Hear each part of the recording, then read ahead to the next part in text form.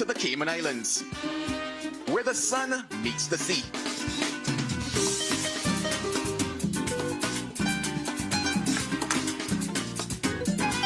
The excitement of cricket is about to unfold in a festival like no other.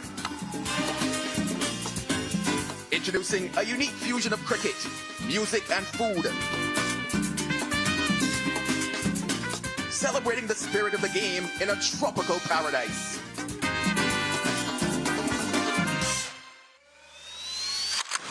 Bringing together 5 teams featuring some of the biggest names in international cricket. David Warner, Ravi Bopara, Alex Hales, Chris Lynn, Pesara Pereira, and many more cricketing superstars will showcase their skill in a format that's fast-paced, energetic and unpredictable. 60 balls per innings where each one counts.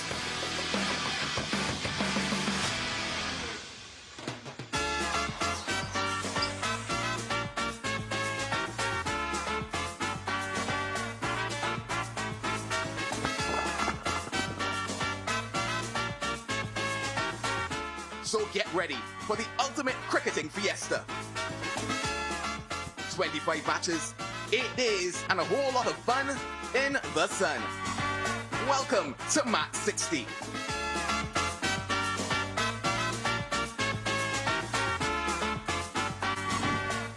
Fast cricket continues around the cricketing globe, and here we are this time, 700 kilometres south of Miami to the Cayman Islands. We're going to be in Georgetown for what should be a fascinating just over a week of fast cricket. Now there's Jimmy Power. We're playing the Jimmy Power Oval. This ground was named after him.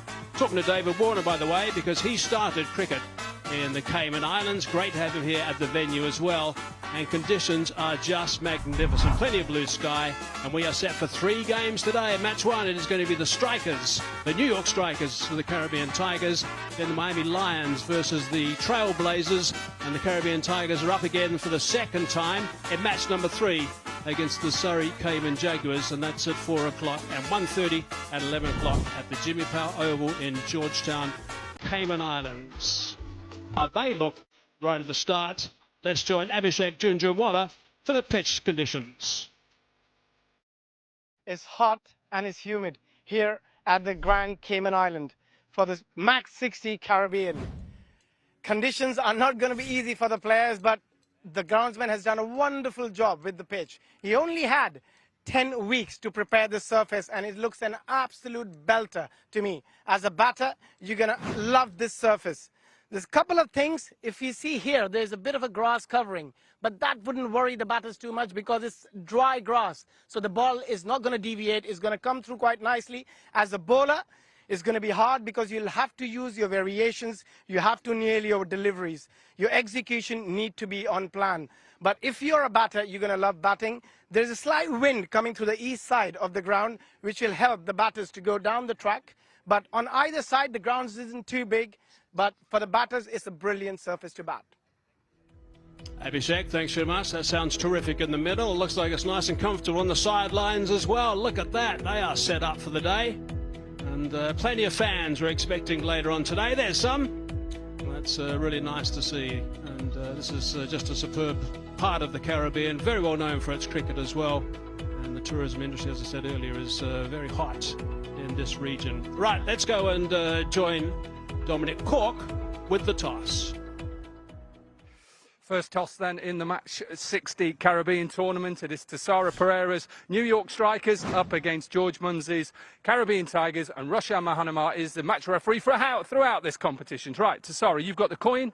Give it a toss. Heads is the call, and it's come down a tails. It's come down a tail. You've won the toss. What are you going to do first, and why? I would like to bowl first because of, we don't have any idea about the pitch, so that's why we have to bowl first. You play a lot of franchise cricket. What is it like to be in the Cayman Islands? It's a beautiful place to play cricket. Yeah, of course, it's really nice to see. So when we come to the Cayman Island, it's a different, atmosphere. So I'm really happy to stay in this island. I'm not going to ask you about your team because it's first game. You've only been here a couple of days. But what is it like now? You can change your team with an impact player. Is that good as a captain? You can probably swap your team. Yeah, actually that's a good option because of whatever situation we can change our impact player. So it's good for every team. Okay, good luck. Thank you.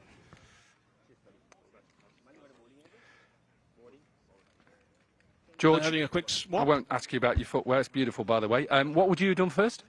Yeah, look, we'll probably have a bowl here. We, first game, don't know what's going to happen, but look, it looks a cracking pitch and the facilities look awesome, so we're happy to have a bat too. Yeah, ask you about that. You've just come in from Canada, I think. It's great to be in the Cayman Islands playing cricket.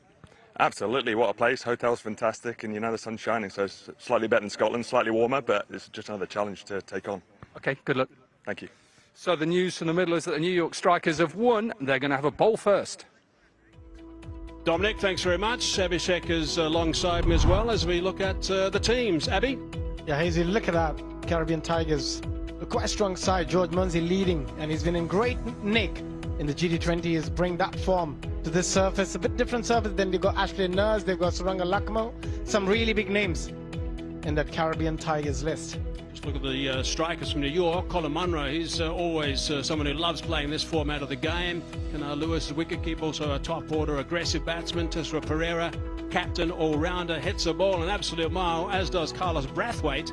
But he'll be very handy with his big seamers as well from about 7'13". Brandon McMullen and Asura Undana. So a couple of nice teams on show in the very first game for today. Conditions, by the way, are going to be around about the mid-30s, so it's going to be nice and warm for the players, quite humid as well. There's George Munsey. David Warner was just having a chat to Jimmy Powell not so long ago. Big Carlos Brathwaite on the right as well, and there he is, the big fella, having a conversation as well. He's always keen to have a chat to some of the younger players as well. There's Carlos, and that's really important with the overseas pros. Yeah, he'll be waiting for this opportunity. Carlos Brathwaite still loves playing cricket all around the world. It'll be hard as a player to leave those beaches and come out here and play cricket. Hazy. But yeah, some really good players on show, and it's going to be an absolute cracker. The MAX60. Yeah, so it's 10 overs per innings. So there's no time just to get your eye in right at the start. You've got to have a go at the bowling from ball one pretty much. And Abhishek earlier was telling us about the track.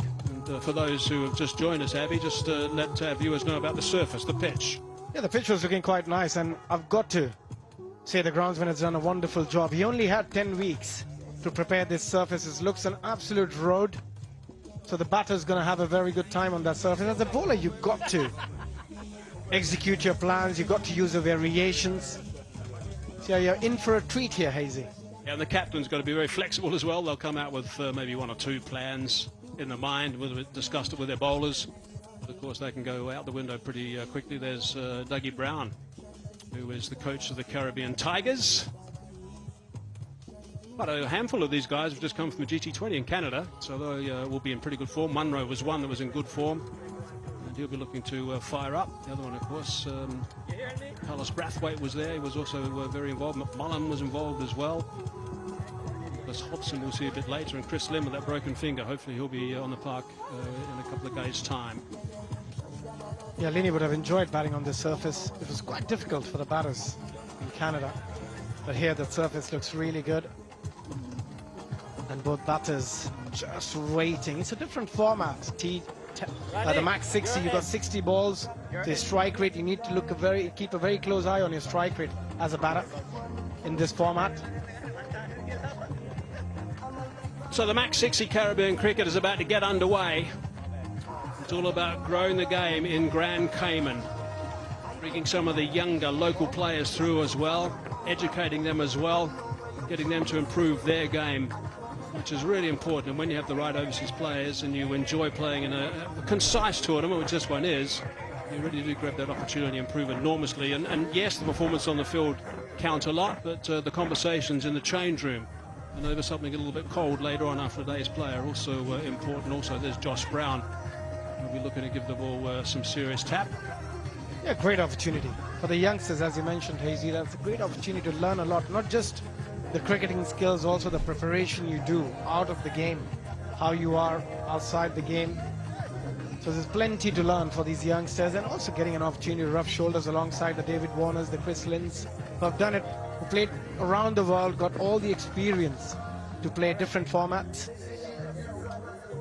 The Cayman Islands is a British territory encompassing 3 islands in the Western Caribbean Sea. This one, Grand Cayman, is 102 square miles or 264 square kilometres.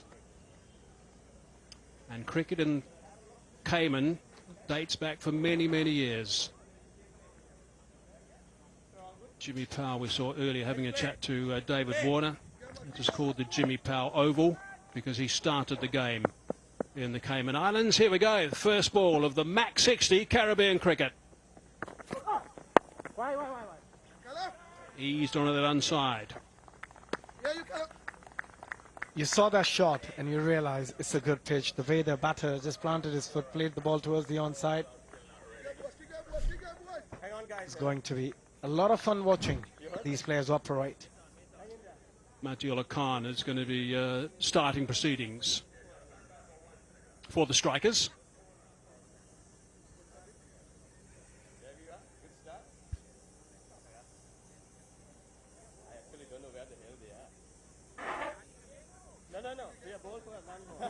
Chris Taylor from Jamaica.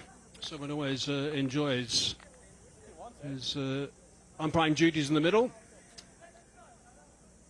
Bit of a character as well as Chris.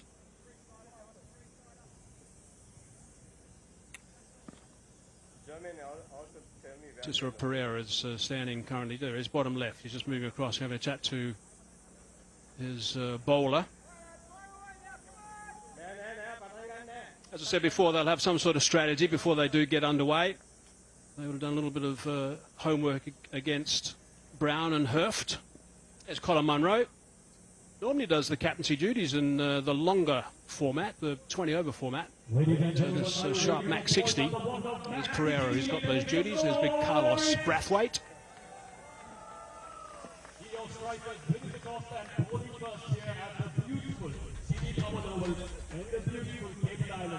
I don't know why we are waiting at the moment, but I'm sure it won't take very long for us to get ready. A lot of credit goes to that man who started cricket in this island. Oh, love a bit of that. Hazy. You know, at the toss, I was watching very closely. I saw Dominic Cork out there at the toss. I didn't see him soon afterwards. I'm just wondering, looking at that little setup, if he happens to be nearby.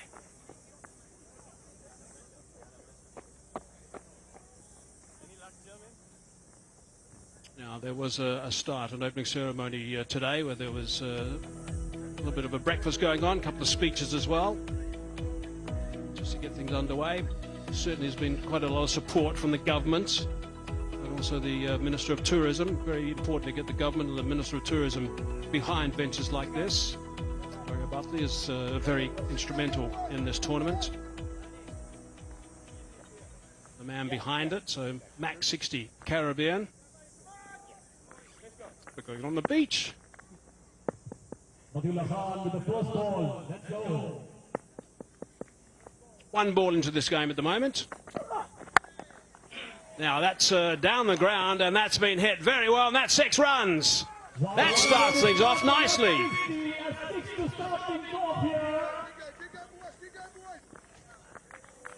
What a shot. As I said earlier, the batters are going to have a lot of fun on this surface. Stand and deliver. On the rise. Not an easy shot to play. It just shows how nicely the ball is coming onto the bat. Right, well, that's broken an early shackle or two. Nice follow-up, nice and full. Trying to slide under the bats. Still quick enough to pick up the single. As a bowler, you've got to keep making those changes. You can't be predictable. You can't bowl the same delivery twice in this format. So also puts a lot of pressure. And they're having a good time. Not sure what they're signaling at the moment. Either they want to see wickets or lots of 4s and 6s.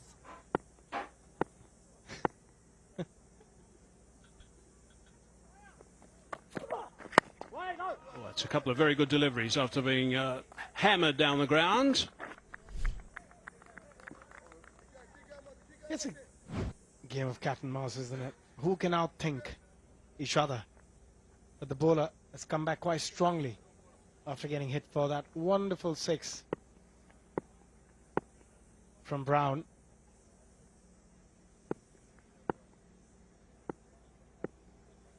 So 2 balls left in this over, 6 off the second ball. Quiet since then. A little bit wide.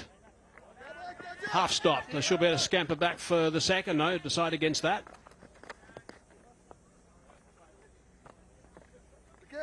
Good effort. Really, really good effort on the field. You need that support from the fielders as a bowler on this surface. Nicely played by Kobe Hurft. And look at that dive. Saving 3 runs for his side. Every run is going to be crucial in this format. Yeah, some of these totals are going to be quite big in 10 overs. Last ball, the first over. Sliding leg side, or is it adjacent? It's adjacent. Up goes that finger, so that's a great comeback. Mattiolo will be really pleased with that after being pumped. Second ball for 6, and he has the last laugh of the last ball. Now let's talk about the skill. Again, wonderful execution, perfect Yorker, probably hitting leg stump. Good decision by the umpire. First blow for the Tigers. Brown, Josh Brown out for 7 of 4, 8 for 1 after the first over.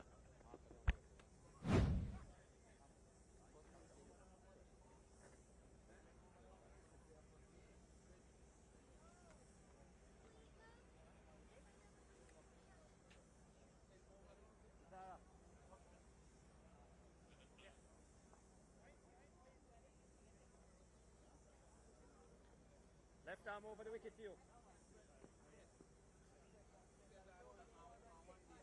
Centre. Centre. So a wicket going down in that first over.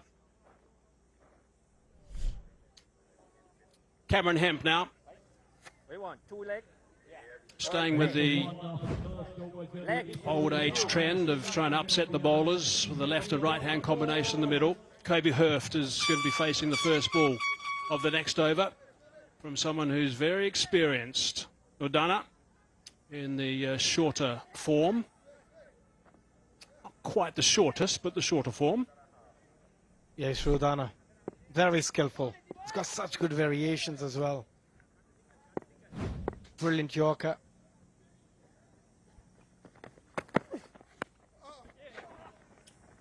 On target straight away. Can't get that away. Kobe Hurft. A wicket early in this innings. Again, it's just head dropping on the right side from Brown, and hence couldn't time that ball, but well executed by Mattiolo. Came back quite strongly in that over after getting hit for 6 by Isuru Udana. Such a skillful bowler. Hint of swing in the first delivery, Hazy. Just shaping into the right-hander. In this format, you don't see slips too many times. Yeah, he's one of those left-armers, Udana, that does get a bit of swing. He'll get that movement away to the lefty. There's no one in the catching position, which is generally the story in the T10 format or the MAX60 format.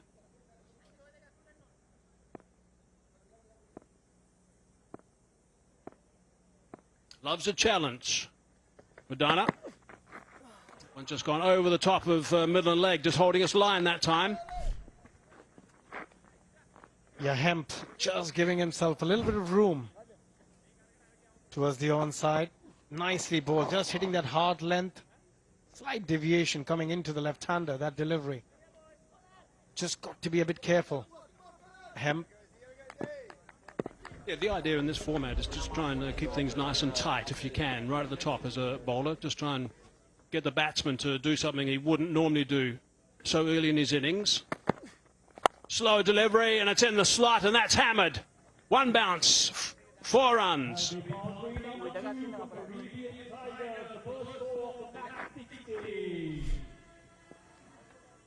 Yeah, picked it very early. Look, again, giving himself a room and delaying that shot. Wonderful hands through that ball as well from Hemp. That will get him going. Yeah, played a miss to the first delivery. The second one, he just drilled down the ground. So that's a fine shot indeed. Big Carlos Brathwaite is standing at mid-off. Got to make sure you hit it nice and high if you're going over his head, that's for sure. Short of that time, and that's back-to-back boundaries. That's a big one, the second one. That's gone for 6. What a fine shot that is.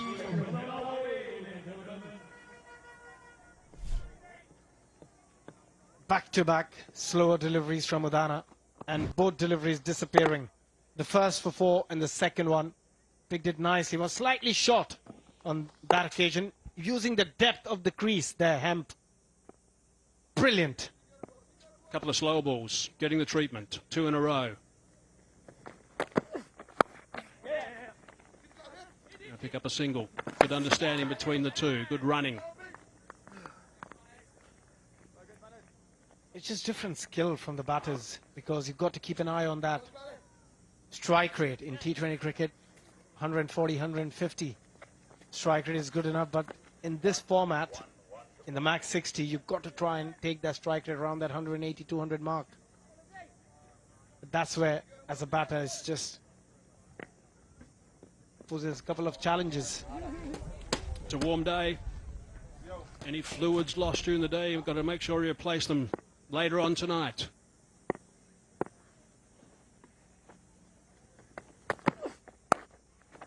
That's nicely played. Straight to the man. A deep third, just a single.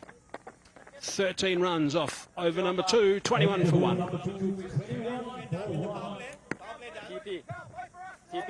Remember the 60 seconds. Straight away, the Tigers have got out of the blocks very quickly. They lost that first wicket, that's for sure. That's a little bit of a setback with Brown, LBW to Matiola. But they picked up beautifully with those 13 runs off the second over. Munsey, he's a powerful player to come in next. Nicholas Hobson after him. So a couple of guys who love to have a bit of a slap in the shortest format.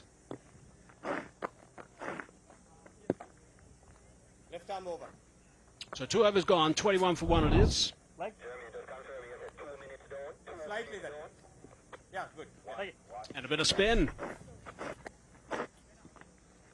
Safe. There you go. You're good. There the ball. Let's go, boys. And So 3 overs in the power play. This is always a little bit of a risk when you introduce a spinner at this stage. There's still only 2 allowed outside the circle. That's a little bit short, and that's been hammered, and that's gone. That's a beautiful shot. First ball, the spin, and that has gone for 6.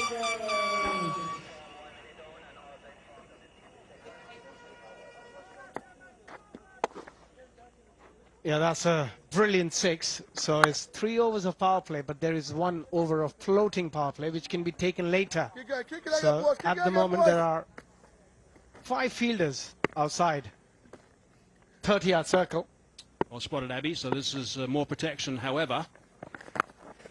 that's right. First ball went for 6, so any number of fielders didn't help that first delivery, as it was hammered by Kobe Hurft. Thank you. The execution Yeah, has come to on, be boys. Keep going, fellas. to the point here as a bowler. That's 2. That's middle. Oh, yeah. Batters, you know they're going to come hard every delivery. They're looking at boundary options every ball. Yeah, that's good. Both Hemp and Hurft. But so far, they're going quite well after losing that early wicket. Tigers, good partnership between these two of 20, of just 8.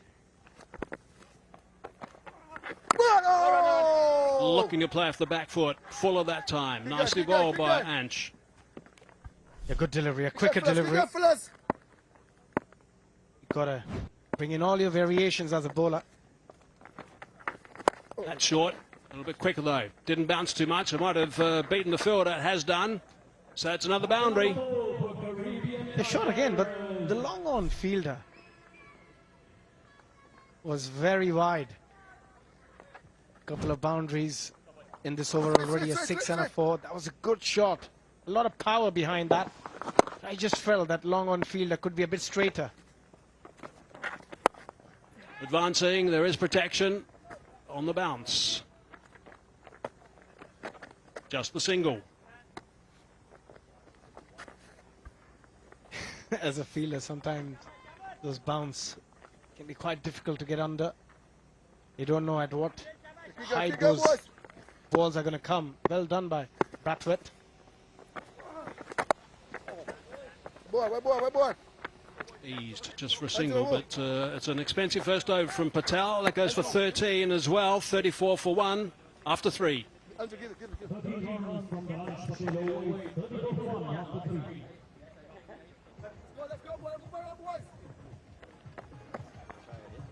Right, the run rate is close to 11.5 at the moment for the Caribbean Tigers. Just a reminder that the strikers won the toss, elected to field. They struck early in that first over. But since then, they've been chasing leather. Change of bowler, gents. Right arm over the wicket. 3 overs gone, 34 on the board. The loss of Brown, just the 1 wicket that's gone down at this stage. And that run rate is terrific right now. They've got to maintain it, though. Set it nice and early. Remember, it's 10 overs per side in MAX60. Mitchell Owen now.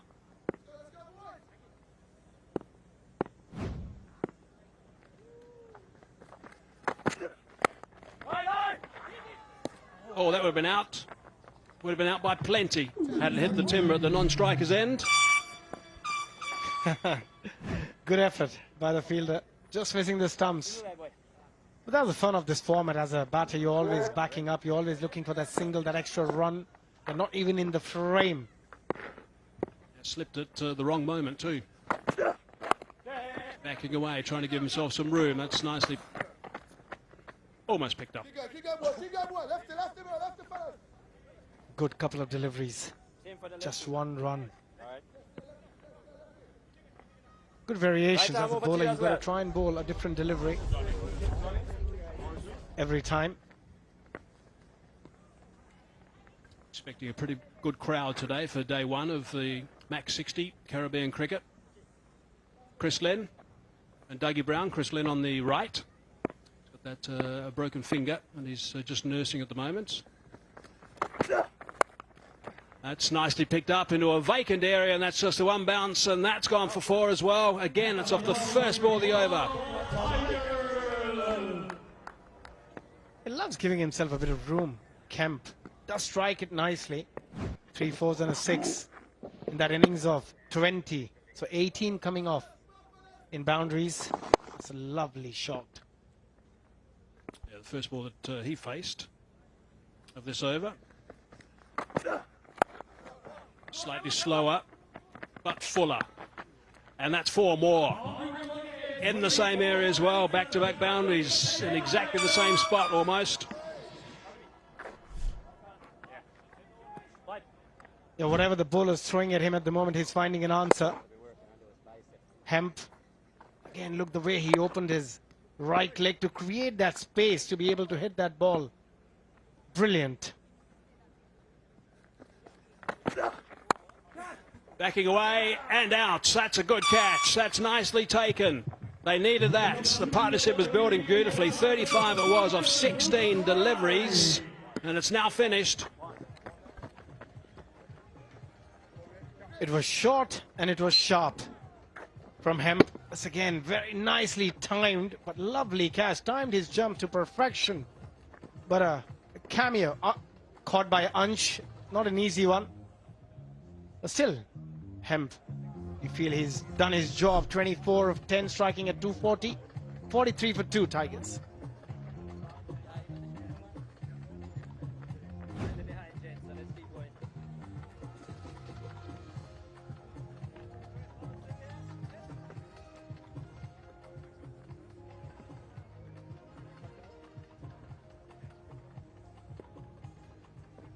George, right arm over to you. Thank you. Pick right middle. A shade away. Yeah, that's it. Thank you. 1 delivery to come.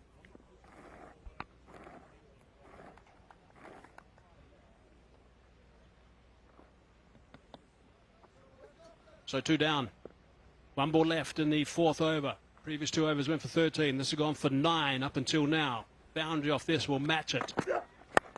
Nope. It's a dot ball to finish. That's a good comeback. A wicket and a dot ball. 9 off that over. 4 gone. 43 for 2. That's the end of over number 4. It's 43 for 2.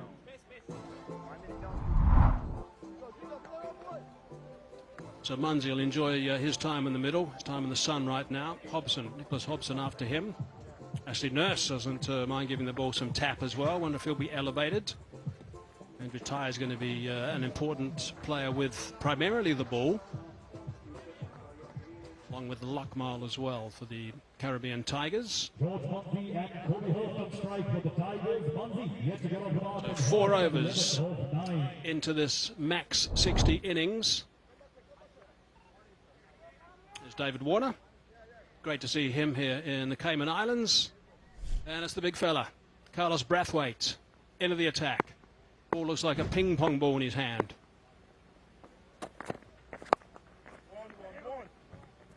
Carlos is calling for 1.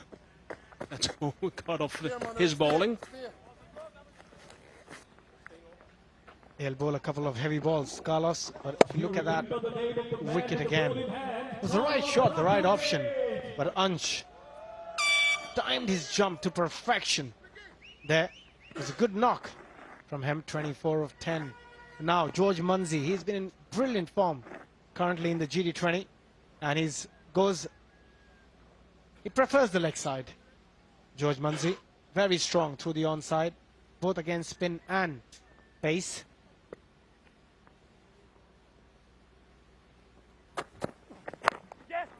It's nicely bowled, nice tight line from Carlos Brathwaite.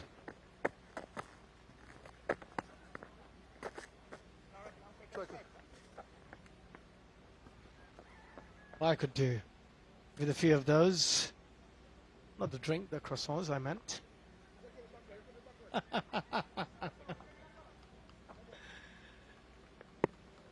Halved on 12 of 10. Needs to go. He's picked that up and it's going to be on the bounce. Just a single. Yeah, as a bowler, you'd be happy if you go under 10 in the MAX60. You've done a wonderful job. Anything around that 14 and 15 mark, that's where you start struggling a little bit. So far, Brathwaite has bowled the right line, the right length, mixed things up quite nicely. That's the boundaries are going to hurt the bowler. Over the top. Oh, got a hand to it, and it's just been forced on to the advertising triangle for 4.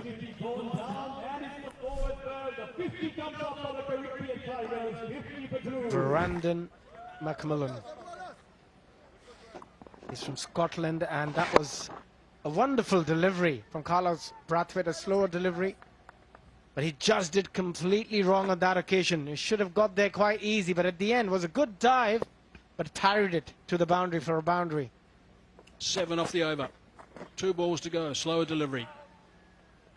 Dot ball, they're priceless in this format. They're showing all his skills here. Carlos Brathwaite. We haven't seen any other bowler bowl that delivery so far, but look at that effort. Should have done a lot better. Misjudged it. Should have done a lot better. Come on, Abby. What a tough judge.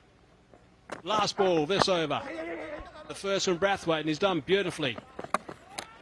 Throws down the stumps as well, and going to be penalised with an overthrow, which hardly seems fair. I don't think that's going to be sent upstairs. No, it's not. And all that running means 9 off that over. 5 gone, 52 for 2.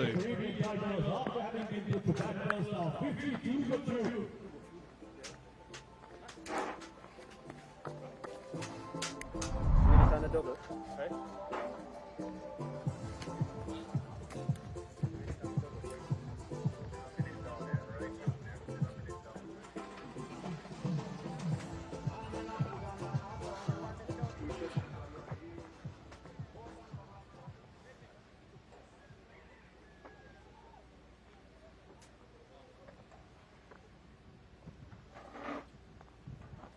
Fantastic conditions here. 52 for 2 at the halfway stage.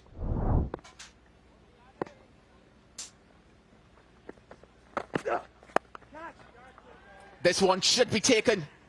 And an easy catch in the end. That's the 3rd wicket down.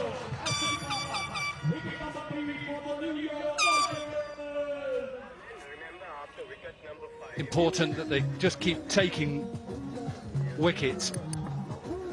Just see that perhaps it's closed the face of the bat.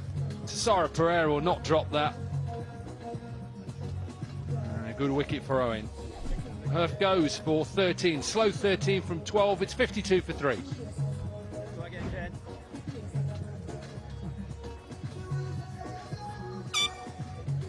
Slide it down, yeah?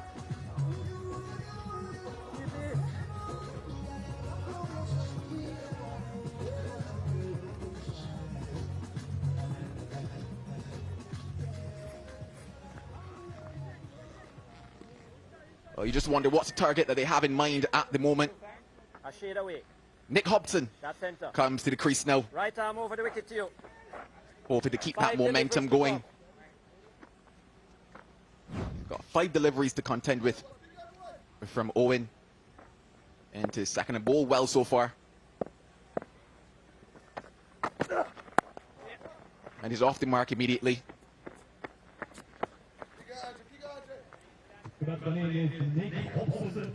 Let's have a look at that third wicket again. You just see that he's set up to go leg side. He opens up that left leg, set up to hit it over to Sara Pereira.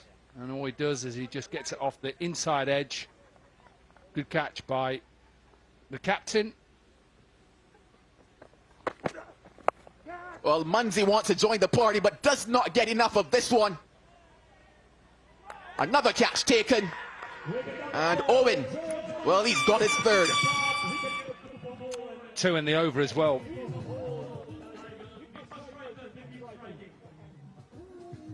And he's putting the Tigers under immense pressure. Pace off. You can just see pace off. And hence why he's through his shot. Loses the grip, one hand. And Matiola takes quite a good catch. So Munzi goes for 7. Tigers in trouble, 53 for 4.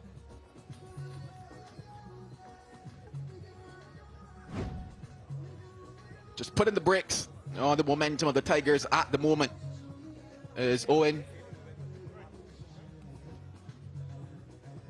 His captain, Sara Pereira, certainly will be happy with his return so far, especially in this shorter format.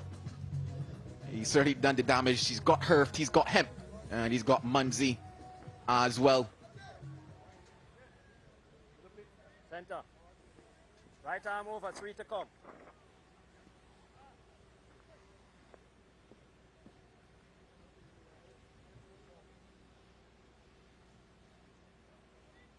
Let's go with the man from Barbados, Ashley Nurse now. He certainly packs a punch. And his side, the Tigers are going to need that at the moment.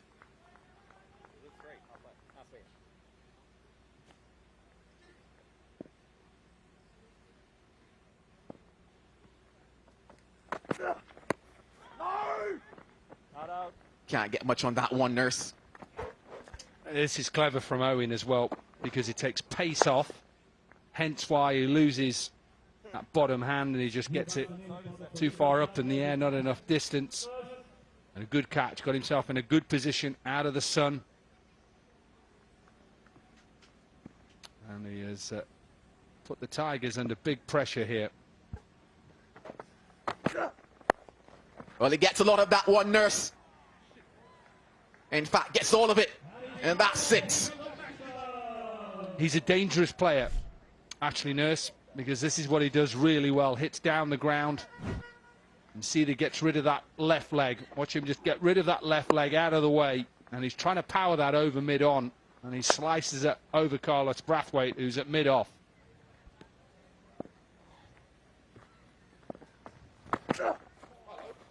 Oh, that one's gone all wrong for Owen. It's been a fantastic over from him so far. A 6 and now a no ball. And a free hit here for Ashley Nurse. Well, it just looked like he looked at his hand, whether it's slipped out. It's a sweaty day. It's quite humid, even when I was out there doing the toss. I feel for the players. It's too hot for me. Well, it's certainly not too hot for a lovely day of cricket, I can tell you that. Absolutely. And this is probably quite a normal day in the Caribbean, not for me, from Derby. This is hot. Oh, this is warm. This is beautiful. This is what we live for. Yeah, just looking at the height of that particular delivery. Yeah, certainly a mile above the waist on that particular occasion. Yeah, so it's gone up to the third umpire, who has agreed with them on field. Right decision. So that is what Nurse can do. It just causes you a bit of pressure as a bowler, hits you down the ground, tries to get the Yorker in. So free hit. Doesn't get all of it. Probably might think two. They settle for one. 6 overs gone. It's 61 for 4.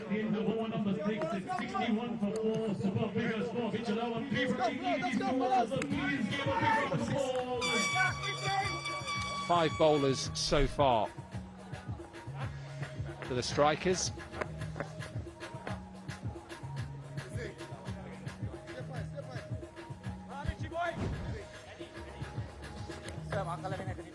Owen completed a spell of 2.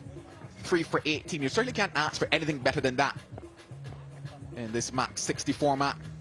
You'll take that on any day.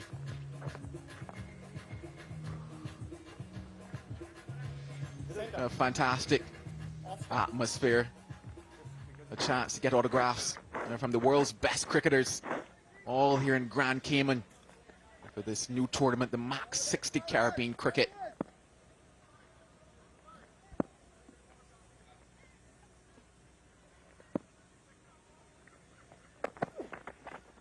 Udana back to complete his spell, and he starts with a wide.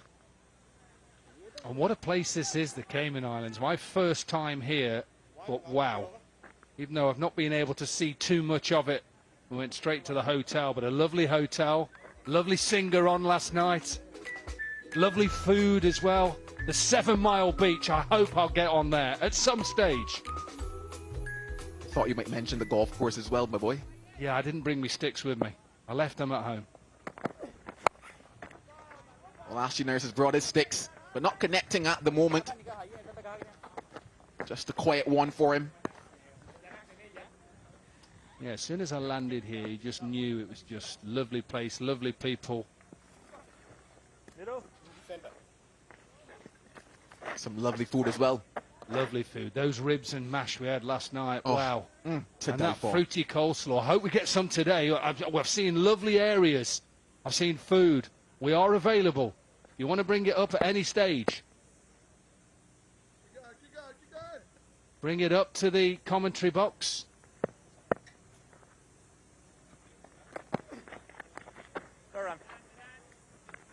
That one's going to be another wide through down. You can see what he's looking to do. He's gone into the surface. He's taken pace off as well.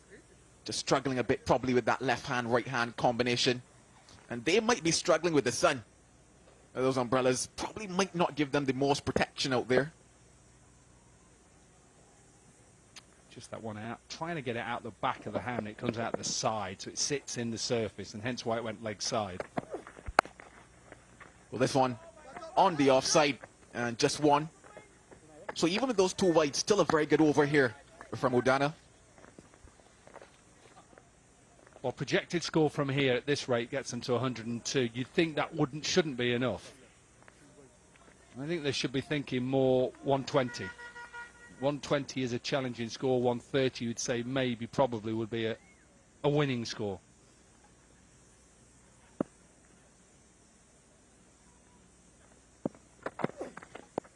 Well, tries to get cute, and it gets past Carlos Bradford as well, and finds its way into the boundary. A couple bounces. Much needed runs for them. Well, I'm so glad this shot wasn't around too much when I played, because this would frustrate me as a bowler. You bowl what you think is quite a decent delivery, and Ashley Nurse gets low, gets in a good position, eyes at level, helps it over the top of the keeper. Brathwaite tries to get one of those big paws on it. Absolutely, mate. Keep going. Well, that's a signed bat as well. Oh, that one's out of here.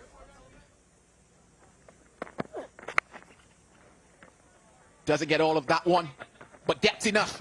And gets another boundary, Nurse. He's got the wheels on at the moment. Well, he's thinking 130 And if he gets in, he's dangerous. 16 from 7, strike rate of 228 at the moment. He's not going to stop. This is the way Nurse plays. He's a good all-rounder. We'll see him bowl as well. Powerful man down the ground. Yeah, that bottom hand of his always comes into play, Nurse. Might be disappointed that he didn't get that one over the ropes. He's got 2 deliveries left from Udana. Swing and a miss. Felt the win off of that one. Sometimes that risk reward as a bowler, isn't it? You gamble, go in length and pace off and hope that he doesn't connect. He didn't this time.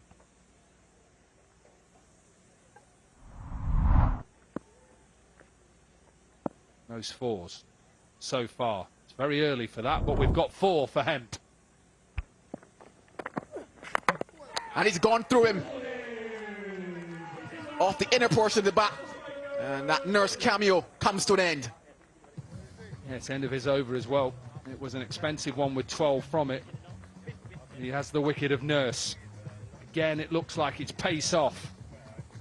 Into the surface. Little inside edge. And gets rid of the dangerous Nurse. 16 from 9 for Ashley Nurse. And the Tigers 73 for 5. Ready?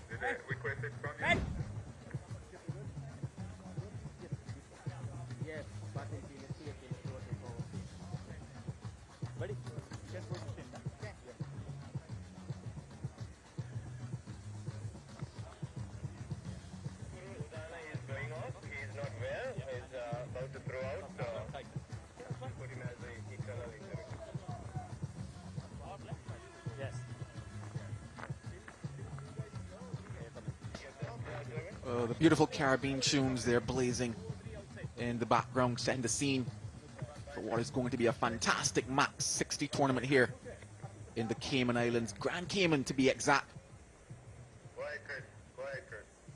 And there we get that signal now for that floating power play being taken by the Caribbean Tigers. Can they maximize on it? What can Hobson do?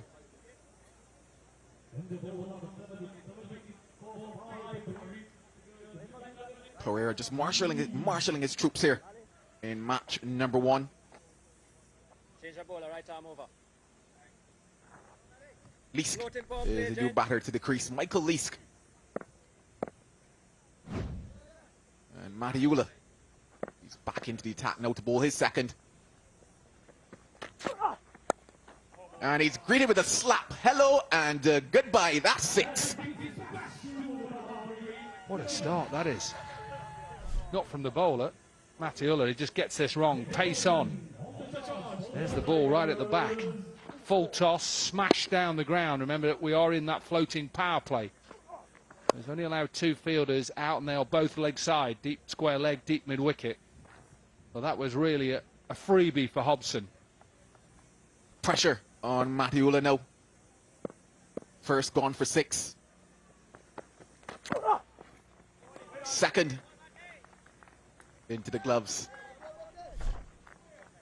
Well, it's on our first look at this surface so far, and I think this is a good surface.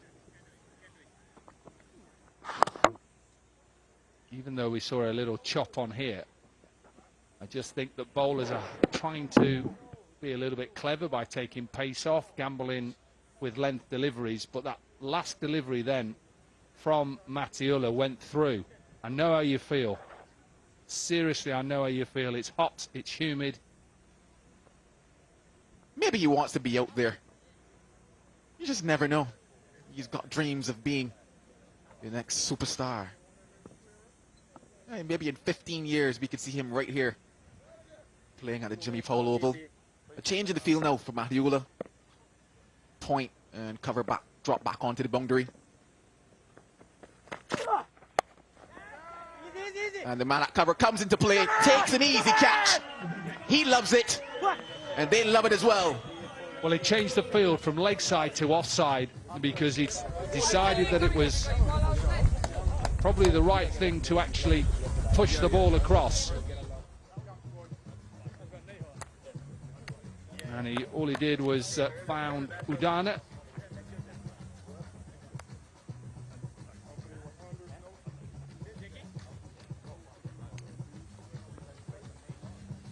Well, front foot certainly good on that occasion. And the height looked good as well. He made that change. And a good change as well it was.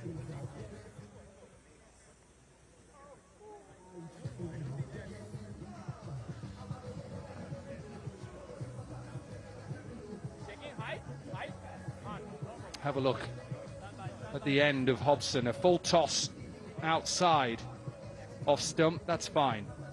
Absolutely fine. That'll be given out. Matiola may be fortunate because it was another full toss that could have gone out of the ground. So the third umpire has given it out. Out on the big screen. And Hobson gone for 8, 79 for 6.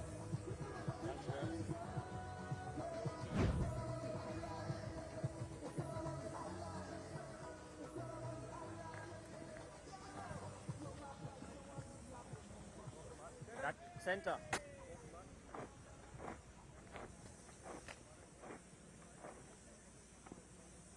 Oh, maybe not. Got 1 and 1.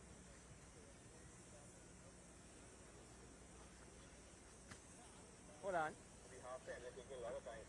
You? Yeah. Well, Andrew Tai. No.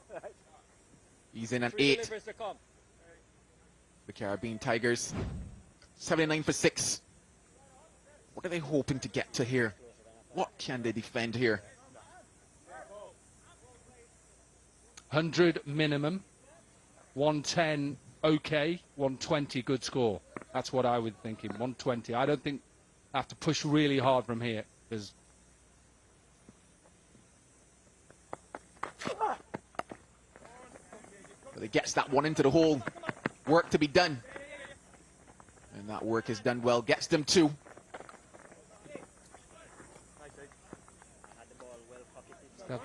have a look at the end of Hobson. It's lucky because if it had left it, it would have been a wide. He has set his field there. It was a good catch by McCullen.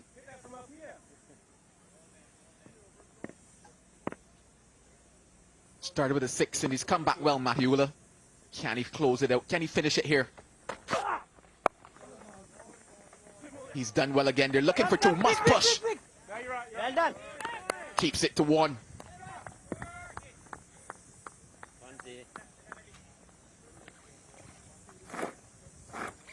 Actually seemed like he hit it. Yeah, center. 9 runs from the over, which actually is okay at this stage. You take that as a bowler. Important to keep taking wickets. Finish it off now. Matiola, who's just bowled a few too many full tosses, trying to get that Yorker in. Gets that Yorker in. Not out, says umpire Chris Taylor, but they just manage to steal one there. Takes us to the end of 8. It's 83 for 6. That's the over. End of power play.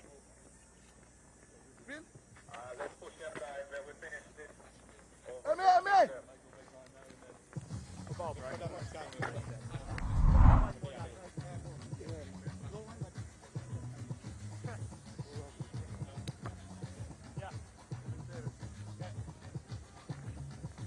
The ball number 80 balls, next 2 overs to go. How much will the Tigers end up with? Ball MAX60.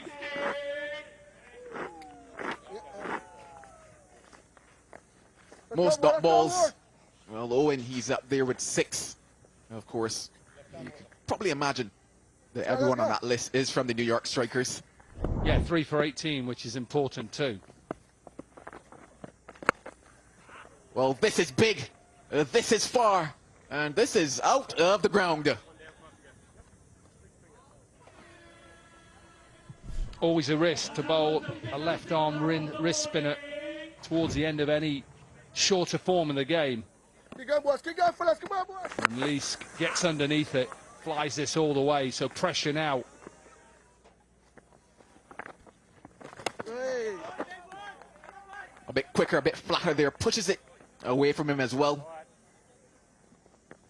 Yeah, we've seen that throughout this innings, that they've tried to get a boundary off the first ball to put the bowler under pressure. Hey! Fantastic comeback. Varied the pace nicely there again. Come on, boys. Come on, boys. Good thinking cricket here. Yeah, it was the googly as well, wasn't it? And the left arm wrist spinner. Has he gotten enough? No, he hasn't. The safe buckets of Carlos Brathwaite takes it. Leask can't believe it, but he's got to go. Yeah, went wide, didn't he? That's what he's done. And Shoes obviously got to hit first ball for 6. You can just see he's going wide and saying to Leask, if you want to try and hit me, then get it over big Carlos. He won't drop them. Leask goes for 6, just that one shot. It's 89 for 7. Lefty, lefty, lefty, lefty.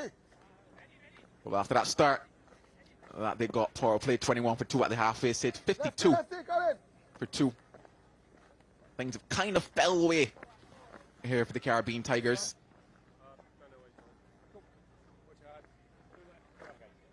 Zone center, thanks. Dead center, yeah. Please. Let's go again, boys.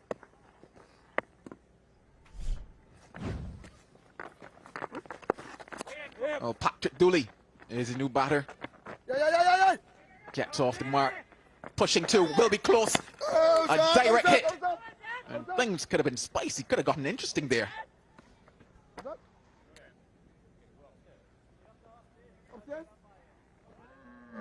I think a direct hit, you're right, would have been close. I still think it'd have been okay. 2's not going to hurt you now, so that's good for the strikers. I don't want anybody coming in going down the ground. The third umpire is going to have a look at this. To me, it looked fine. To me as well. Quite comfortable in the end. You call that the textbook cricket sliding from early. Every young player must watch that one. But a fantastic comeback. Not out the correct call indeed.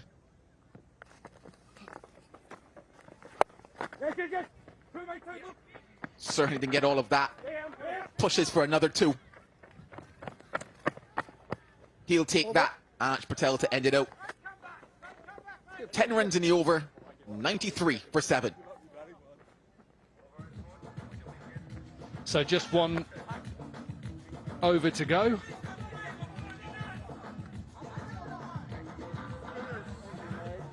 .93 for 7. Need a big over to try and finish this innings off, the Tigers. Need a few more of those 6s. Change your ball, Andrew. Right arm over. Looks like it's going to be big Carlos Brathwaite.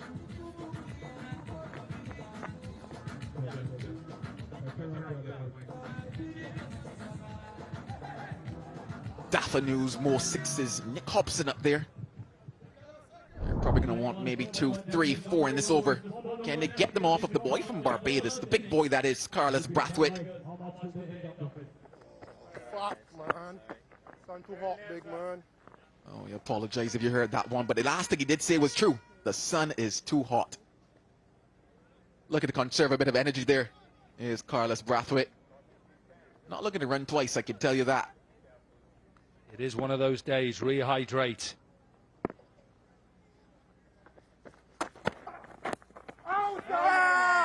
Did he get any pad on that one? Appears that way.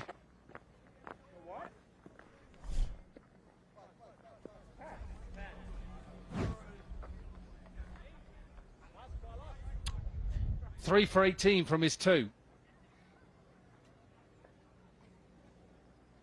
Bowled really well.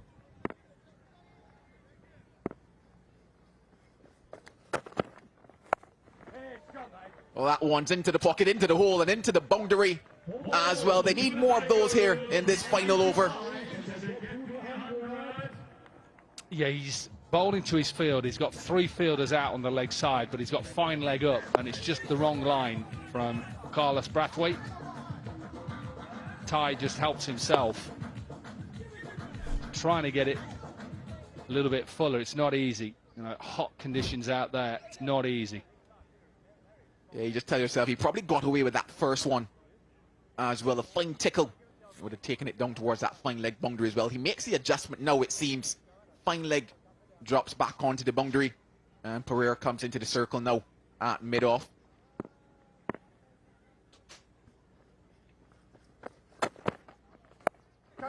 Goes onto that leg side again. Brilliant work being done on the boundary. He'll take two in this last over for sure. Good commitment, that's what you want early on in this competition. Ty thinks he's got that into the gap. Well, he's taken a bit of earth with him on that occasion. Thankfully, no damage done to the body.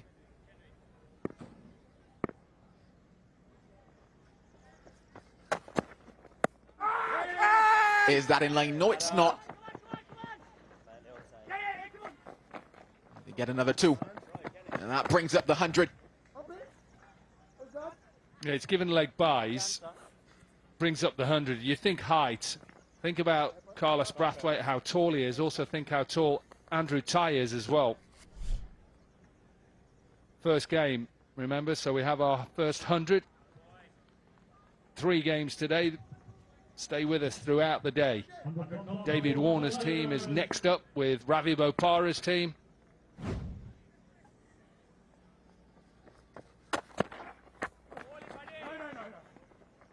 Full and fantastic from Carlos Brathwaite. I think that is what he's been aiming for throughout this over. He nails it on that occasion.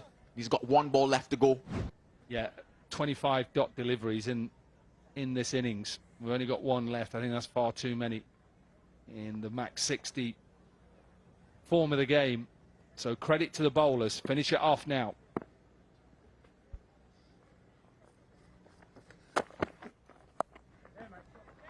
Well, he could end it with the wicket, and he does. Avoids the boundary rope. And you would say that's a fantastic way to close out the innings if you're the New York Strikers. Pace off again into the surface. I think you'll see a lot of the bowlers doing this throughout the games here this week. Couldn't get it up and over. Naidu, who just falls inside the cushioning. Good way to finish off the innings. 10 overs done for the Tigers, 101 for 8. Well, certainly all smiles if you're the New York Strikers. Winning the toss, opting to have a bowl first here. And if they knew at the beginning it would be 101 for 8, they certainly have taken that.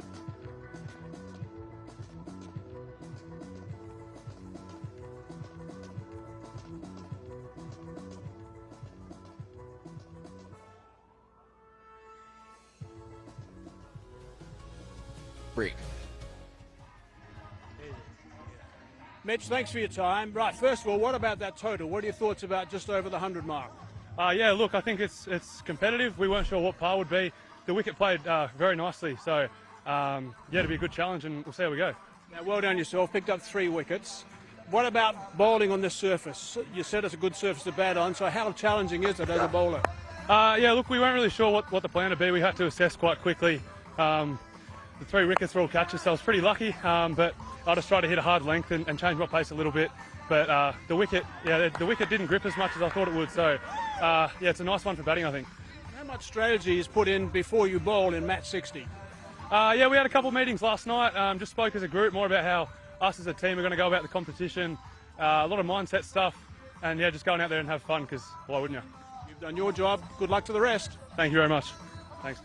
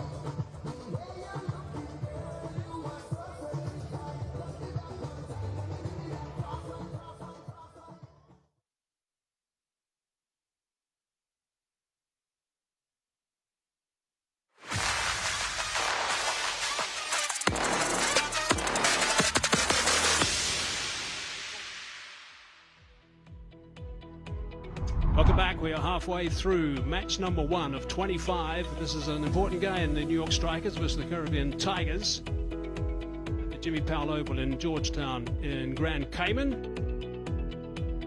Let's have a look at the highlights from earlier today. Now, they're quite aggressive right at the start, which you'd expect, of course. You need to get some runs. That was a wicket in the first over. It was Brown that departed early and put them on the back foot a little bit, but straight away, a couple of overs of 13 apiece. So a couple of lusty blows. Really good work, actually, to get that run rate up to a pretty good total right at the start. And when they got to that sort of stage, good catch by Ansh and stuff at backward point. And the important thing about these sort of games is little cameos, and we saw that, Joel, throughout this innings. Yeah, certainly quite a few cameos, but also some great catches being taken as well, this being one of them on the boundary. They took wickets at regular intervals. Ashley Nurse came into the attack, got himself going, and you thought that, hey, maybe he might be the man to steer the ship towards what would have been a bigger total for them. But then in the end, he fell. And you probably could tell yourself that things maybe fell away with the innings after that. Another brilliant catch here, running in off the boundary from McMullen. And well, you can pretty much say it was the New York Strikers show from here. One or two boundaries in the end, but Carlos Braffett would say he got the last laugh, and this being the final delivery of the over. A good catch. And that's how things were rounded out for the New York Strikers. And I think overall they'll be quite disappointed with that. They would have at one stage been hoping to get past the 120 mark, and then losing that wicket nice and early would have pegged them back, but then suddenly a nice little spurt from a couple of guys batting at 2 and 3. I would have been thinking maybe even north of that, because they got 13 in a row for 3 overs. 101 for 8 is all they got in the end, with Hemp, the top scorer, 24 off 10. Well, Mattheula, he got things started, and then when he came back for his second over, he picked up some wickets. Carlos Braffett in the end, and then Owen, fantastic. When you look at the amount of dot balls for them, though, you would say there was a brilliant bowling effort from the New York Strikers. Yeah, 3 for 18 for Mitchell Owen. He did a fine job. All 3 were caught. That was a terrific catch back at point. Nice and sharp. That was in the air for a while. Had to backpedal quite nicely. Pereira, one-handed, so wasn't controlled on the leg side. Went very high indeed. Really good grab, good awareness of where that advertising triangle was as well. So 3 good grabs to help Mitchell Owen.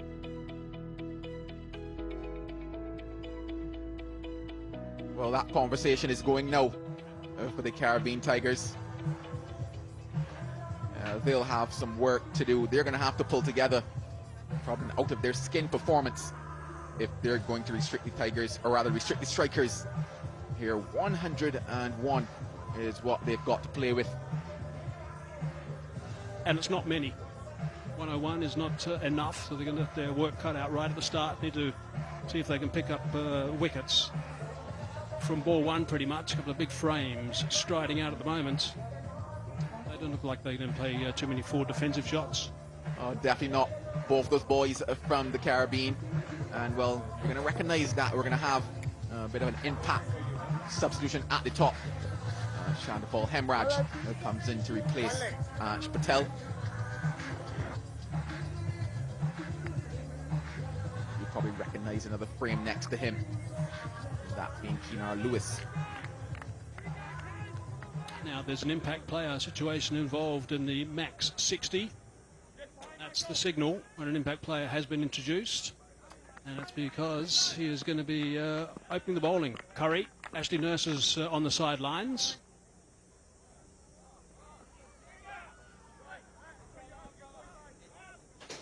So people looking to make some impact straight away. Well, Brad Curry.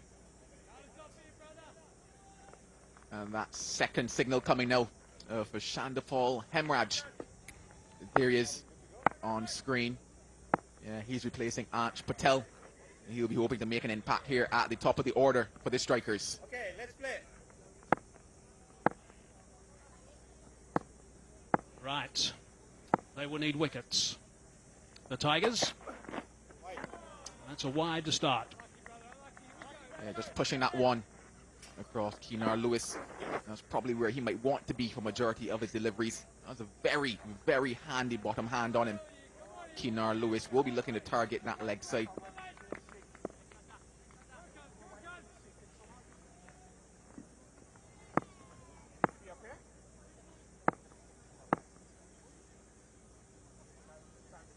To make sure they are on the ball straight away. It's a good length and a good line as well, dragging on the onside. Just the single. Yeah, there you see that bottom hand coming into play from Keenar Lewis. He's certainly not going to be one that's going to hang around. Off stump? That's off stump, yeah. Thank you. Yeah, you will be. Quite big. When he gets it, it disappears. So too this man on screen, Shandapal Hemraj. Probably a little more technical and textbook probably than Keenar Lewis. I think the left-hand, right-hand combination is going to be more challenging in the MAX60 format. That's challenging. Bit of work in the morning. That's a beautiful delivery. That is top stuff from Curry. Just wonder if that beard could work on you there, Hazy. A bit of a mustache on that one. A mustache here as well. There's a bit of shape away on that occasion from Curry. Pace off there as well, and we saw a lot of that in the first innings. Another close shave. Want to be shaving that mustache, I can tell you that.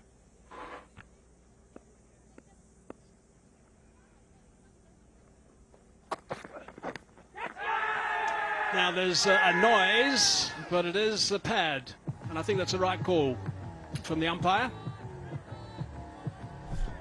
Sliding down the leg side on that occasion and getting away probably with that one as well, as fine leg is in the circle. Going full on that occasion, Curry. Just glancing off of the outside of that pad, shaving it there. Good take down the leg side. Oh, brilliant call there from the ump. Better you than me. Better you than me.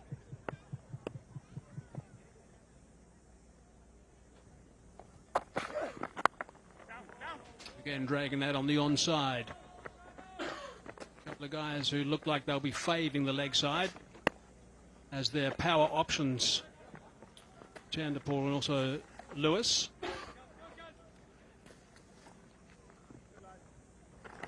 You'll certainly take this as a start for a first over here, Curry. Just 3 runs in it, a wide and 2 singles.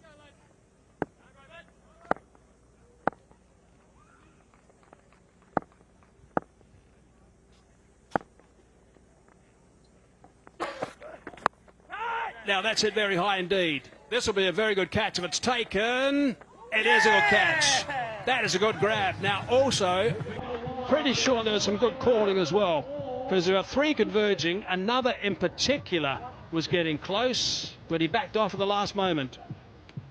Fantastic skills from Curry, and it tells you about the research that goes into this, because he always knew that he was going towards that leg side.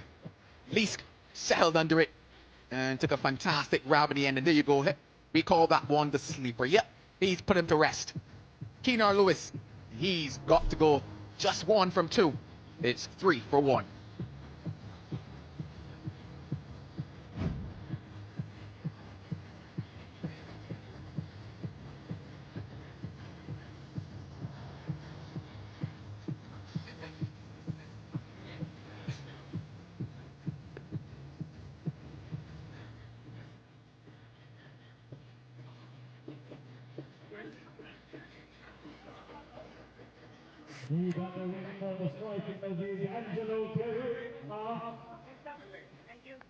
Now that's almost exactly the same time that the first wicket fell in the first innings.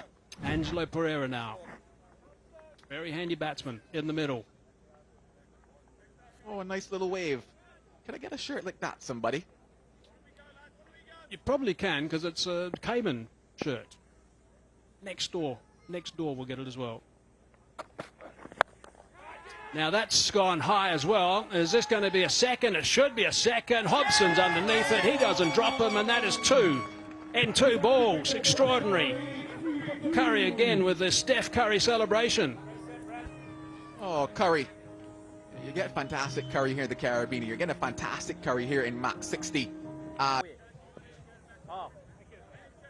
Well, we mentioned the fact that they need to pick up wickets nice and early, the Tigers. They've done that. 2 inside the first over, but also conceding just 3 runs. That's a great start. When you think about impact players, he's certainly made an impact here at the start of things. Colin Munro will enjoy batting on this surface. Be coming onto the bat nicely. Be able to play his shots. He won't take too much time, of course, to settle in. Can't afford to in MAX60 cricket.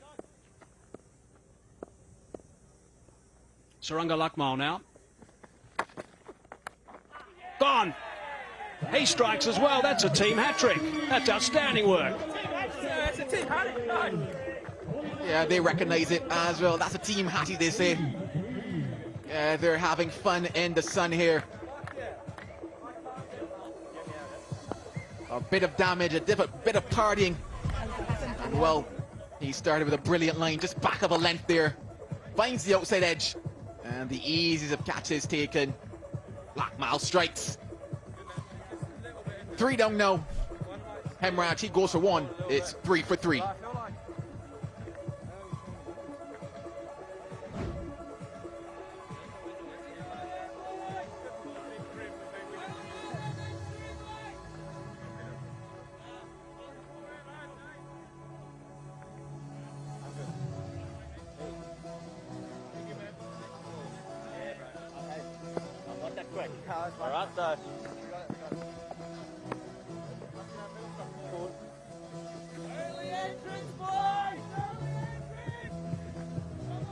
Brilliant stuff from the Tigers. This is 3 wickets now and 3 balls. 2 from Curry and 1 from Suranga Lakmal. Suranga Lakmal used to be a line-hearted performer. Curry, as an impact player, has picked up 2.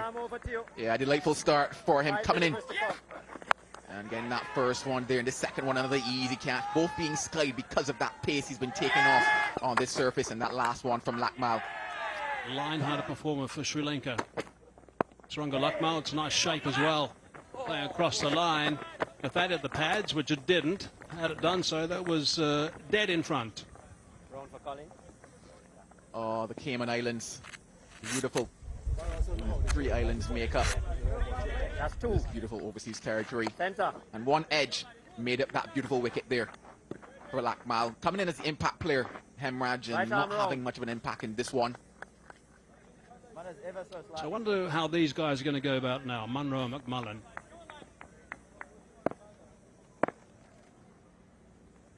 Have to play steadily for a bit, so they can't afford to lose another quick wicket. That's cracked away. Nicely fielded. Well, this certainly is pressure at the top. If you're wondering, you know, what that 101 would mean. And with wickets and fielding like this, that 101, probably feeling at 101,000 at the moment for the New York Strikers.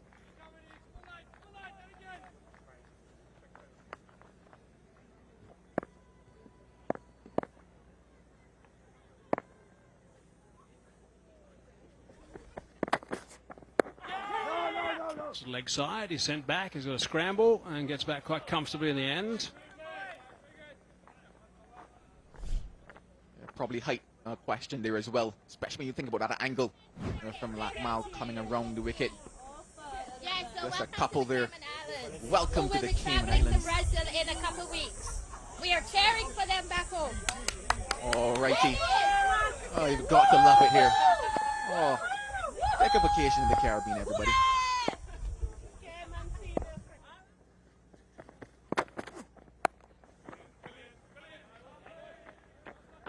Interesting line that he's bowling to. First delivery was nice and tight. Correction, first delivery ball to him was a little bit wider. It was well stopped by Kobe Hurft at backward gully. That one was a little bit tighter. He loves to dine out in that area just backward of offside. There's Colin Munro. Thirsty weather.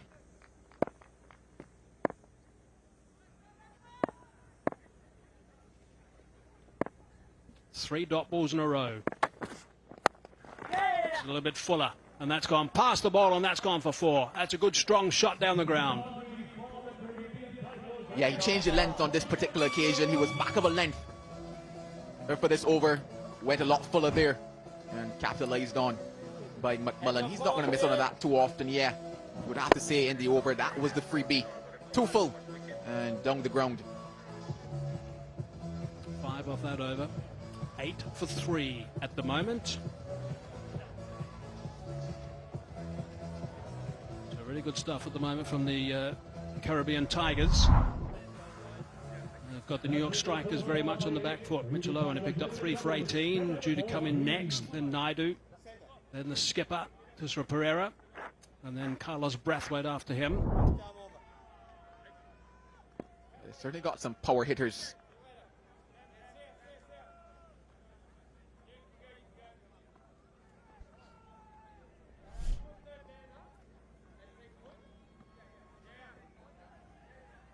Romeo Duncan out. Just a bit of left arm medium pace. No great pace behind his deliveries. 2 overs have been bowled in the power play. Oh, that's a freebie. I think that's going to be a no ball as well. Was that above waist height? I think it probably was. We'll go upstairs for the TV umpire to have a look at, I'm sure. Yeah, certainly a lot of conversation about that one. Probably slipped out the hand on that particular occasion from Dunker. Definitely not a slam dunk with that one. Yeah, looks a bit high. Probably, if the third umpire has the same eyes as me, he might say that as well. Yep, he does. No ball for height. So there's going to be further damage here. There it is. There's that signal which the captains hate. And the bowler, of course. It is a free hit. Batsmen love it. One leg, yeah. One leg.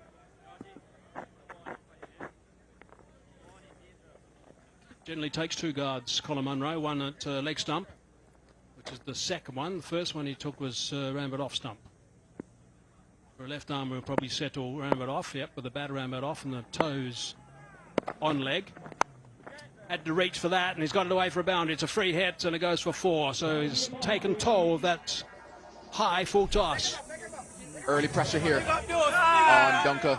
That free hit capitalized on. Opted to go a bit wide, but of course you always run the risk of that thick outside edge. With third man in the circle, there was always going to be runs as soon as it went over his head.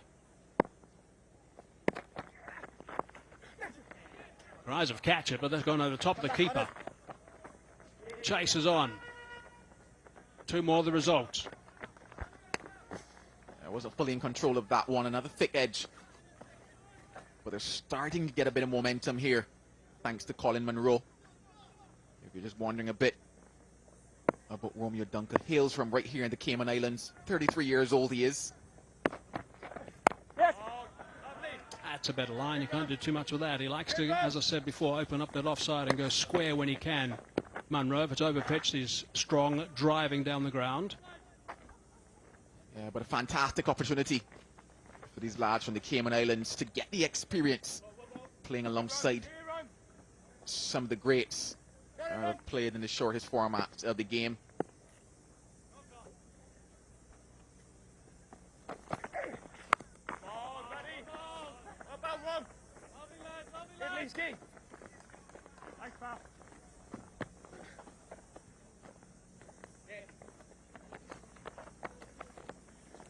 Because of that no ball right at the start of the over, he's still got 2 to go. So this is where it becomes tough.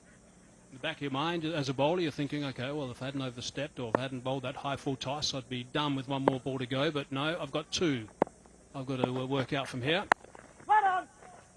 That one's fine. We'll have to say it's a very good comeback in this over from him. Started with that no ball, had a 4, but you can see the skills being shown. He's gone into the surface and it's produced results the same way that those drinks might produce a couple, results a little later today in terms of the party atmosphere. Last ball, the over. Slower delivery. Back over the top of the ball. There is a fieldsman down there, and he almost does brilliantly. Hobson gets a mitt on it, but it still goes for 4. 14 off the over. 3 gone. 22 for 3.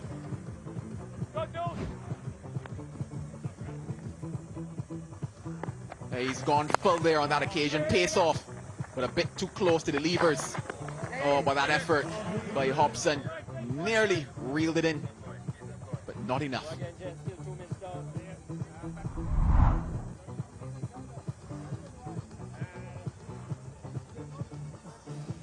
Mark, left arm round here, change the bowler.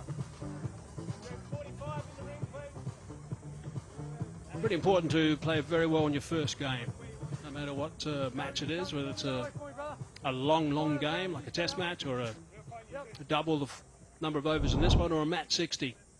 Play well in the first game and get a couple of guys who strike the ball nicely, get a couple of points, and your change room is a different place. Puts a little bit of pressure on the side who goes down in the first time they play, just to make sure they bounce back in the next game. Dooley it is.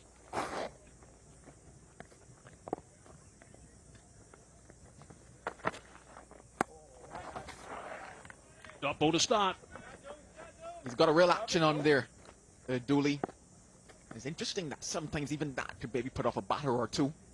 The amount of rotations that our left hand makes.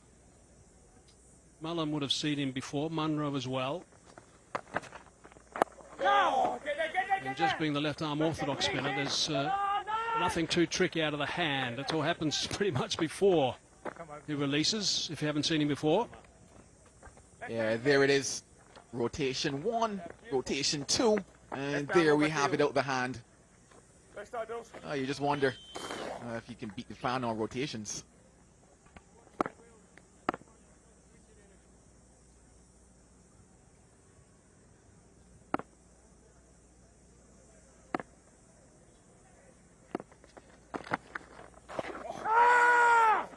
Sliding down the leg side. Also short, got away with that one to Dooley. Yeah, also looking at the setup of Munro. Took a mile of a step outside of that off stump to access that leg side. And he nearly got away with it. Oh, we're going to see him probably in action a little later today. Ravi Bopara.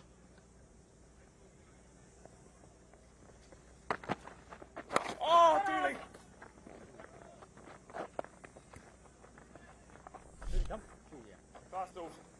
It's a tidy over so far. Is Abhishek offering advice? That's the big question there. Oh! And a dot ball, so this is a very good over. Unless this one goes for a boundary, he's been outstanding. Yeah, he certainly has, and it's that length that he's bowling in the pace. He's found the right pace at the moment on this surface.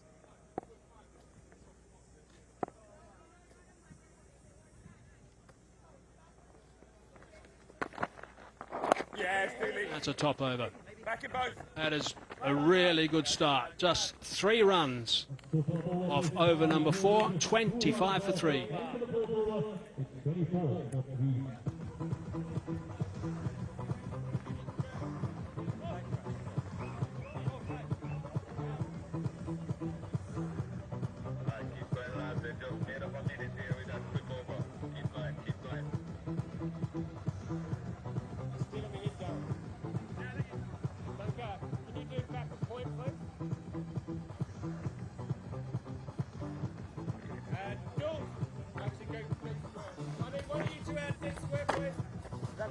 So the strikers now need 77 in 36 balls. That means they need to go at 13 runs and over from here. They do have 7 wickets in hand, but losing those 3 wickets in 3 balls, 2 in the last 2 balls of the first over, and then 1 of the first over the next, has really put them on the back foot. Yeah, it's fine.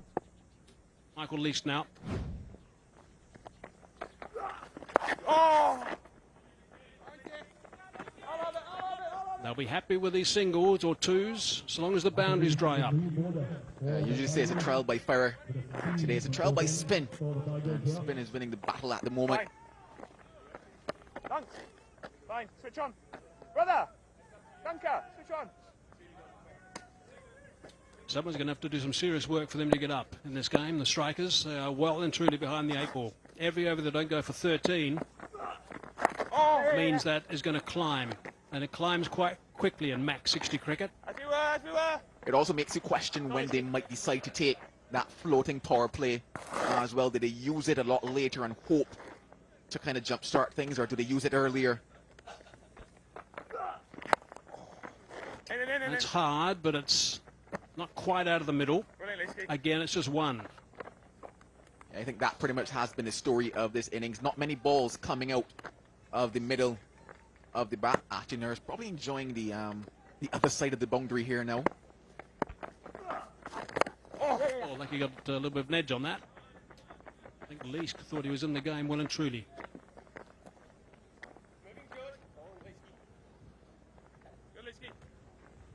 Things are trickling along at the moment.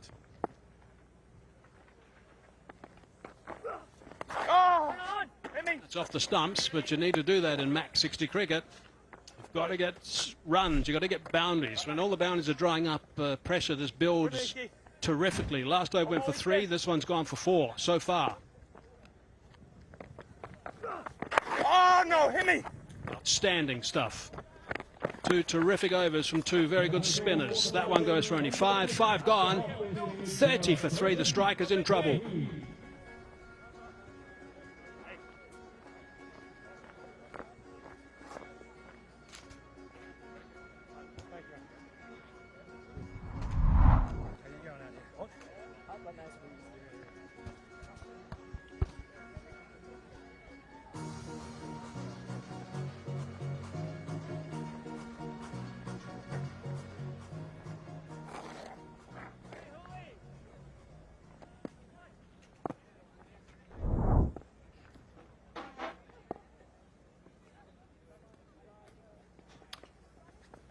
Dooley with his second over then, outside the line. Still in a decent position, even though they've lost those first 3 wickets. Got a chance here, they've got to get on with it though. 71 from 29. McMullen is 8 from 13. Monroe 17 from 12. He is the danger. If you're bowling against Monroe, he can take you down in a couple of overs.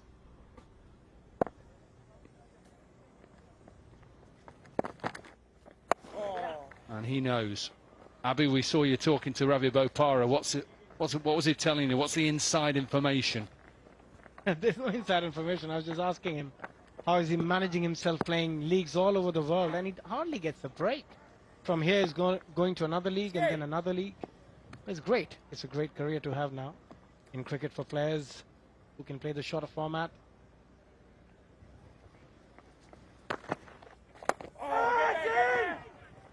Doesn't get enough of it, does he? And this is just a simple catch in the end. It's really good from Dooley. Went wide.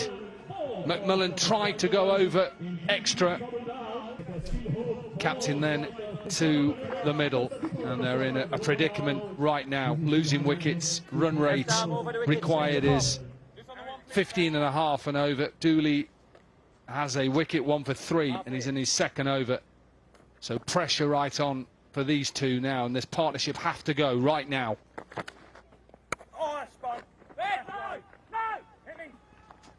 The fielding has been outstanding. It's always the key in the shorter format. As a team, you've got to field well. And they have been outstanding. Again, look at that catch. Just trying to go across the line, slicing it. But look at that effort from Hobson diving forward in complete control. Dooley has to make sure he goes wide to Sara Pereira. That's a good line, because anything that comes a little bit straighter, he's going to hit him downtown. Yeah, very strong. Down the ground, through mid-wicket as well. As a bowler, you've got to stay away from his arc. He's been very good, exceptional, Dooley so far.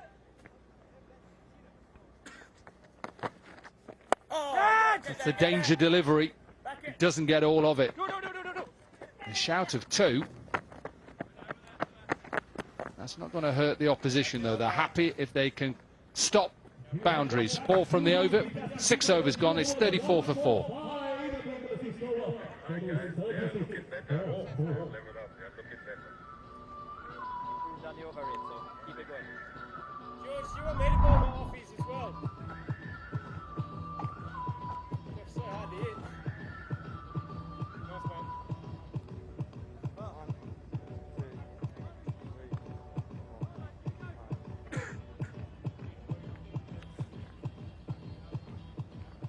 Hey, you this one. No, I want you 2. 5 bowlers so far. Look at Dooley's figures, 2 overs, 1 for 5. Leask now, his first over only conceded 5. This looks like this is getting a little bit harder and harder. They're now up to 17.5 runs and over. Yeah, what both bowlers have done really well is the variation in their pace, in the length they have bowled. They managed to outsmart the batters so far. Just staying away from that hitting arc of both these players. Oh, so well. And it's been clever bowling as well, hasn't it? Maybe this surface it is try and get to 110 and it's a decent score.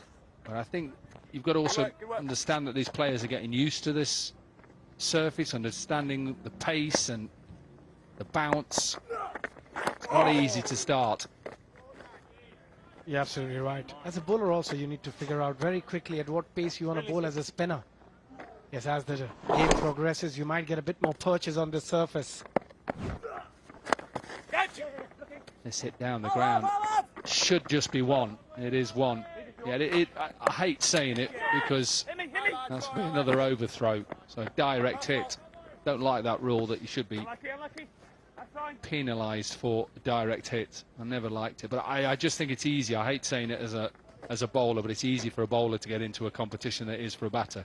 Even though I'm looking at you and Usman Afzal in the back thinking, I never had any sympathy for any batters in my career.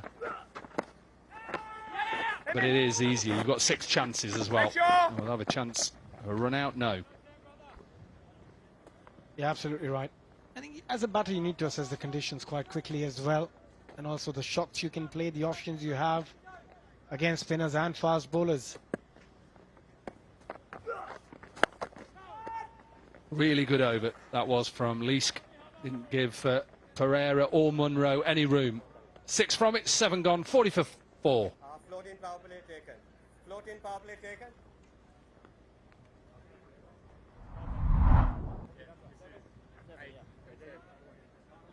Floating power play coming, gents. Thank you.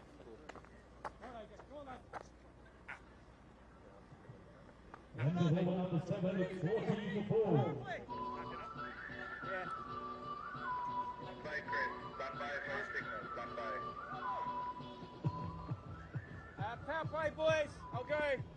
Deep square, deep point, please. Strikers are under big pressure. 40 for 4, still requires 62 from 18. Got to go with that floating batting power play. And why not go with one of the most experienced bowlers around in the shorter form in Andrew Tye. He's played all around the world for franchises, IPL, PSL, over in England in the T20 Blast. Obviously in it in Australia with their T20. Now then he's up against 2 hitters that need boundaries now. Really good start. Such a good start. First ball in the competition, the Yorker executed perfectly. There's also the clarity. As a bowler, it's so important to have that clarity, what delivery you're going to bowl. And as you said, one of the best in the business in the shorter format. And you know why? After you saw that delivery, execution to the perfection. Brilliant. It's got so many different variations as well, Andrew Tye. High ball. That'll be given a wide. He's just trying to just change it up as well. Can't bowl Yorkers every single delivery. Yeah, we saw in the first innings, slow deliveries got a lot of wickets. Pace off is definitely the way to go for fast bowlers, especially on this surface.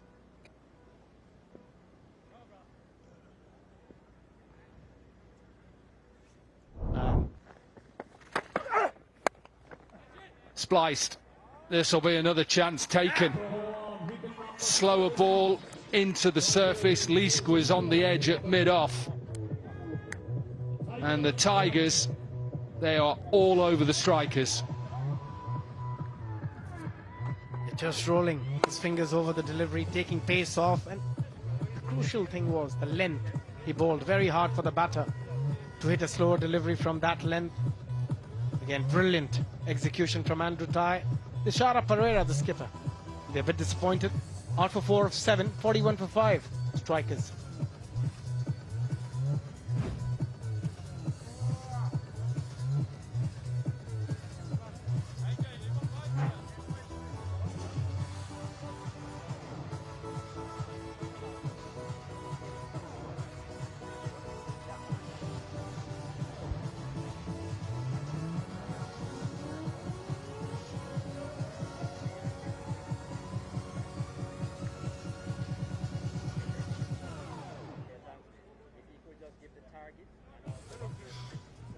players who are in this next game are just finding every area just to take some catches, a little bit of practice. That match coming your way is the Miami Lions against the Boca Raton Trailblazers. Yeah, it's a good thing to do because you get acclimatized to the weather and also the brightness of different places around the world you go and play. Brathwaite in, Brathwaite out straight away. What an over this is proving to be for Andrew Tai and the Tigers. Power play was taken, captain gone to Sarah Pereira, and now Brathwaite gone without scoring. Yeah, difficult when you walk into the middle with 24 required. Every over, pretty much every delivery need to go to the boundary. It's a tough one. Lakmal nearly fumbled it. Carlos Brathwaite out for a duck. Strikers 41 for 6. Yeah.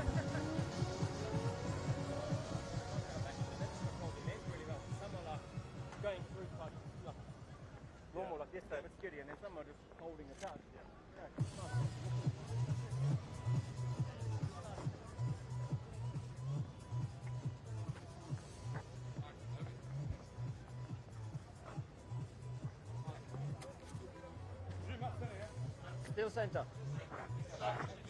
Right arm over 3 to come. Yeah. Mitchell Owen then in on a hat-trick. His namesake, Michael Owen.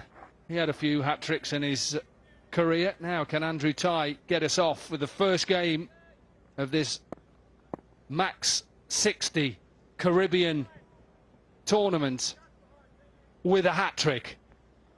41 for 6. 2 for 1.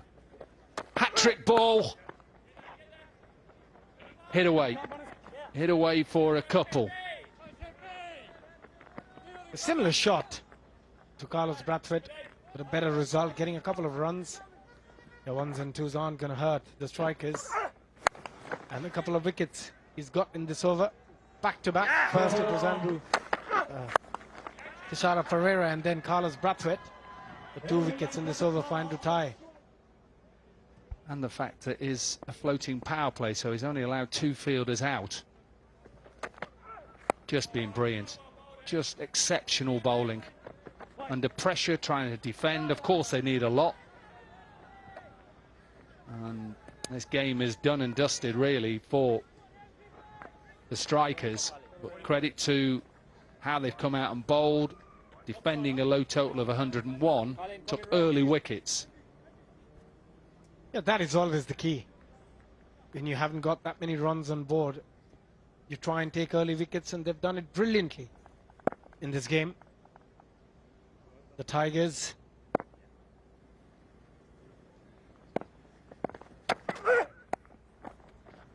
Into the surface, just be a single to finish off a magnificent over. 2 for 5 from Andrew Tai in a floating power play. 8 overs done, 45 for 6. Andrew Tai, 2 for 5 innings, 2 overs. 45 for 6 after 8 overs.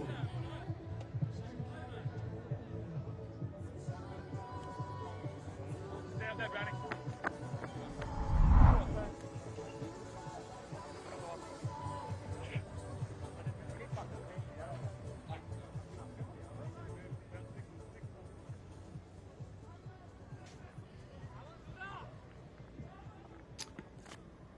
Two for 5 from that 1 over from Andrew Tai. Exceptional from the Australian. 3 games today.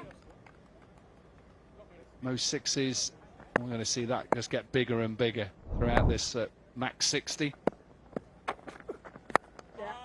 Lakmal into the attack. You just see straight away that they're just taking pace off, trying to go as full as possible. They know this game is done, but run rate towards the end might be a factor.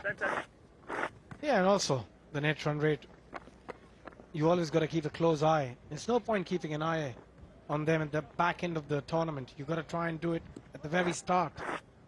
And it's a great opportunity here for the Tigers to keep them under a certain score or roll them over as well.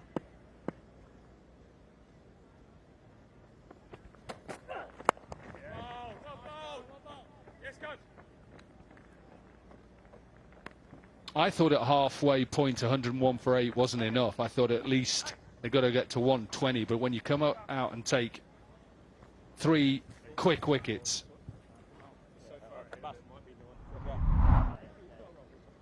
that's what's really hurt them, is that start. And all of a sudden they've just not been able to get up with the rate. Yeah, they've lost 3 very early wickets, and then if only one bowler goes over 6 and over in a MAX60, you know you're struggling as a batting team. Dunca was the only bowler who's gone for 14 off his 1 over. But apart from that, if you talk about Curry, Dooley, Lesky, Luckmal, they've bowled exceptionally well in this game. Just a change of bat for Colin Munro. Looked like the bottom of the bat had split, so another 155 from 10. Not even Colin Munro could probably pull this one off. Just the bowling is being good. They know they've just got to try and get as many runs as they can. This might be close, no. Just bounced into the outfield and took pace off the throw. Yeah, as a bowler, you must need a lot of variation in this format, especially, Koki. And majority of the time, you're looking to bowl a different delivery every ball?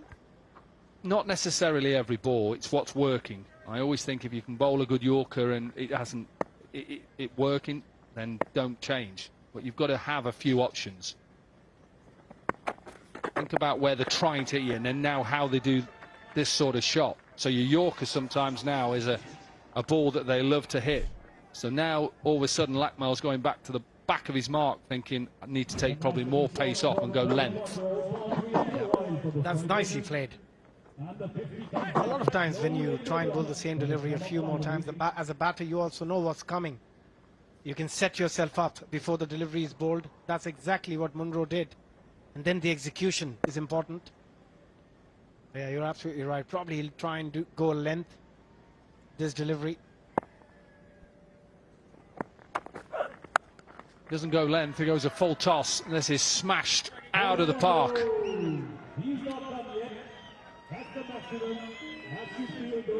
Fielded by the police, who are on the edge. Just got to check this is 6. Yeah, it is given 6, so 7 Daffy tournament 6s so far. Just check the height as well, that's fine. Again going for the Yorker, and this time very lucky, the policeman. She had absolutely no idea where the ball's coming from. Very lucky. But Colin Munro, 35 of 22. I think it's a bit too late. Doesn't matter how many 4s or 6s you hit now.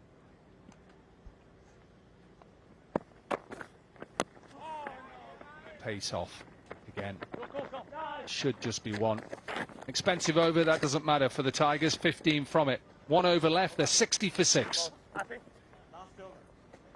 1 over left in this match. 60 for 6 are the strikers. The game is done and dusted for them. But how much can they get? Tigers, they seem to be on the winning path here. Game number 1 of MAX60 Season 1.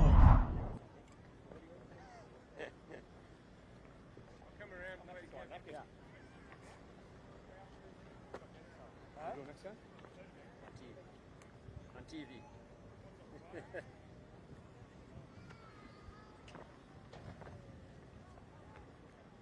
You guys have another one today?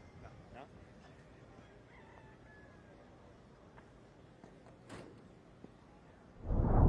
42 then from the last 6 deliveries. How close can they get? Think about that net run rate. Ty will bowl his second over. 2 for 6 so far from the experienced Australian. That's the question for the strikers. How close can they get to this total and try and protect that net run rate, not get a massive dent? Though it's the first game, but you still got to think about those small things, because they make a massive difference in the back end of the tournament. And we saw Asghar Afghan getting ready for the next game. Some good players. High in the air, Andrew Ty will get underneath it and will not drop it.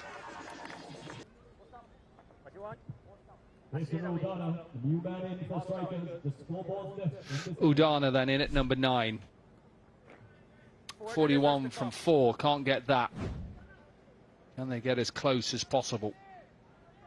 Really good performance from the Caribbean Tigers. And really good bowling from Andrew Ty as well. His first over was number 7, which was the batting floating power play. This is the end of Owen. Yeah, outstanding again. He's been in such good form, Andrew Ty.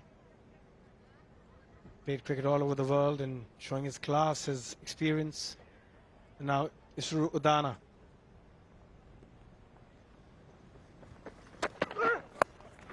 Oh, we have to look at the height of this. He's tried to go Yorker. He's looking at his finger. I think it's slipped out, but it is given a no ball.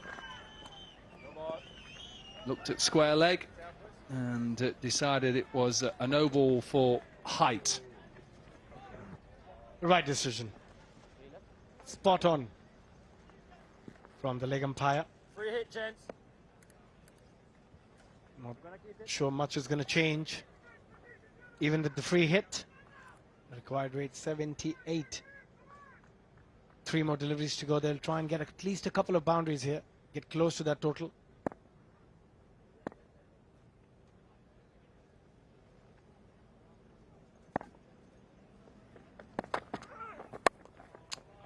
Slower delivery for that free hit. It should just be one. Really good from Ty. Bit of ill discipline, but you'd say that looks like the ball slipped out of his hand. He's got it.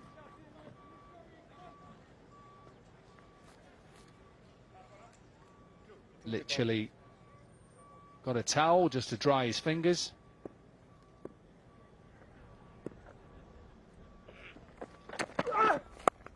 Slower delivery, which is smashed down the ground by the Sri Lankan left arm bowler and flies it all the way for a 6. 70 has come up and they have a ball left. Slightly fuller on that occasion. Just missing his length. Andrew Ty. Isru Udana was ready. Picked it quite early, the slower delivery. Right, last ball. Into the surface again, smashed all the way. So finished back-to-back 6s for the strikers. But it's the Tigers who win this opening game of the MAX60 Caribbean cricket. They win by 25 runs. What a shot. Just incredible. 2 6s to finish the innings for strikers, and we're discussing that net run rate. Definitely helped his team with that. The Tigers, a wonderful win for them. 25-run win. And they'll take this confidence through to their next match, but a lot to think about for the strikers here. They won the toss, elected to bowl first. I think they managed to keep them at a decent score. The Tigers 101 struggled with the bat. You can't take anything away from the bowlers. For the Tigers, they were exceptional. Work for the strikers to do from here. Loss of 25 runs. They've still got lots of cricket to come, so I'm sure they won't get too downbeat on it. Still got a lot of quality players in their squad. And for the captain of the Tigers, George Munsey, happy captain. Had to do it the way he didn't want to do it, was asked to have a bat first. Set 102.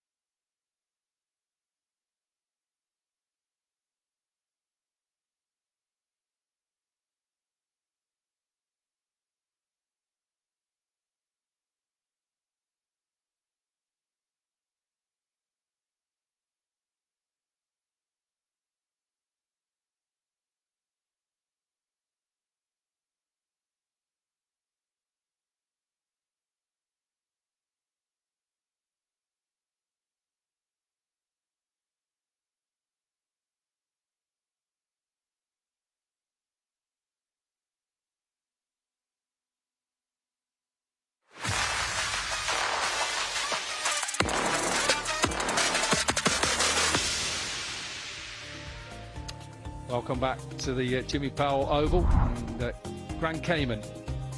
76 for 7 is where the New York Strikers found themselves after the first 10 overs. Remember, they were chasing 102 to win. 38 from Colin Munro was the pick, really, off his 25, and Udana finished off with a couple of 60s. Well, we're here now for the first post-match presentation of MAX60 cricket. I would like to invite the losing captain to start things here, Sarah Pereira. When you look at match number 1, Sarah, how do you feel about it? Actually, we tried to bowl. What I mean is, so we want to keep them under 100, but so we did as a bowling unit, but as a batting unit, we couldn't capitalize. What do you think were the issues with the batting out there? Because you said you're not 101, you believed it was a good total, Talk me about the batting. Yeah, if you look at our batting lineup, so we have 9 batsmen, so 100 means it's easy to chase. But as a batting unit, we didn't capitalize. It's happening in cricket, but we have to look our batting lineup for next game. Finally, to Sarah, in terms of the overall atmosphere, game number 1 here in the Cayman Islands, how much did you enjoy it? Actually, I'm really enjoyed because of it's really a nice island. So hopefully we can do something special in this island. Thanks a lot to Sarah. Now I'd like to invite George Munsey, now the winning captain from the Tigers, or rather, sorry, from the. Yeah, you're right, correct. They tricked me there, Georgie. Yeah, match number 1, you won it here. How are you guys feeling about that one? Yeah, really good. Always hard to come out with the first game not knowing what the conditions are going to do, but now I thought the pitch played well and we adapted really quickly. It was good. You thought about that 1-on-1 that you guys had on the board. Did you tell yourself that was enough here? It was probably par, to be honest. I think the bowlers did a really good job up top to get a few wickets and make that score even further ahead. So no, I thought a par score. I thought the pitch was good, and the boys did well, especially in the second innings. And then finally, in terms of overall just the atmosphere being here for game number 1 in the Cayman, how much did you enjoy it? Yeah, it's awesome. I mean, just look at the weather. It's class. It's what's not to like about this? Thanks a lot, George Munsey, and go well for the remainder of the tournament. Thank you very much. And now it is time for the man of the match. It is Andrew Tai, 3 for 21 from year 2. Talk to me about just how much you enjoyed being out here today. Oh, it's fun. It's cricket in paradise, isn't it? So, it's always exciting being at the start of a new tournament that's never been played before, and yeah, it was awesome to be out here. Yeah, just in terms of the surface, what worked out there for you today? Luckily, there was a strong breeze coming one way, so I was just trying to use the wicket, take my pace off, and nail my hole, nail the Yorkers to Munners when he was on strike. And then finally, I see a smile on your face. How much are you looking forward to a couple more days here in the Caribbean? Very much so. It's a fun place to be, and yeah, hopefully it just keeps getting better. Thanks a lot, Andrew, and all the best remaining of the tournament. Thanks a lot, guys. Cheers.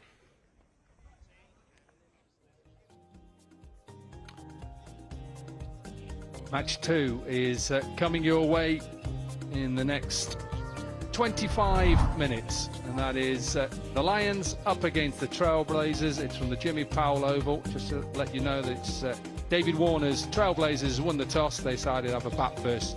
We're going to take a break, and on the other side will be that second game.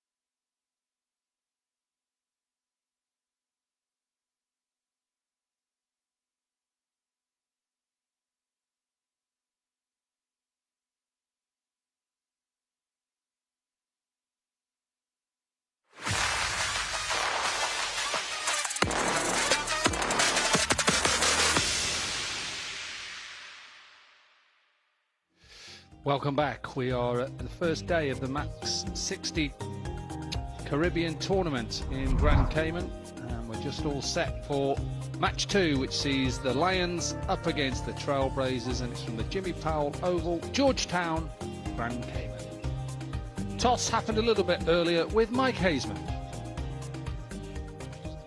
Okay, here with the toss with the captains and also the match referee. Arslan Ash is the match referee. Welcome, Arslan. David Warner, of course, the captain of the Boca Raton Trailblazers, and also Corey Anderson from the Miami Lions. Boys, let's go. You got the coin, Corey? Heads is the coin. It is heads. Heads it is. David, what have you decided to do and why? We're going to bat first. It looks a nice wicket, but I think always a bit of scoreboard pressure to start the tournament will go well. Another day, another venue. What an island this is. Absolutely amazing, Cayman Islands. You know, what a fantastic bunch of people. You know, to come here from Canada, and you see a facility 3 months ago was pretty much bare, and now it's green grass and a fantastic cricket wicket. So look, I'm excited to be here, and I know the team is as well. Now, what about some notable players that are in your lineup? Yeah, look, Bo Webster's in some good form recently from Canada. We've got a guy that, if you've watched a fair bit of T10 cricket and 2020 cricket, Pete Hatzikoglu, you'll see him revving that ball at the top of his mark. So we've got a couple of guys to look out for. But yeah, let's go well. Have some fun. Thank you. Corey, had you won the toss, what were you going to do? Honestly, I don't know. It's probably not a bad one to lose. I think they're probably going to get slower as the day goes on. So, you know, I don't think it would have mattered too much what we were going to do. Now, what about a couple of the guys in your lineup that some of our viewers need to look out for as well? We've got, one of the local boys, Conroy Wright. He's been great. Saw him yesterday, obviously, at training, and he was doing a good job. And Joe Burns, a household name to the Aussies and stuff, now turned Italian. So it'll be good to see some of those guys run around again. And yeah, good day for it, and should be some good cricket. Now, what about some sort of totals? T10 or MAX60 cricket, I should say. What about totals? Look, I think, give or take, I think if you're around that 100 mark, I think you're doing a decent effort. This ground seems a little bit bigger than probably most of them with T10. But yeah, I think if you can get over that 100 mark, it's, I guess, that psychological barrier. And if you can squeeze teams, you've probably got enough on the board. Okay, good luck. Thanks. Okay, the news in the middle of the Trailblazers have won. So it is the Trailblazers who won the toss and decided to have a bat first. Abhishek Junjunwala joins me. Take me through the Trailblazers who are going to have a bat first. Some massive names in that lineup. David Warner, of course, leading the side, and everyone will be waiting for him to go out there and bat. And then they've got the likes of Boca Webster, who's been in terrific form in the GD20, calling the ground home. They've got Peter Hodzoglu from Australia, Jack Jarvis, he's a good all-rounder, Jack Wood. So there's some brilliant names on that list for the Trailblazers. Lions, who are captained by Corey Anderson. No English players at the moment. Hopefully there'll be a few in. Coming in, Jonathan Carter is part of this. Sajid Ahmedzai, Menenti, Khan, Asghar Afghan and Joe Burns right at the top of the order.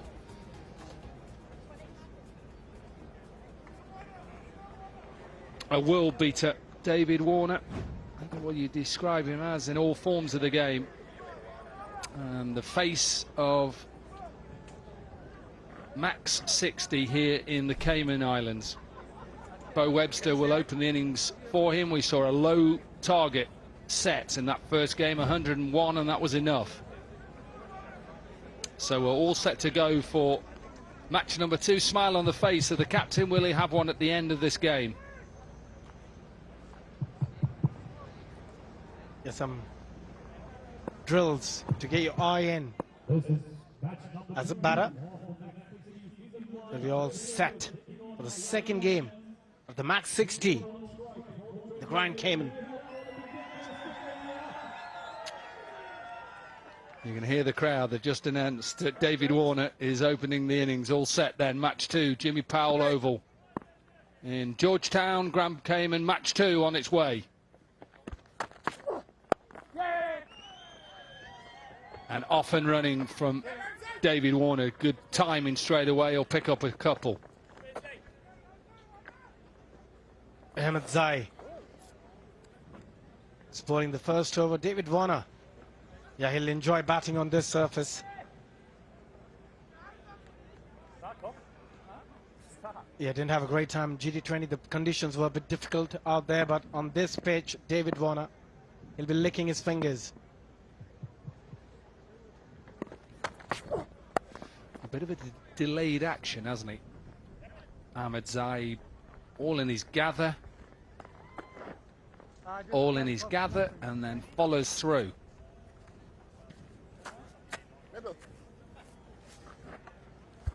Left arm over. Yeah, David Warner just being a bit watchful. Bu Webster, fantastic cricketer. Hits a long ball, and he'll enjoy batting out there as well. The ball's come onto the bat quite nicely on the surface. Also, with such a short format, as a batter, there's a lot of pressure to hit every ball. Nice length sent back. You heard Warner shout, wait.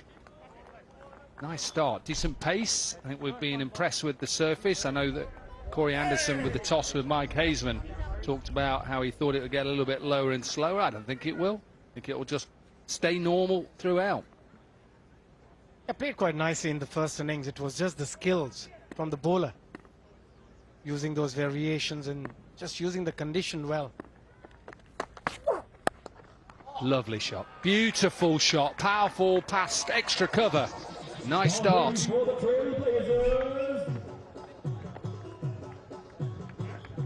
Yeah, talk about long levers. Stand and deliver. The head position is the key when he played that shot. Lovely back lift as well. Brilliant to watch. Bu Webster, he's been in outstanding form recently.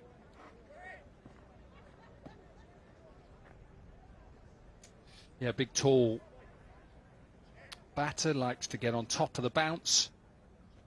Just changing his field. He's brought up a deep square leg, and third has come up and fine, and there's a deep cover and deep mid-wicket out now. Good, into the surface. Don't mind seeing that from the bowler, just trying to change it up. He also has a batter. You've got to be smart. Yes, it's only 60 deliveries. Big crowd in. Yeah, they're here to watch the likes of David Warner. And they are supporting Trinidad. And they've come all over from the Caribbean. Trinidad and Tobago flag.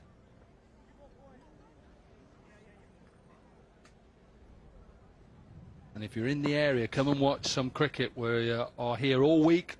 Final is on Sunday, week today. Warner tries to drag that leg side. To finish off the first over, the Trailblazers are 8 without loss. That's the end of over number 1, 8 for none.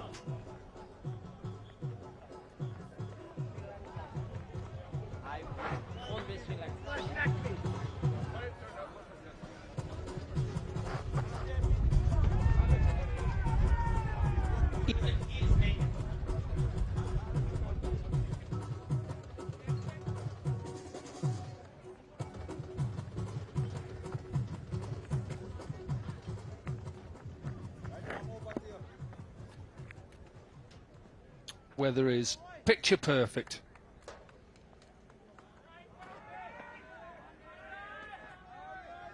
Eight off the first over. Conroy Wright will bowl the second over.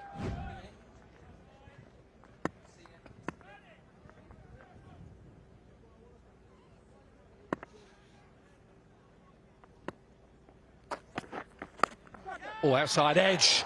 Flies past. Short third. Good start to the over. But that's exactly what you need as a batter. A bit of luck.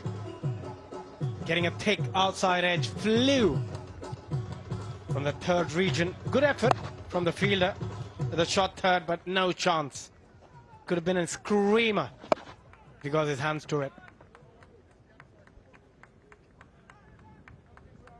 Talked about that pace and that bounce, that flew away, didn't it? He's only classed as medium right. Maybe slightly quicker than medium. Look at the carry. Look at the carry. That's good to see. Yeah, it's a lovely surface to bat.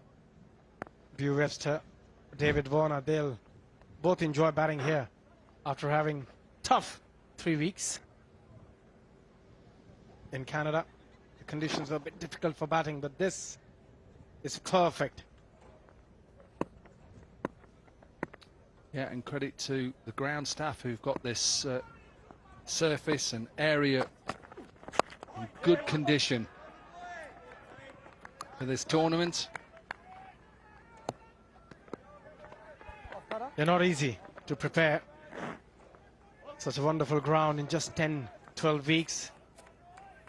Yeah, they've worked really, really hard to get this ground to these conditions. It's perfect for MAX60, and what a place to play cricket.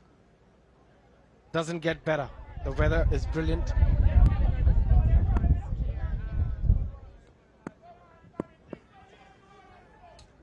Josh from Adelaide, who has come in and work on the ground. Anything like the Adelaide Oval. Wow, that's a place to bat on.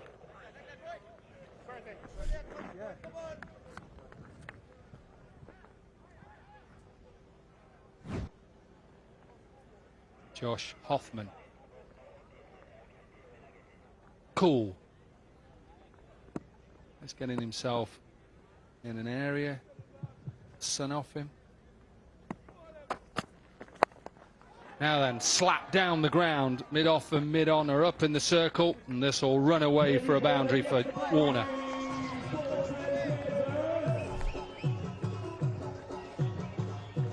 You could see he was itching to go, David Warner. Yeah, he's phased 5 deliveries now. In this format, that's a lot to get your eye in. Just hitting it off the length, not an easy shot to play.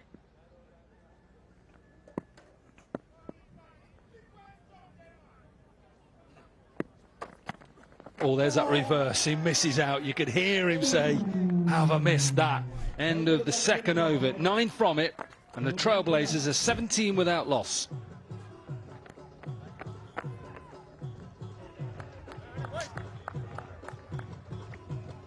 I think he picked the slow delivery early. Played the right shot as well, just couldn't time it. He loves playing that switch hit. David Warner is so good at it as well.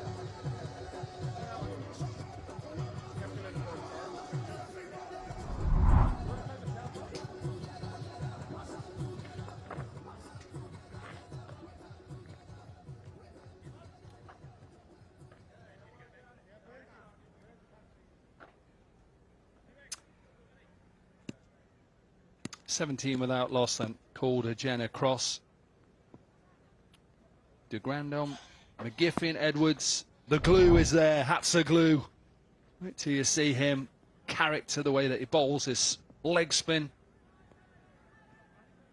Ahmed Zai then with his second over. Decent first over. Obviously, we're out of the power play now. And he has to keep 4 fielders in the circle. And the batting team have a floating power play, which they have to take before the last over. Yeah, they've got to time it, the floating power play. Usually you get them when you've got their 2 best batters in and set. It's all very tactical how you use it. But at the moment, we've already seen a lot of bowlers going for that pace-off delivery, and that's been the story so far. In the first game, we saw a lot of wickets falling with that slower delivery. And again, in this game so far, we've seen a few. Just try to overhit that a little bit, Warner. I think if he just stays in, that goes miles over deep. Mid-wicket, he's practicing that shot now. He knows he's just trying to get used to the pace of the pitch. He's a fantastic player. Such a difficult batter to bowl against because he picks length really quickly. Yeah, trying to use all his experience. As you said, just trying to hit it a bit too hard. What a shot. Does he get enough of it? He does get enough of it. Tall man again. And this flies for another 6. That's exactly what David Warner was trying to do as well. But Bew Webster delaying his shot, just waiting a touch longer and stayed in that shot. And off she goes over mid-wicket. I think we're just waiting for the ball to come back at the moment. Yeah, it's been thrown back. It's close to them. Keep your eye on it. Looks like they've got some nice refreshments. Make sure that you rehydrate really well when you're in hot conditions. I'll be there. Give me an hour.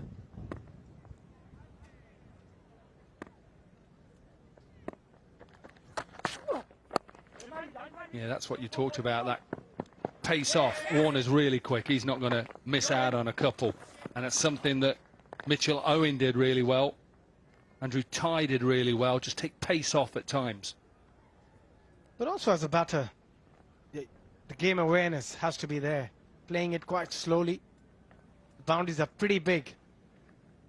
So if you run well, you can always get those 2 runs. Very smart cricket between Warner and Webster.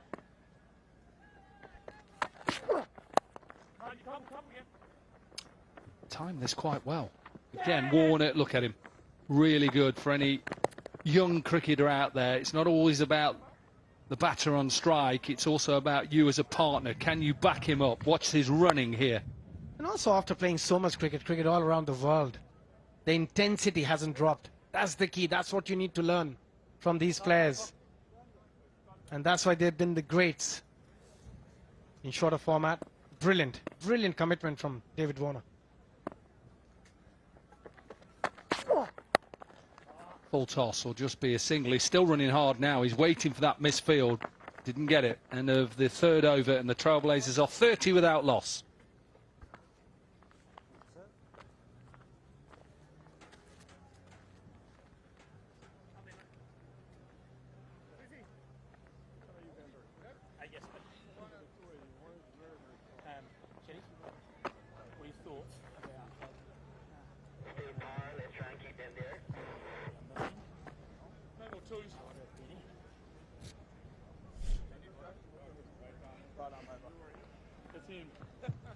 And the ball number 2 with 30 for 9. 3 4s and 1 6 in this innings so far. First 3 overs, 2 from Ahmed Zai for 21.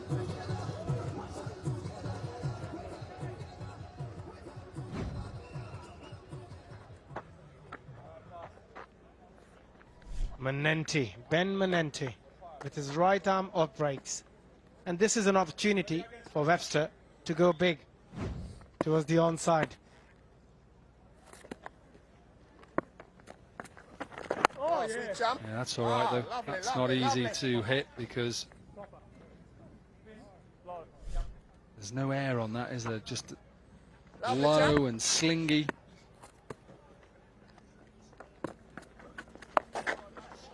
Helped on its way.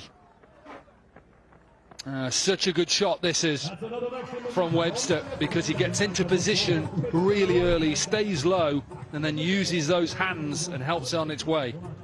Yeah, the key was how low he got there and how quickly, picking the length. Not an easy shot to play, and also hit it behind, in front of square, behind fine. A very difficult shot to play. A good awareness shown. That will put a lot of pressure on Manenti. Well, it's good because also he's hitting from down to up as well, so he's helping it on its way. And then he has to go wide. This is smashed straight back. And mid-off went to his left, and then had to try and turn round quickly, and he timed it beautifully.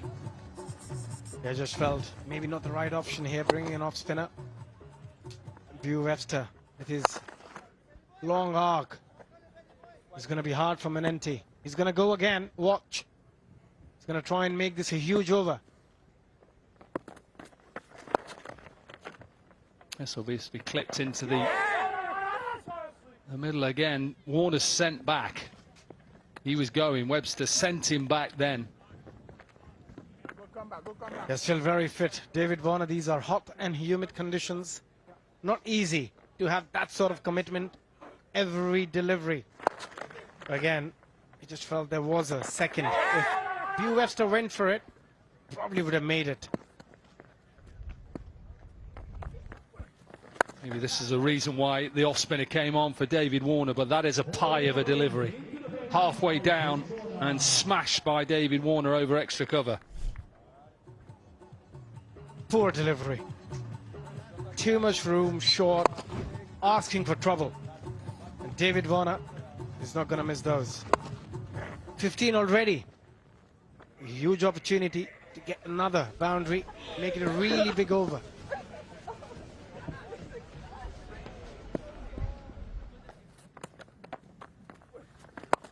This one slapped back at him and it's the wicket. A little bit slower from Manenti. Inside edge and the captain departs. Oh, David Warner, he'll be gutted. Missed out on that opportunity, was there in the arc.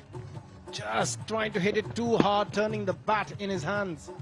A straightforward catch for Manenti. A good catch. That ball was travelling. David Warner out for 12 of 9. 45 for 1, Trailblazers.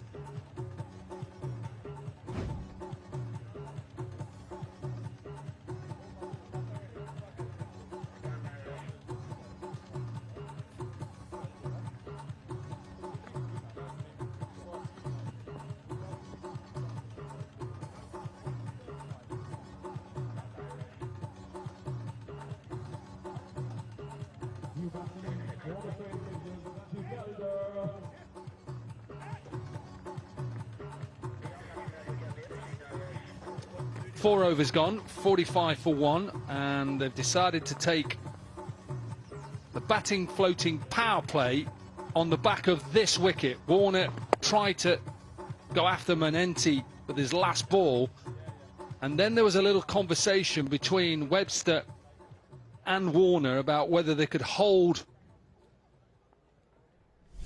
the power play over back a little bit, and they said no, so they've got to carry on with it. Matthew Calder then. Yeah, a bit surprising, the umpire denied it, because they've already gave that information to the umpires earlier and couldn't change it later on.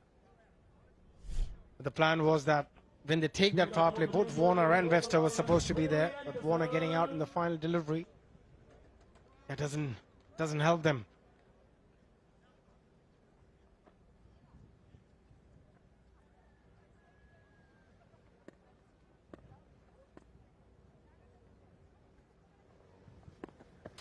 So Corey Anderson to try and defend this batting power play.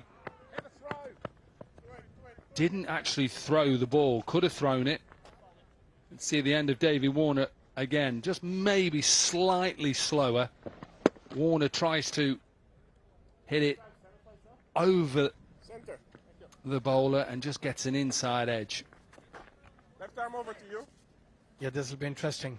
With the floating power play, Calder walks into the middle. He's got to go from the very first delivery here. Two fielders are side, the 30-yard circle on the onside, so he's got to bowl very straight here. Corey Anderson. That's okay. Just a single in a batting power play. You take that as a bowl inside.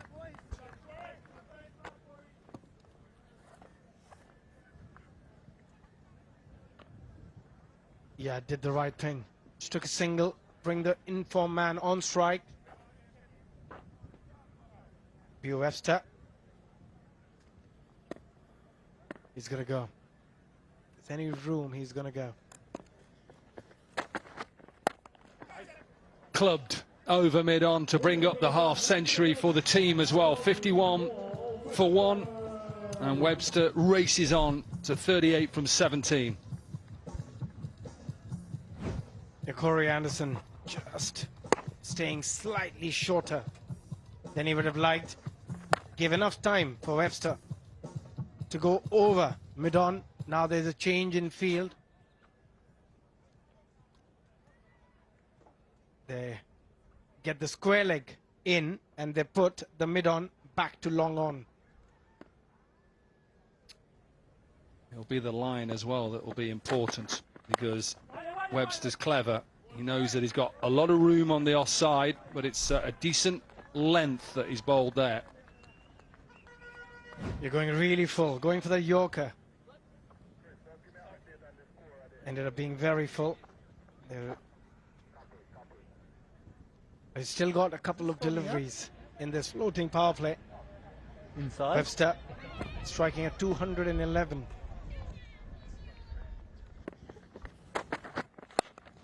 Over the top, and once he beats that infield, it'll race away for another boundary. Clever batting from Webster. It's a very hard field to bowl to as a bowler. The margin of error is so small, and as a batter you know exactly what's coming. He's going to try and bowl close to your body. You can always give yourself a bit of room and open that offside. That's exactly what he did. Smart batting. 42 from 19 as well. 5 fours, 2 sixes. Make that 6 fours. Sliced away.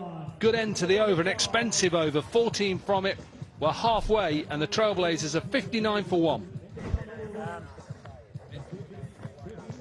59 for 1 after 5. 59 for 1 after 5. Still you, Benny? Still you?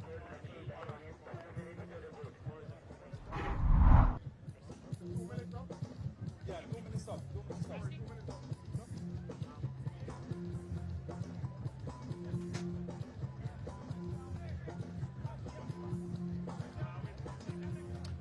Duffer News, most 4s so far. Bo Webster was 6, Conor Munro was 4. Cameron Hemp played nicely in the first game for the Tigers with 4. And David Warner, the Trailblazers, with a couple along with Ashley Nurse as well. So they're away at the moment, going at pretty close to 12 runs and over. 59 for 1 are the Boca Raton Trailblazers after 5 overs, so it's a very good start. Look at the mini bowling as it stands at the moment. Menenti has picked up that valuable wicket of David Warner. Got a bit of tap. 1 for 15 off that 1 over, but that wicket of Warner is worth a lot in this format because in MAX60 he can smash all over the place. And it is Erasmus with a bit of off spin into the attack now. Hard-hitting batsman as well. Oh, and he's picked up a wicket first up, so that's really good stuff from Gerrit Erasmus. Absolutely wonderful start from Erasmus. Right on the money. Older tried to play the ball a bit too square. That was his downfall. Certainly was a quicker delivery and a big celebration, so suddenly they picked up their second. And Corder goes for just 1. 59 for 2 now.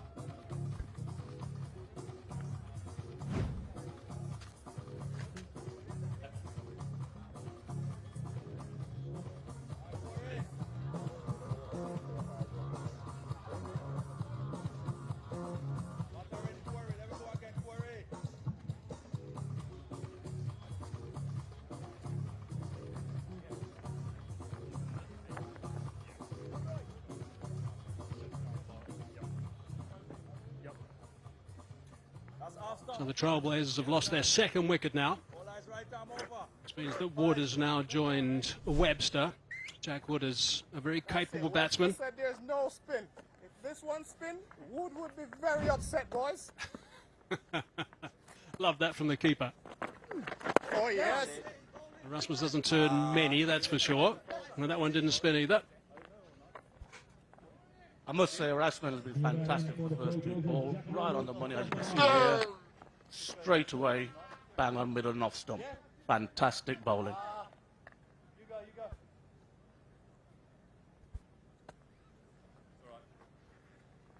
So the Trailblazers have got a bit of work to do after the loss of 2 wickets now. I don't think they'll be looking to slow down too much. They want to keep the impetus going quite nicely, particularly Webster, who's very capable. That's good running too. Good understanding and good response between the 2 batsmen. No, beautifully ran from Webster. Ran the first one hard, called for it quickly, and off they went. I must say, in these conditions, fitness has to be up there. It's very warm. The expected temperature, which is local time now, it's coming up to 2 o'clock, is in the mid-30s, so it's extremely warm out there. Oh, that's a delivery off about 24 yards, that one. A little bit of surprise. He does that from time to time. Erasmus. Yeah, I guess, I mean, if you look at that, it's right back there from the 22-yard crease. Just to change the variation, flight, guile, and the pace. Sneaky. If you're not ready for that, if you haven't been told that he does do that occasionally, you might be in a bit of bother. That's a big swing. We'll wait and see if there was an inside edge. Looked like it might have been dragged back some distance. Yep. Willow involved. Yeah, as you can see there, Wood just trying to hit it too hard, losing all the shape. Luckily enough, didn't bowl him. Yeah, didn't come back that far away from that off stump, actually. Single. Brings up his 50. That is top stuff. 23 balls, 6 fours and a couple of sixes, a strike rate of 217. That's really fine work from Webster. 65 for 2.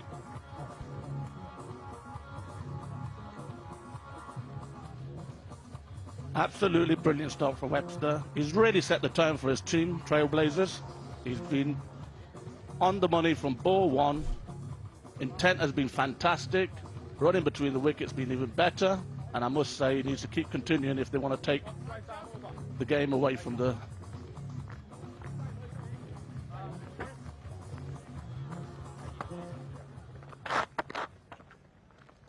Straight from the GT20 tournament in Canada, where he got some really good runs in that tournament. So he's brought his form here, and 50 and 23 balls is really good stuff. 50 out of 65, even more so for the Boca Raton Trailblazers. So they've got the upper hand at the moment. Run rate is on 11. If they continue at this rate, it's only 110. If they go at 14 from here, which isn't much of a up the ante, it takes them to 121. Webster's striking the ball beautifully. Right now. That's in the slot. He's hit that high. And it has gone for 6. That's a very good shot. And importantly, it's the first ball of the over. Yeah, absolutely brilliant. Webster continues on from his 50. Absolutely beautiful. As you can see there, leads into the ball, open the right side, and off to the offside. Any youngster watching out there, you must look at that. Absolutely head in the great position, and long levers following through over extra cover. Absolutely at the top draw. Yeah, you mentioned long levers. He's around about 6'6". He's a big lad. So what can Wright do from here? It's a high full toss, so that's going to be a no ball. So that high full toss has gone for 6. It's also going to be a no ball, and I'm sure also a free hit. We'll have to wait for the umpires to give us the full adjudication regarding the no ball for height. Yeah, I think Wright's right under pressure from ball one, going for 6. Second ball, definitely looking from my eyes, looks a no ball. Hopefully the umpires will guarantee that. But yet again, second ball's go for a 6 as well.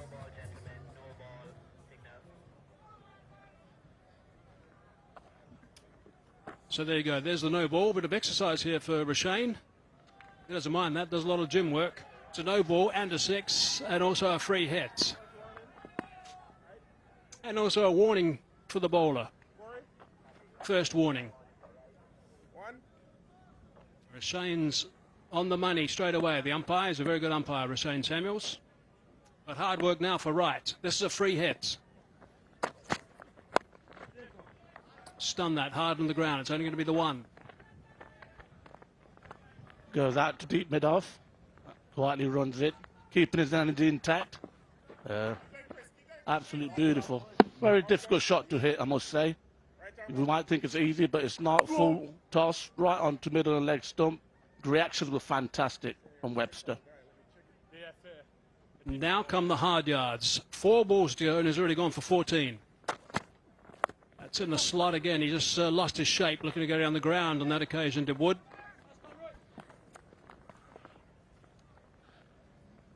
Yeah, absolutely brilliant. Like I said earlier, just keeping good positions, head over the ball, using his long levers, setting the tone perfectly well for this team,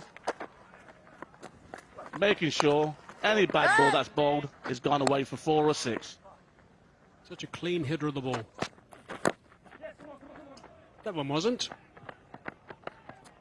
David Warner said at the toss that he's someone to watch with the form that he's had of late as well. Duffer News most sixes. Webster 4, top of the pops. O'Donnell with a couple. Munro, Hobson and Leask all 1 apiece.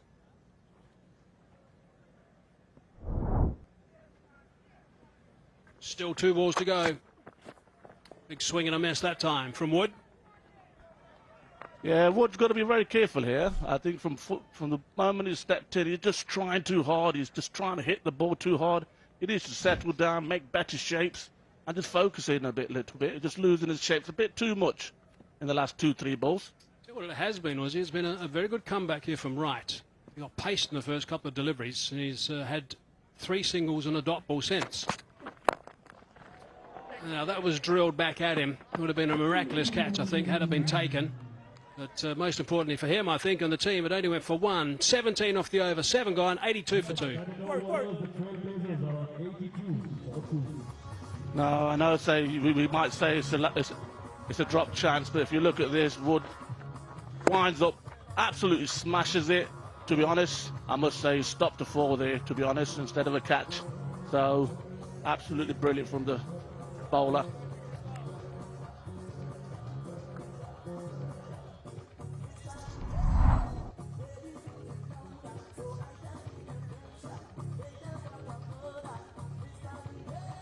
Big over the last one, 17 runs from it, 3 overs remaining now. If they go at 17 for the next 3, it'll get to 133, which will be a fine total from the Boca Raton Trailblazers. Yeah, you're right, Hazy. I mean, we thought first game, we thought 101 was a big total. If these guys keep going, 130 was a fantastic score. Pressure will be on the line straight away. Looks very festive here at this ground. Nice to see all the refreshments available. Smiles all over the place.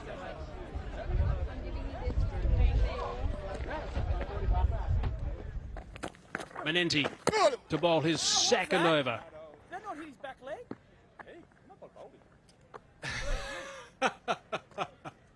Hey, I'm going to relay that. Menenti said, "How's that?" And his umpire said, "Not out." Then Menenti said, "Did it hit his back leg?" And the umpire said, "Yes." And then he said, "I thought it bowled him." But he's still there. And that's wide.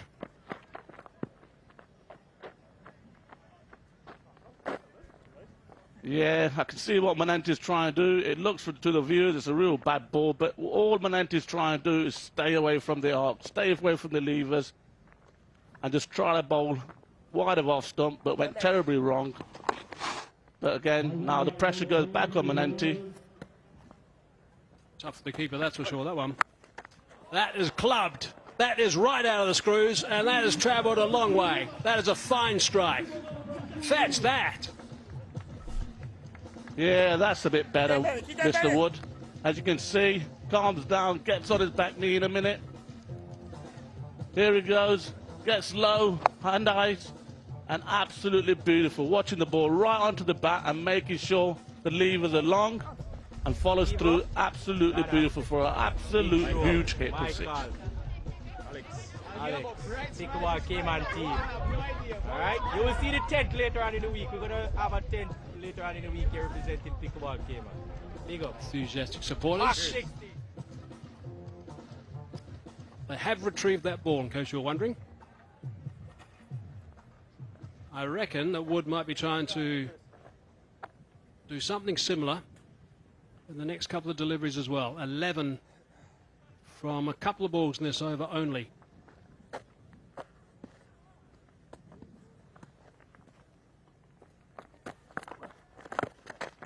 Bottom edge onto the pad, scamping through for the single.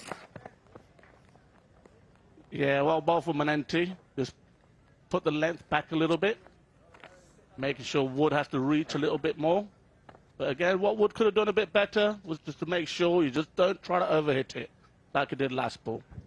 Keep his shapes, keep calm, and make sure you execute your shots right here now.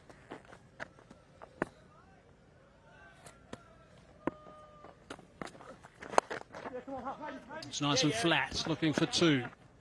Nice bounce, just the single.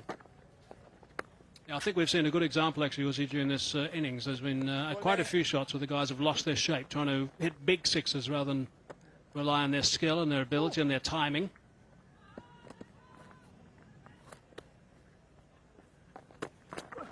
That's pretty close. And up goes that finger as well.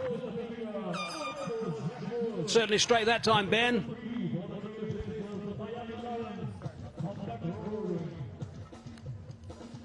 Well bowled, Manenti. Absolutely brilliant. On the money. You miss, I'll hit. That type of mindset. Brilliancy. As I said, from ball one, Wood was just trying to look to hit the ball too hard, losing his shape. Head up in the air. And definitely a slow death for Mr. Wood. Off he goes. For 11, 95 for 3.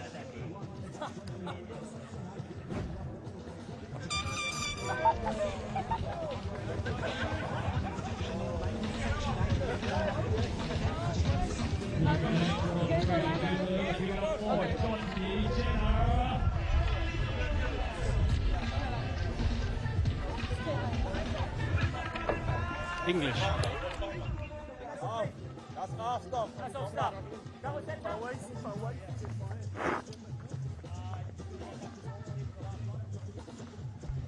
So 1 ball left in the 8th over, 95 for 3 now. Just when Wood was starting to smack that ball, he's been dismissed for 11 off 9. So a runner ball, which is basically what Wood did, is not ideal in those sort of situations. The other thing that hasn't helped them is they've kept Webster off strike. End of the over, 13 from it, 8 gone, 95 for 3. Yeah, for sure, Hazy. I mean, Webster's really not faced many balls in the last 2-3 overs. Can take a bit of momentum away from him. All Webster's got to do is just keep going here. Keep the little partnerships clicking. I know it's a short format, but however, keep running hard between the wickets and boundaries will come. Before you know it, you might be on 120, 130.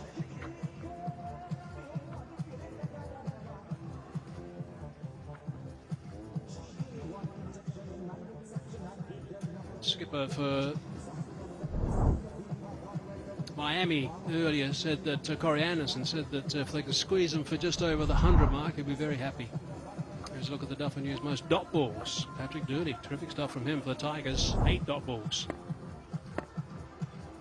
Mitchell Owen with 6 as well. Corey Anderson now to bowl his 2nd over. 2 overs left in this innings. He's sliced that away and he's hit it superbly for 6 runs. That is a terrific way to start the over again. It was very much in the slot. No, for sure. Not lost anything. As you can see, takes his right leg out there, keeps his head over the ball, sends his leaves in, meant to hit it over mid-off, but because such good execution into the shot, flies over extra covers left hand for 6. Absolutely at the top draw, Mr. Webster. Righto, Bo, what can you do for the next 5? 71 years now off 29 deliveries. How many deliveries he can face out of the next 11?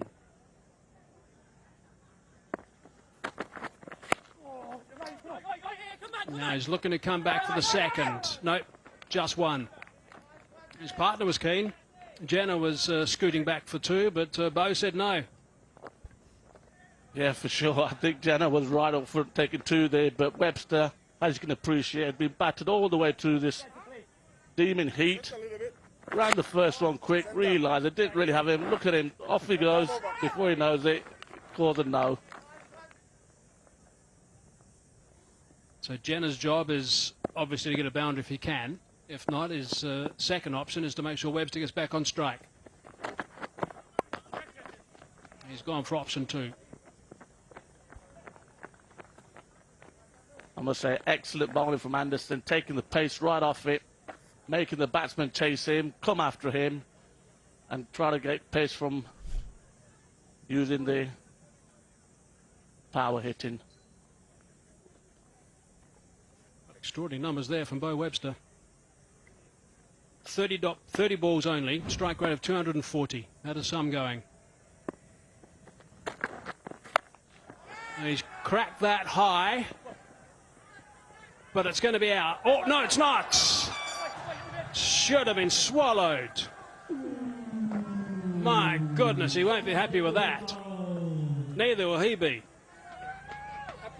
Yeah, as you can see, that we don't know how much this could cost the Lions. But as you can see, Webster thought he'd hit it straight in the ear, sun's in his eyes, gets his hand up. Before you know it, jiggles it right out. Second attempt. And it just pops out. This could be a big cost. Follows up with the dot ball. Webster's trying to go long again.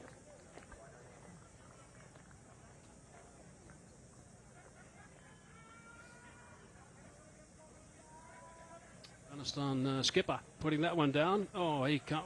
What's going on? Can't believe it. I don't think he probably can either, to be fair.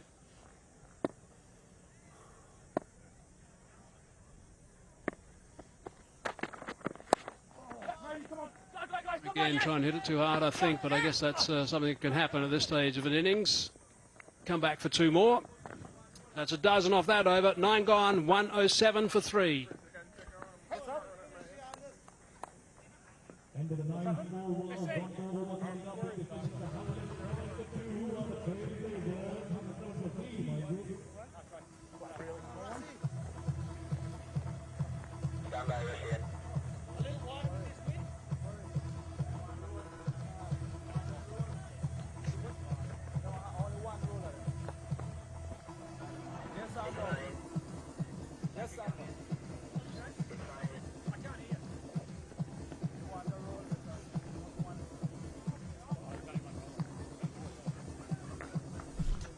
Right, what can they get? 13 off this last over gets them to the 120 mark. I don't know if they got their eye on 125. That'll be a good over to get there. Well, it's a nice position to be in with 6 balls to go. Erasmus to bowl the last over.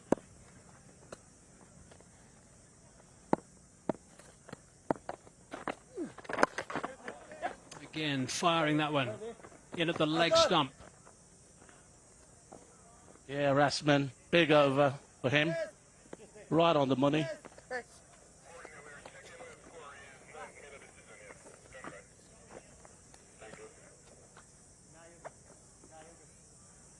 He needs to make sure now, finish this over off quite well. First ball from Rasmus has been fantastic.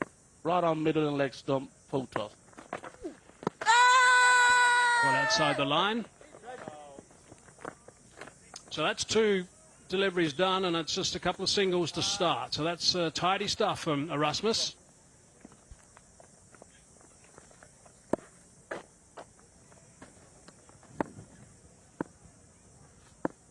He'll be looking to give this ball no air whatsoever. Protected on that onside, long on position, also a cow corner. Firing in again, that's good stuff.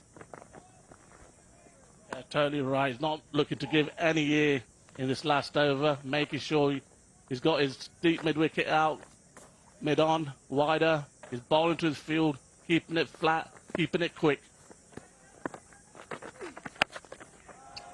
Made that into a full toss, and he's hammered that. Has it gone far enough? Yes, just over the top of Ben Menenti. 6 runs. Good stuff from Bo Webster. Takes him into the 80s now. Yeah, you beauty, Webster. Absolutely brilliant. Comes down the track, meets the ball on the full, hits it over mid-on. There was a man back there, but Webster don't care. Went right over his head, just for 6. Another full toss. That's gone very high. Going to come down with snow on it. It's taken. It's the end of a very fine innings. He has played absolutely superbly, Bo Webster. He was disappointed, I'm sure, not to be there right at the end, but he's done a lot of damage today. No, absolutely brilliant from Webster. This has been a fantastic innings. 82 off 35 balls. He's been an absolute great example for everybody to watch. All the youngsters ran well hard between the wickets. Top power play hitting right from the start. Webster's been absolutely on the money. Well done, you Webster. You help your team to a good total. 116 for 4. Oh, Jesus, please. Jenna, as you get it, release it. Colin de Grandhomme now. Minus the mullet these days. Seriously disappointing. 1 ball left in the innings.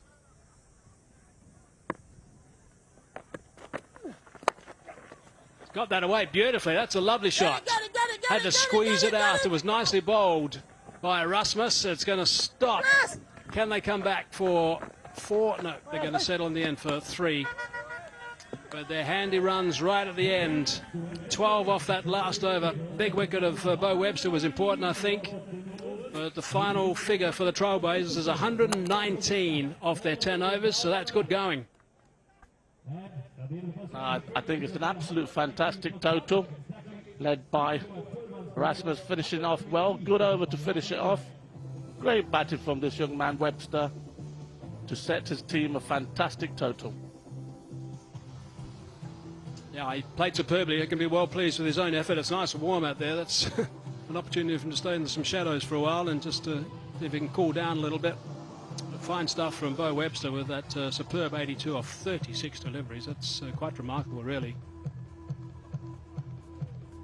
And if you think that he got 82 and the team got 119, shows how dominant he was. Warner just a dozen. And Wood, a couple of nice shots for 11 off just 9.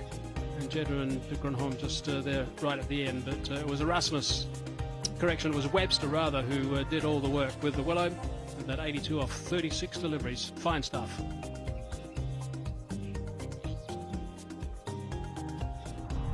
Yeah, the Miami Lions, Amazide, bowled 2 overs for 21, no wickets. Cost a lot, over 10. Wright came in, bowled fantastic, 2 overs for 26, went for 13. Menenti finishes over for 28 for 2. Anderson tried to vary his pace a lot, went for 26 off 2. And Erasmus with a big over at the end, bowled fantastic well for 2 overs for 17 and took 2 wickets. Out there just making sure things are okay right now, just do a little bit of repainting, preparing so that the boys batting second have got everything in the right condition as well to play on, and everyone so far has been trusting that surface. Right, let's have a look at the highlights. There's plenty of good driving here and shots from Bo Webster. Just sit back and have a look at his power. He's certainly very strong, that's for sure, but his placement is good as well. David Warren looked certainly promising. Only got a dozen runs. To Ben Menenti, who picked up a sharp catch. And they gave Webster an opportunity to take centre stage and play some nice shots on both sides of the pitches, actually, of the ground, actually.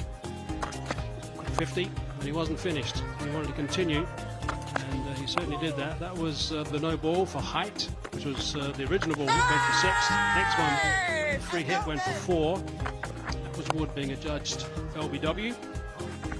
And still it was Webster who continued to pound that ball over the rope, this time only just. Full toss was hit nice and high, but this was a relief, I think, to all the boys in orange out here that Webster, even though there was a couple of balls towards the end of the innings, was dismissed. But he played absolutely superbly. And it was good work to get that 119 for 4. So that's what the Lions need. That beach looks pretty nice, Uzi. Have you had an opportunity to get down to the beach? Yeah, no, I'd love to get down there. I mean, but just put a bit of weight on, Hazy. So I don't know whether I want to take my shirt off lately, mate, be honest with you. But I don't think that'd be a great sight, really, for Cayman if it was me top off. We'll get you down there, don't worry, Uzi. We'll check it out. Righto, let's get downstairs now and join Joel Manning. Well, he's still slightly winded after that batting performance. Bo, tell me about how you felt out there today. Yeah, good. It's a nice wicket. It's skidding on. There's plenty of pace in it, which is always nice. Yeah, just lucky enough to get onto a few and try and use the wind as much as we could.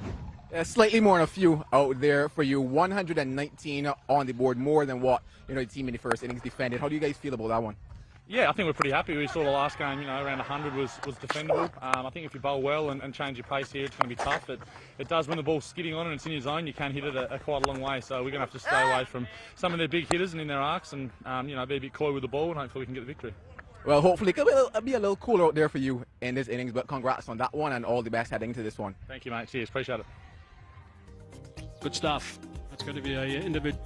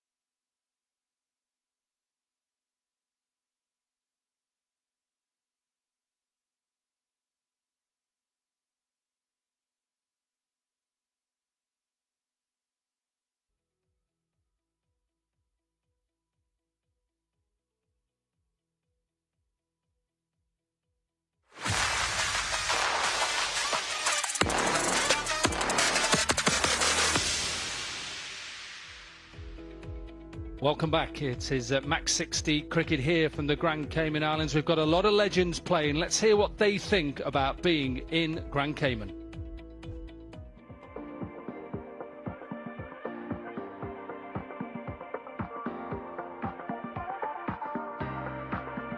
Yeah, well, it's a great place to be off the field, I can tell you that. You know, there's a wonderful beach, beautiful pools. Yeah, I think any tournament that's the first season always brings a special vibe to it, and it's always you can create history by winning the first ever Cayman Island MAX60. So first time to Cayman Islands, and I can't wait to get out there. Unbelievable. I mean, landed in last night. Hotel's beautiful. Had a really nice chill morning at the beach. So as a venue, I think it's as good as it gets. Actually, it's really excited because of this my first time in Cayman Island. And to be here in Cayman Islands, growing up, I would never have thought I'd be playing cricket here. And yet here we are, and there's beautiful weather, beautiful beaches, and hopefully the cricket's a real spectacle as well. The weather's absolutely amazing. It's probably extreme heat for a game of cricket. But what I'm excited for is the fact that we're playing 60 balls, MAX60.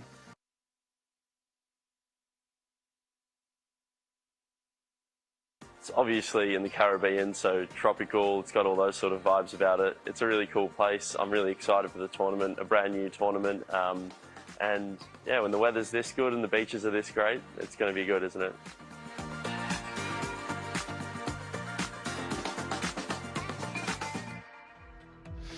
Well, great to hear from the players, and the last player you saw there is the glue, as we call him, Glue. He'll be bowling his leg spin at some stage. Remember, Trailblazers got to 119 for 4 in their 10 overs, 60 balls, thanks to a magnificent innings from Bo Webster. Got to get off to a start.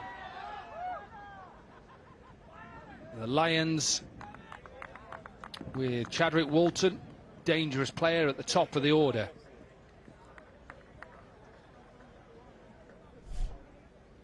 Right-handed bat. Jamaican. And Joe Burns from Australia. So we're all set to go then, match 2.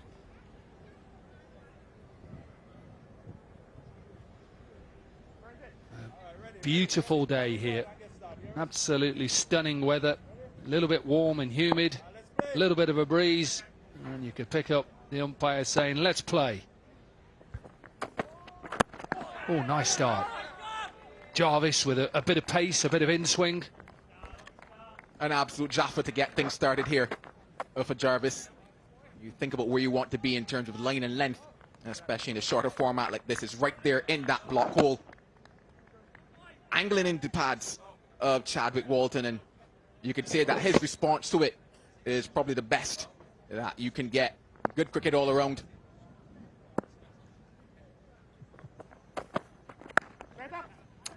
Definitely his action. He finds it a little bit easier for him to push it in. You could see with that left arm it goes up, he slightly falls away, and then it all goes back into the right-handers. He's got a bit of pace, and it's a good start.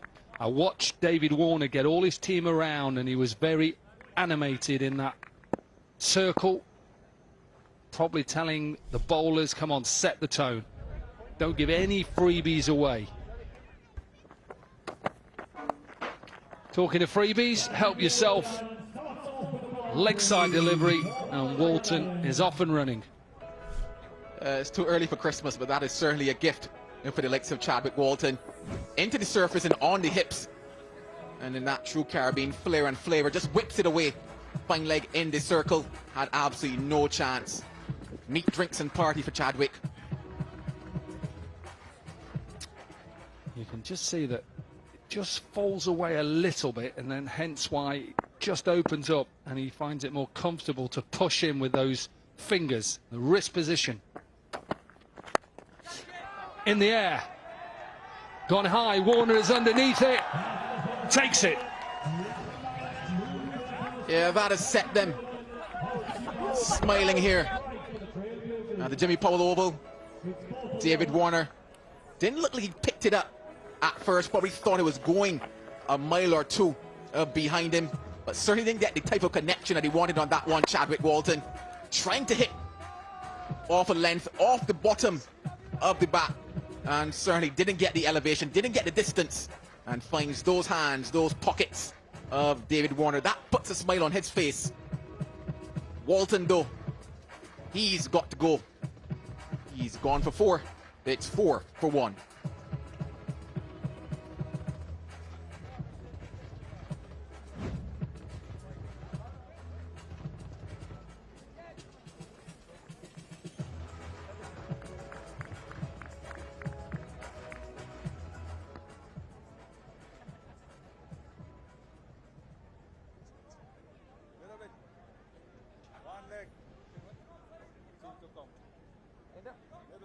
You guys are in for Miami Lions. Give it up for Umbuk Chan.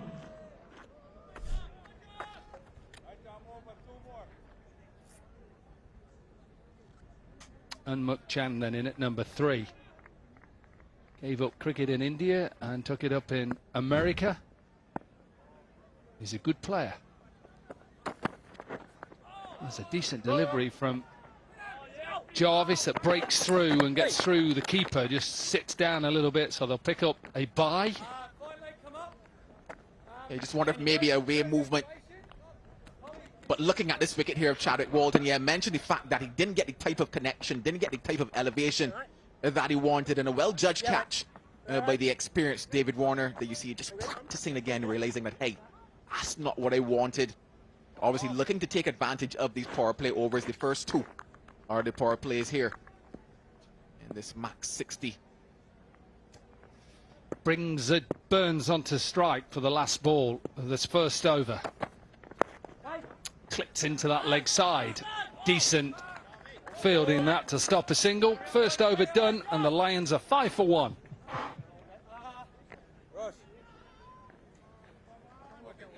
You want split field? Yep. John, can you go long off? I'll do that one. Can you come in here, Oh, look please? at the baby. She needs that water. Yeah, see someone on point. It's just a little hot there. Yeah, give us a wave, give us a smile. We're having a wonderful time here at MAX60 cricket.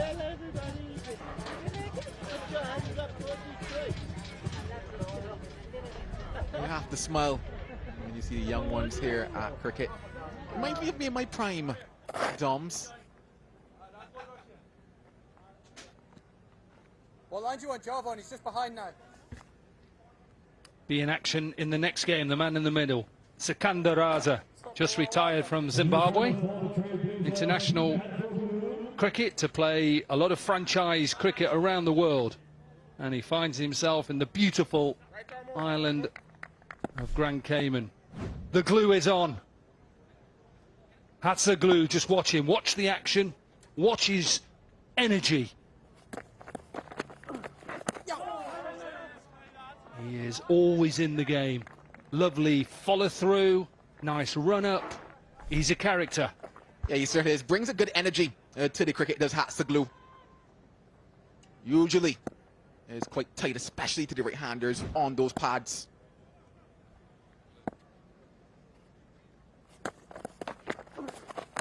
Oh, that's definitely a loose delivery.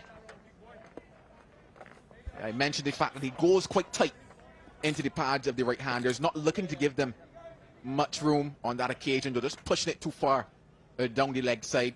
Yeah, let's go, boys. Also looking at the type of pace that he's bowling with at the moment to get started.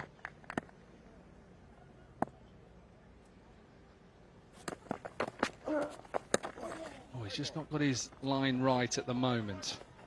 Everything he just seems to be pushing down the leg.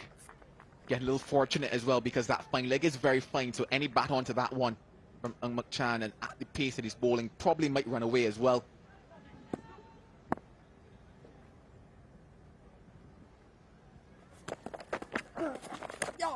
He's even gone wide of the crease there to just try and get a better line. He's struggling a little bit at the moment. The glue is normally very consistent. You're trying to say he's becoming unstuck at the moment, Doms? A little bit. Off.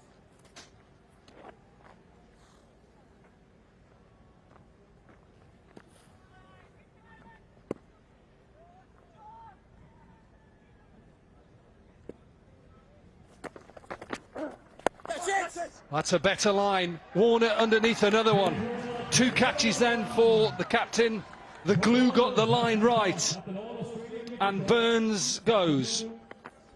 Yeah, you saw what he was looking to do. You saw he was looking to go tight, not give the right-handers any room. Gets it right on this occasion. Can't get the elevation required, Burns. And that man, David Warner, he stands there again with the safe hands. Burns takes that long walk back to the pavilion. He goes without troubling the scores. It's 9 for 2.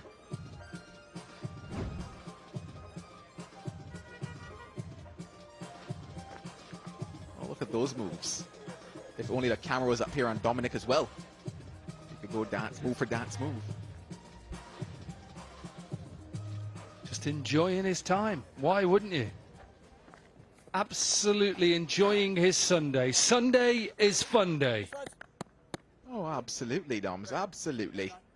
Oh, boys, 3 in the first 2 here.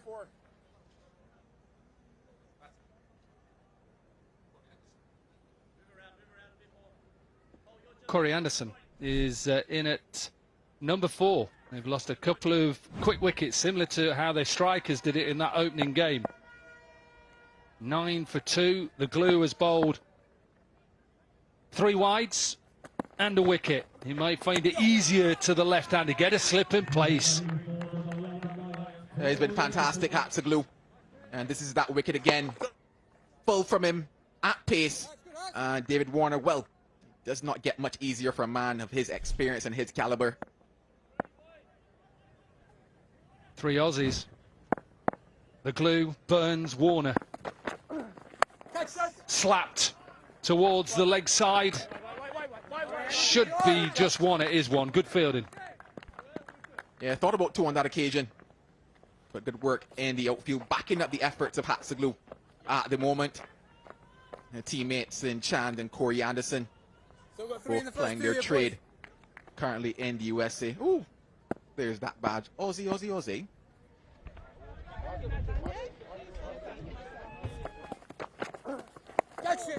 This one is swept for a single to finish. I was going to say finish the over. It's not finished the over. He's still got a ball to go. Oh, you're rushing it. If you count the wides, Doms, you would see. Yeah, certainly 1 more to go from him. But even with those wides, still just gone for 6 in this over and still in the power play, you definitely will take that.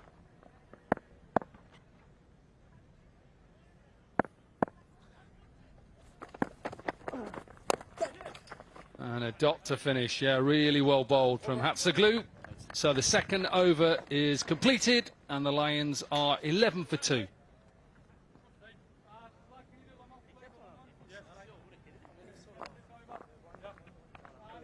Yeah, just slightly behind at this stage in terms of that power play.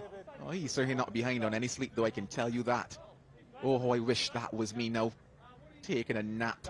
Oh, and the beautiful breeze of Grand Cayman. Oh, I'm jealous.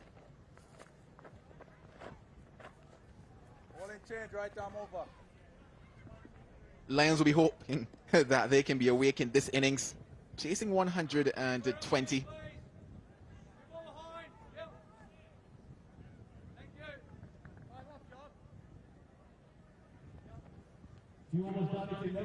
Had a bit of jet lag last night. I couldn't get to sleep.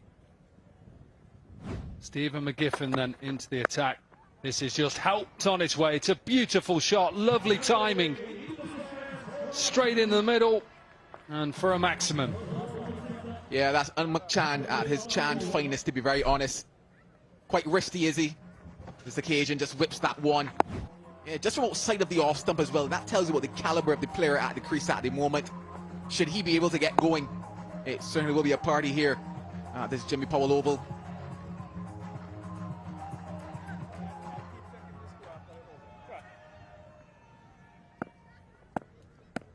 Good start to the over then for the Lions.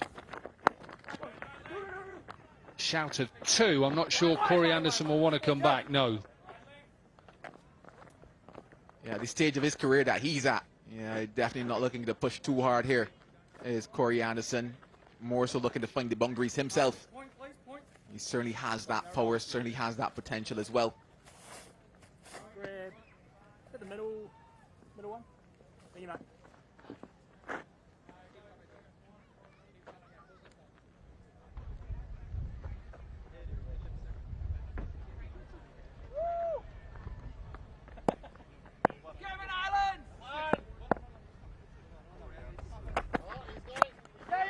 This is hits leg side. Just a one bounce and tied it up. So this is good. Remember that out of the power play now, the batting side still have a floating power play that must be taken before that last over. You probably just tell yourself at some stage, especially if Corey Anderson probably bats another over or 2, that they will take it with him at the crease.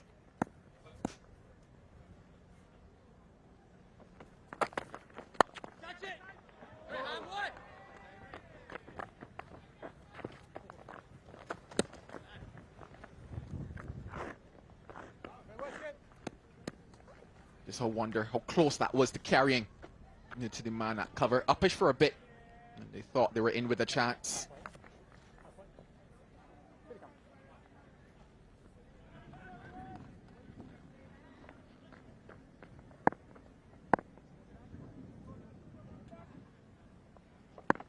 Round the wicket. On for that Fuller delivery. That's okay. Just trying to put them under pressure. Stop that boundary after conceding a 6 off the first ball. He's just conceded singles from then on. It's been a better last 4 deliveries from McGiffin. The only thing, though, is can he close it out? Because that will matter.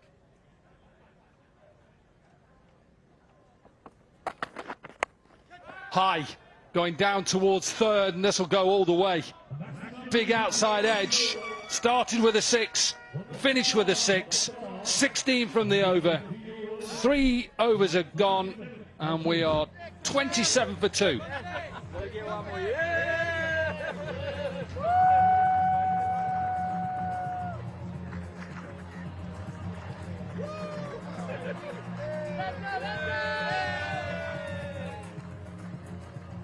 He wasn't in control of this one, but it doesn't matter because the result is what he needed, and the result is what the Lions needed as well. Well, I said it was an outside edge. I'm not sure it was. It may have come straight off the face of the bat. It flew miles.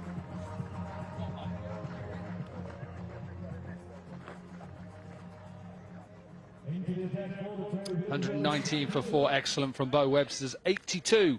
Highest score at the moment in this MAX60 Caribbean tournament. Why not Caribbean, Dom? We'll have that debate. I don't know. It's either Caribbean or Caribbean. You tell me.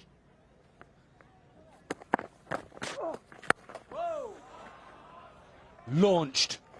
Seriously smashed. Watch the cars. I think our car that brought us in today is underneath those trees. Absolutely.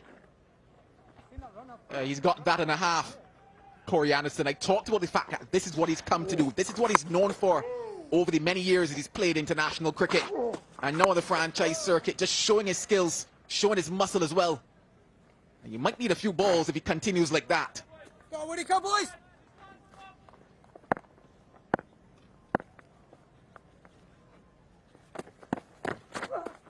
Well, he certainly is trying to show his muscle. You can see that he just wants to hit it downtown. And that's why he's not going to run too many twos here, especially in this sun. Not when he can strike it. Great adjustment, though, on that occasion by Wood.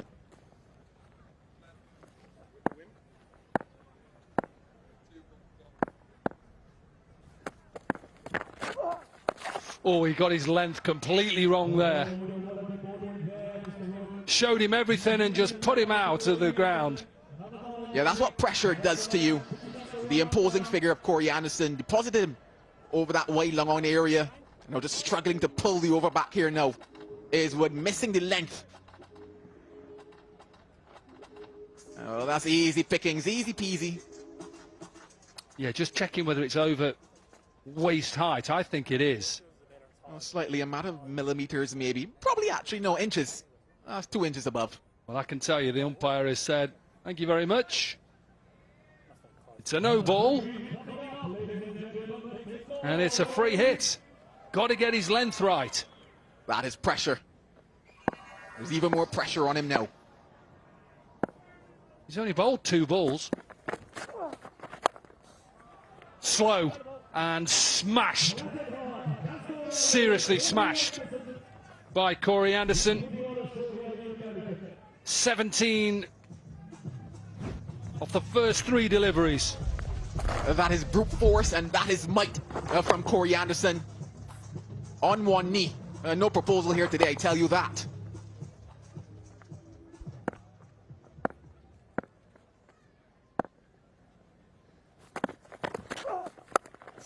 Definitely going after Wood. Okay, where Johnson? Definitely no calling him back here now. You just wonder if maybe with this momentum, should he be here at the end of this over, will they take that batting power play to keep that momentum going? Well, Wood is struggling with his length.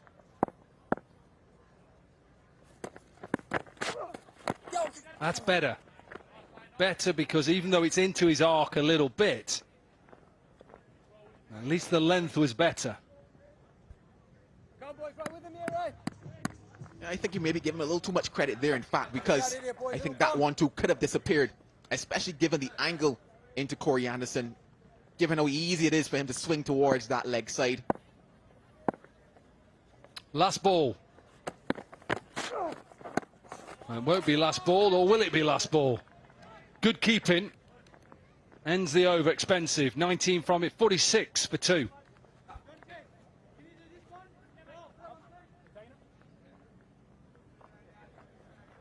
That's the end of the over. It's 14-6. 14. They're taking it.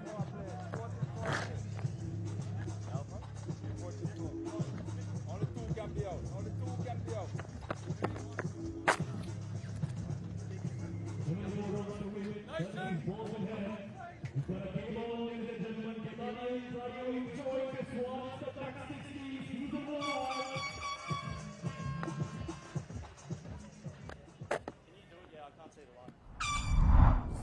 Copy that? Oh, sorry, you're doing it.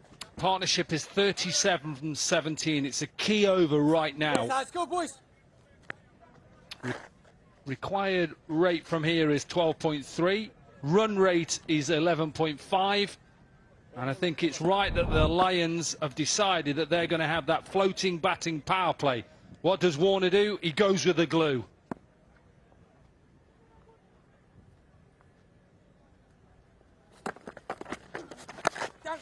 That's a good start. Good start. Chan not happy with himself. Thinks he's missed out. In fact, I think he's done the best that he could do with that delivery from Hatzoglou on that occasion. Couldn't necessarily get back under that one. Yeah, but this over will matter. Yeah, a bit too full to get something under that one. Would have opted to probably go a little bit cheeky if he wanted to and get that one down towards that fine leg position. Brings Corey Anderson on to strike, so change of angle for Hatzoglou. He's going round the wicket. Two fielders out, a deep mid-wicket, deep long on. Anderson is going to try and go downtown or over deep mid-wicket. He tries to stay offside. Great work here, Hats. Just holding it back, and that length is fantastic from Hatzoglou because it forces Corey Anderson to come to him. Possibility of a chance maybe in this over. Somebody look out for it.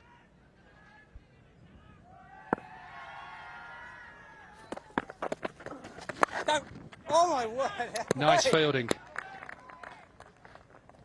Ready, Pete. Go, boys.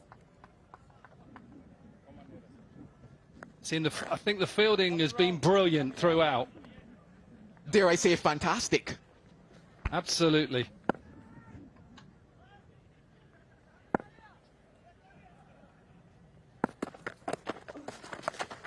That's good bowling, but that's just got an inside edge and runs away. Two fielders are up in the circle behind square, and it brings the 50 up. 51 for 2 for the Lions. Yeah, when you're in a mood like this, things usually go for you as well. Things like inside edges, because he was not in control of that one, Corey Anderson, but still managed to squeeze it away down behind that fine leg position. He's on the go, he's on the charge.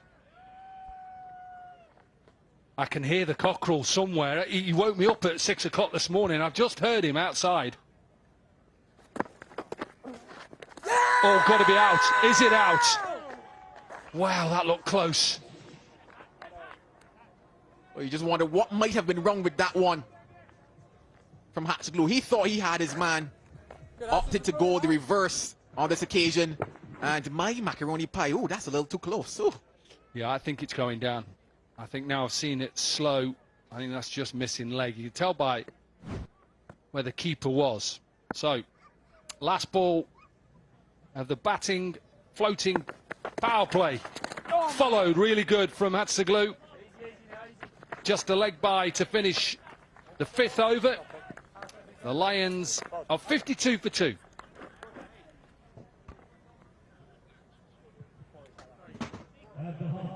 Let's have a look at this LBW real time. You can just see that the keeper just stayed leg side, and I thought it was a good decision.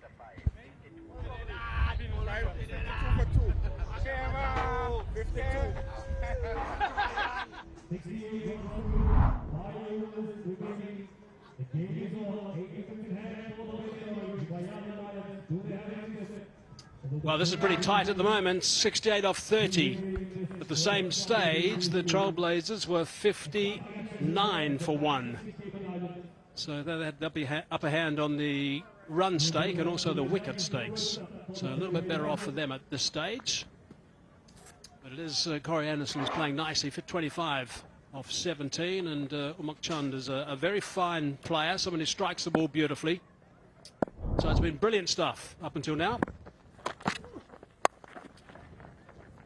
Wide from Webster. Into the attack now. Let it go if you want. Ow. Yeah, well on course. 13.86 required. And both these players have really batted well. Good partnership between them. 44 of just 24 deliveries on Umuk Chand. He's batted really well in the GD20 as well, so he's coming in form in this competition. You just feel like he's predominantly onside. He eyes that mid-wicket long-on region. Umuk Chand gives himself a bit of room outside the off. Looks to go over onside. Cries of catch it, picked up nicely. That's going to beat here. Yeah, it does. It goes for 4. Jarvis took the wrong line, I think. If he'd gone around the boundary, he would have been okay. Yeah, again, the same. Going onside. If you're a bowler, you've got to think about what field placement you want to have against him. Slower delivery, picked it quite early. And they needed a boundary. And the moment you get a boundary early in the over, it takes a lot of pressure off as a batting unit. But I would rather have that point fielder back in the boundary and try and bowl him outside the off. That's a top edge. Cries of catch it again. Jarvis is in trouble here with the sun and does exceptionally well. That is a very good catch. Stuck his hand up just to shade the sun away from his eyes. Had enough time to bring that down and take the catch comfortably. Good stuff. Yon Chand again. Similar delivery, similar shot. Just the execution wasn't there. Getting a thick outside edge. And a lovely catch. Jack Jarvis, good technique. Just guarding that sun with his left hand. Out for 20 of 9. 57 for 3 lines.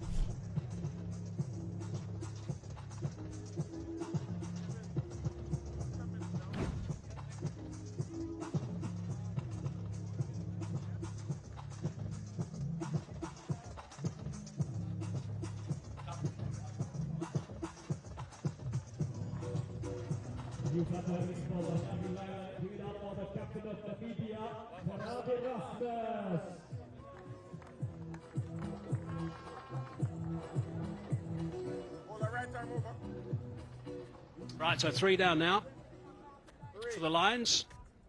Trailblazers, I'll just give you an update as to how they were going with the run stakes. They were 62 at this stage, so again, better off from runs and also wickets point of view. They only lost 2 at the stage, and Gerrit Erasmus at the crease now. Good player. Really good player. Gerrit Erasmus.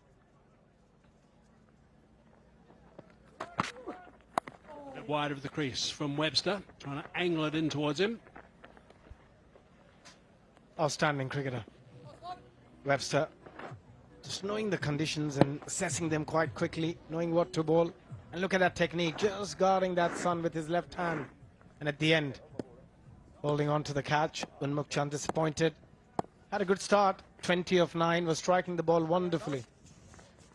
But yeah, they'll have to do something special. The required rate, they've got to keep an eye on that as well. Can't let it slip. 17, 18. Secret here is to try and pick up a couple of quick wickets, because that'll change things pretty comfortably. That's a wide. Webster was hoping it wouldn't be called. And also from Lions' point of view, they need this man, the skipper, Corey Anderson, to play some special innings. He's already on 26 of 18. And we've seen some exceptional ball striking from him. Webster was just having a chat with the umpire. He said there's no wide on that one. He didn't think it was a wide at all. I thought it was a wide by some distance, actually. Been dragged onto the onside. That's where that Anderson likes to play. He's a power hitter.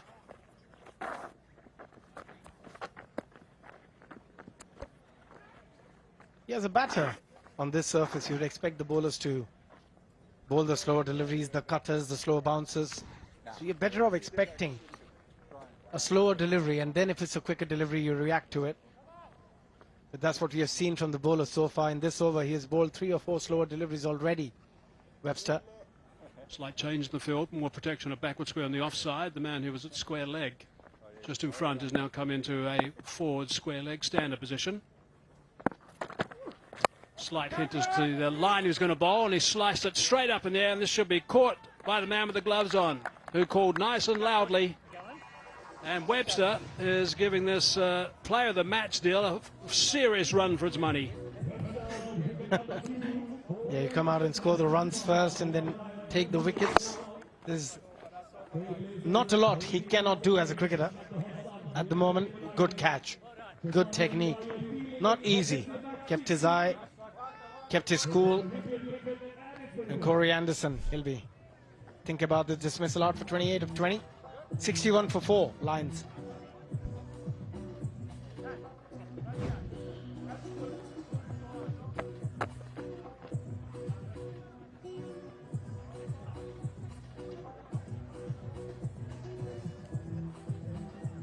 And the ball number 6 now, 61 for 3.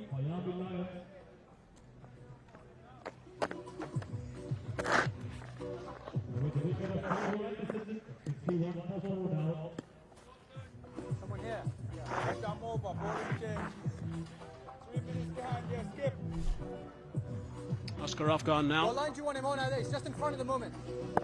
Have lost 2 wickets in quick succession, which means there's 2 new bats in the crease now who haven't got going. That's beautifully flecked. Great connection as well, and that's gone for 6 runs. What a shot that is. I can't really hear you. Great pickup. Just magnificent. The way he played that shot, picked the length early. Again, knowing what shot he wants to play. Terrific batting. Colin de Grandhomme, by the way, into the attack. First delivery gets greeted with a maximum. There's a crucial partnership. Asghar Afghan, he's a power hitter. He can clear the boundary with ease as well. Just got to make sure they keep up with that run rate. Yeah, not you, John. Early call of 2. Can they touch and turn and come back? No, hit it too well. They need a lot of 6s. It's a game of 6s and 4s, and also when you're chasing, you count in that fashion as well. There were 22 balls remaining. You're thinking, how many 6s and 4s do we need to get the remaining runs? Up the news, most 6s. Floated up that time by de Grandhomme. This time looking for 2, but again not. Oh, that's a good balance. You always see the funny side. General just having a bit of a laugh with himself. Couldn't control. Just lost balance. It's a speed wobble.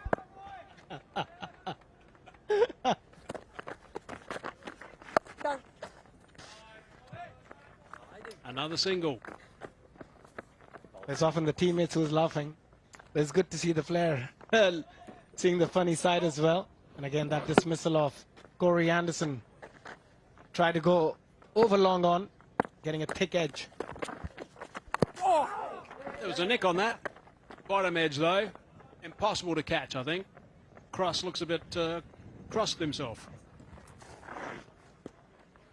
The batters needs to think something different here. Either get deep into the crease and wait for that slower delivery. Oh, my word.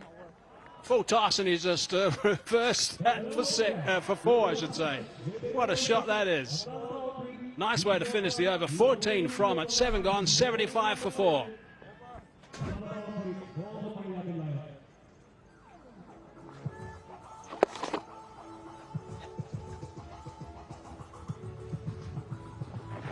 Very clever indeed. 120.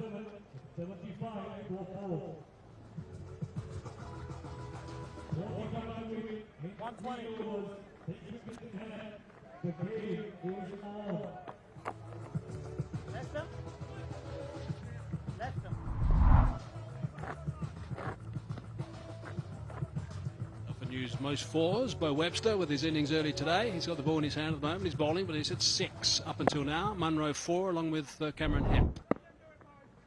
Webster. Bit of extra bounce. Just 1. It's smart bowling. Not giving any pace. The previous over, he bowled 4 to 5 slower deliveries again. Starting with a slower bouncer. One of the hardest delivery as a batter to hit for 4s and 6. If the bowler executes it right. There's 6 runs off the pace at the moment where the Trailblazers were at the same stage. That can be one good shot to get them back on track. Drilling that one down the ground, just for 1 though. Every time you get that slower bouncer, you've got to generate the power. There is no pace on the ball, so as a batter, you should be able to generate the power to get the ball over the boundary, which is a very hard skill to have.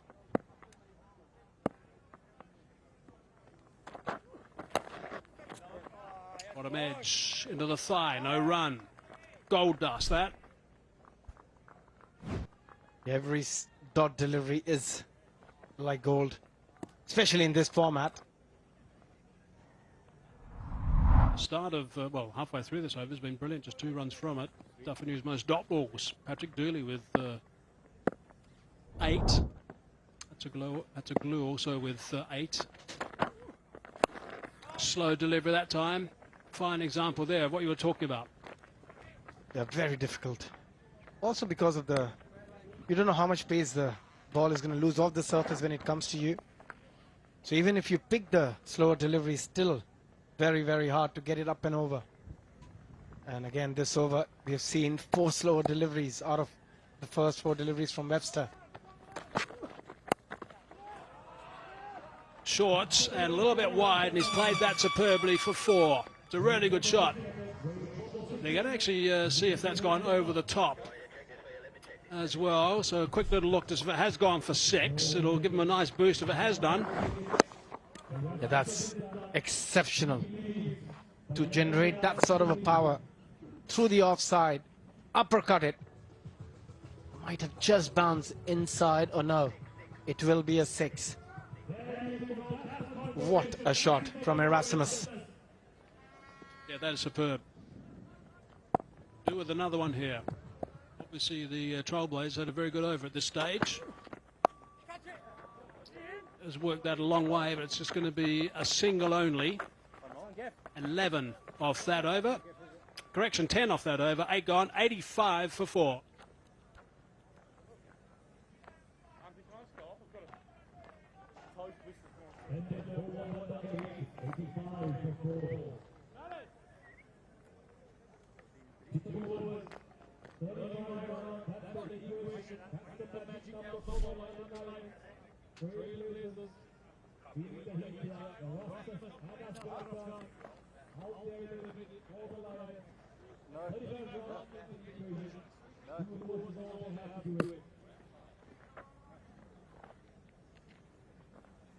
Bottom line on that graphic, as Bo Webster leaves the field now after his superb performance today.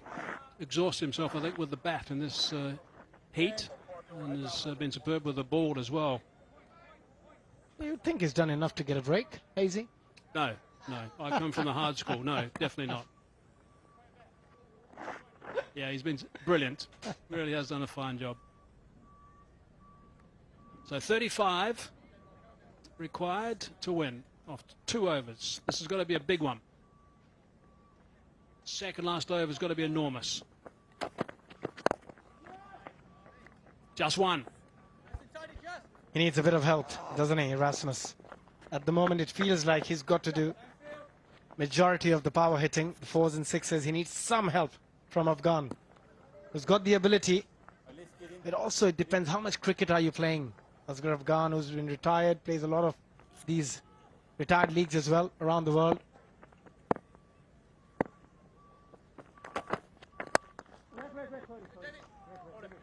Hit that pretty well, but straight to the fieldsman, unfortunately for him. It makes a massive difference. How many balls are you hitting? Are you hitting enough? So for somebody like him to come into a tournament where there are a lot of current players and some really, really talented big names are involved, can be sometimes hard.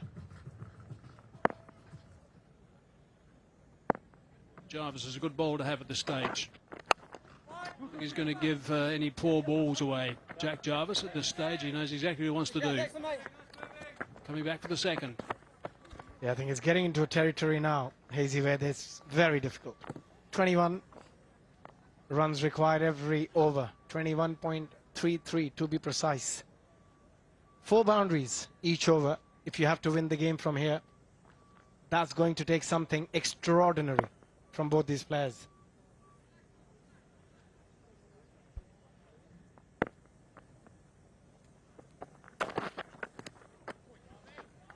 A little bit of a tumble from Jack Jarvis. Let's hope he's okay.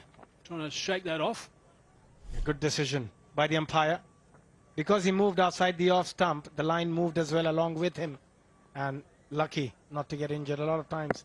And look at that. Because he moved outside the off stump, the line moves with him. A very good decision by the umpire.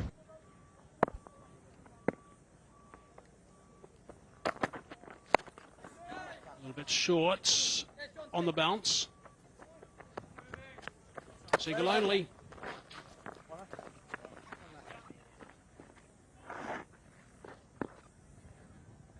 Again, using that slower delivery really well and just given 8 runs of his 1.5 overs. That shows how exceptional he has been in this spell. Very talented young cricketer, Jack Jarvis. pretty able with the bat too. He's done a fine job in this game and a fine job in this over. Dragging that on the onside, and he's going to look to come back for the second, but it's not there, so that's a great over. That's going to make it nigh impossible for the last over. Just 5 from that, 90 for 4.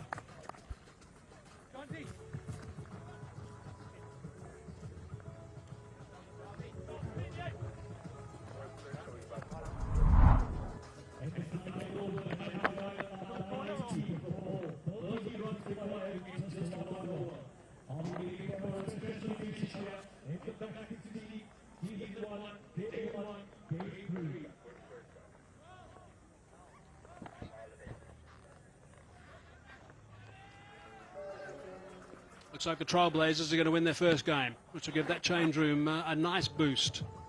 Lions need 30.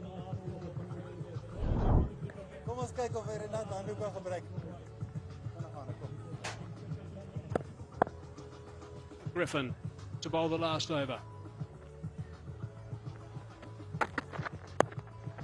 Hitting high in the bat, and it's just going to be 1. And also what's been impressive, every time they've bowled that hard ball as well, it's been short of length. Just back of length, where it's been difficult for the batters to get under.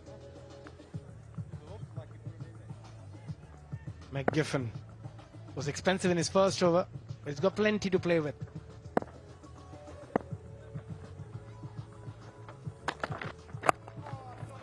That's superbly bowled.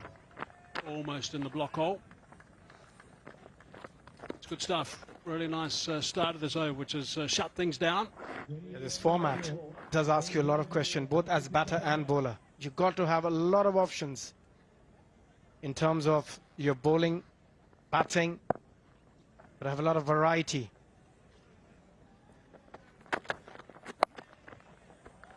Pick that up, and it's very well taken. That is a good grab. Some of the fielding today has been top-notch, that's for sure. Very good work out there at Cow Corner. Yeah, Wood with that catch. Never easy. Again, that slow delivery dug into the surface. Had enough time to launch it. Just didn't get enough look at that technique. Very good. Another wicket for the Trailblazers. Erasmus out for 24 with a strike rate of 200. 92 for 5 Lions.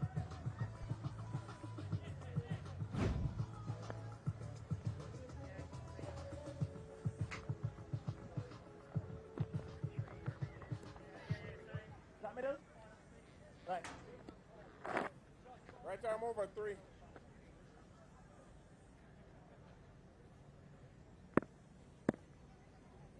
Jonathan Carter now.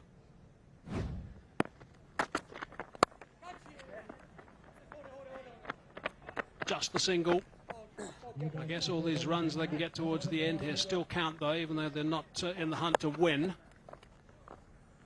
We often talk about the shorter format and how it's dominated by the batters, but it just shows that if you have a strong bowling unit, it makes such a big difference in any format. Just get a couple of boundaries at the end. It'll help a net run rate situation. That's dragged away. Just going to be a single. So bridge too far for the Lions. He'll be happy. David Warner. Bo Webster was the star of the show as far as his side was concerned. It was absolutely brilliant with the bat in particular, and did a fine job with the ball as well. But if the captain goes up in a winning game, the first game, it makes things more comfortable in the environment. Last ball, no, one to come. Not yet. Still got a lot of fun left in this match. Again, it's so important. I see Herschel Gibbs having a chat with David Warner. And what a player he was, Herschel Gibbs. Again, it's always so important to have that winning momentum at the start of the tournament.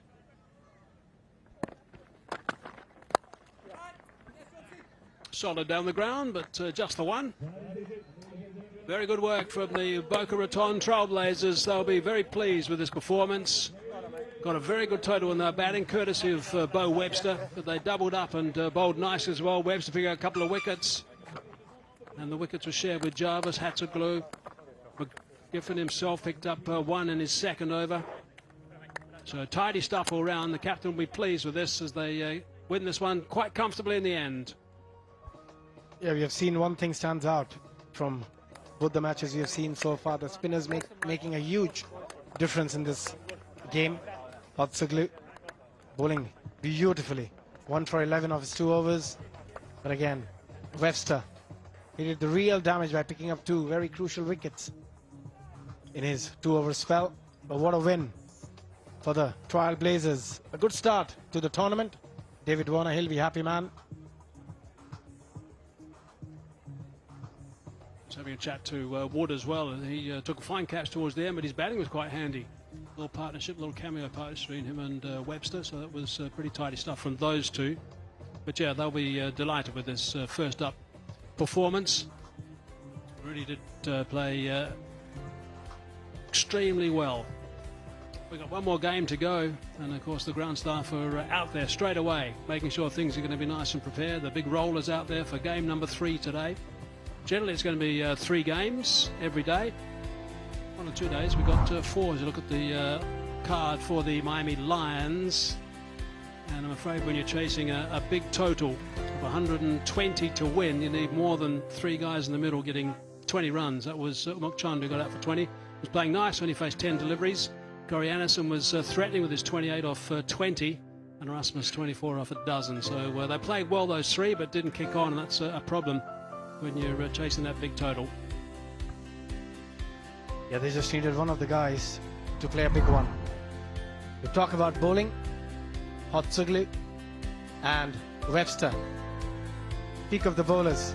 They got wicket, they didn't give too many runs either. Again, Jarvis was outstanding at the start. 2 overs, 7 dot balls. That's the key. Hotsuglu, 8 dot balls. The dot balls are like gold dust in this format. Every team will keep a very close eye on those dot balls with bat and ball.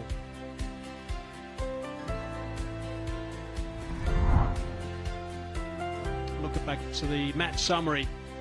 Match number 2 it is, and the MAX60 Caribbean 2024 Boca Raton Trailblazers. David Warner won the toss, elected to bat. 119 for 4 it was, with Webster superb with his 82. Erasmus did a nice job with the ball, 2 for 17. Mananti 2 for 28. The Lions in reply, 96 is all they could muster. Lost 5 wickets. Aniston was tidy. Erasmus and Chund also. And Bo Webster in the runs and the wickets, 2 for 19 in the wickets as well. And Jarvis 1 and Hatsuglu 1, and also McGiffin picked up 1 for 22 after an expensive first over. Came back nice with his second, and the Boca Raton Trailblazers in the end won by 23 runs. So a good performance, good solid performance from the Trailblazers, set them on the right trend in the MAX60. Okay, we're going to take a break. When we come back, we'll have the presentation.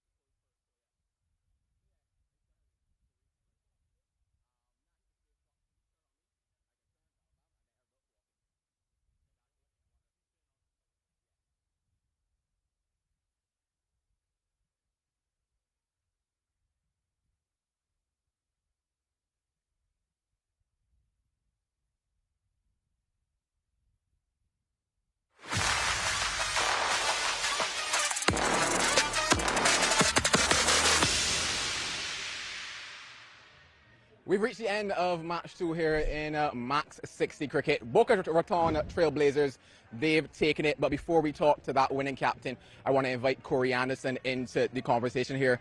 Corey, of course, looking at this match, what's your assessment of how things went for yourself and your boys?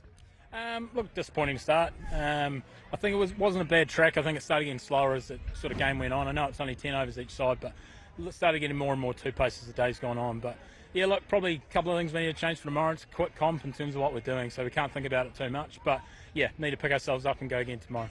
I know, cricket aside, how have you enjoyed just playing here in Cayman? Yeah, it's been beautiful. Beautiful weather. You know, coming to the islands is always fantastic, and I think a lot of boys are going to enjoy this week, and it'll be a great one. Thanks a lot, Corey. And I want to invite David Warner in to the picture. He's had a very big smile on his face, I would say, throughout today. How are things going for you, Warner? Yeah, look, going fantastic. You know, always good to get the first one on the board. Obviously, Bo Webster played outstanding. You know, T10 cricket's my first game, so look, it was good. You know, I think it was all in all a good team performance, but it helps when you've got a good total on the board, and there's a lot of energy that was in the field, so I'm very happy. Yeah, and then same question that I gave as well to Corey, just the fact that you're here in Grand Cayman, how much you're enjoying it? Absolutely loving it. I've played a lot in the Caribbean, but to come here in Cayman, you know, it's exciting. The crowd is fantastic. The people are so hospitable, and I'm just thrilled to be here. Congrats, Davey, and well, all the best for the next one. Time now for the man of the match, and a very, very easy decision to make. He made runs in that first one, 82 off of 36. He's back to chat to me again because he picked up 2 in that innings as well. Bo, overall, how do you assess your performance in this match? Yeah, very happy. First one off the rank, and nice to get a few out of the middle and a couple of poles early to get going in a pretty short tournament, so it's nice to hit the ground running. I'm definitely not as tall as you, so I have to raise my back a little higher. But when you think about how things have gone, you know, do you think that this momentum takes you throughout the rest of this competition? Yeah, absolutely. These short tournaments now, it's crucial to get off to a good start and try and take some momentum into the games that are day after day. So there's no rest for the Wicked. You're straight back into it tomorrow, and sometimes 2 games like we've seen today. I think we've got 2 games back into the week, so it'll be nice to have a few wins on the board there and try and get into the finals late in the tournament. No rest for the Wicked. I think you painted yourself with the Wicked just now. Let's talk about those 2 wickets, though. Those 2 wickets for you. Enjoyed them, you know? Talk me through how those were for you. Yeah, they're 2 big wickets, 2 class players. Corey obviously hits them a mile, as we saw there. He was looking ominous, so it was a big wicket and nice to get him out. It's any wicket in this format's going to hold some momentum, so they're definitely your friend, and it was nice to pick up a couple when they're trying to park me over the stands. Well, now it's time to take that rest. Congrats on today and all the rest going forward. Thank you, mate. Cheers. Yeah, good stuff. Nice to have a chat to Bo Webster. He talks a lot of sense with the microphone in front of him. Right, we've got another game coming up. Match number 3. It is the Caribbean Tigers versus the Grand Cayman Jaguars. And, of course, we're at the Jimmy Powell Oval in Georgetown, Grand Cayman. We're going to take a break now. You can rejoin us in about 25 minutes' time.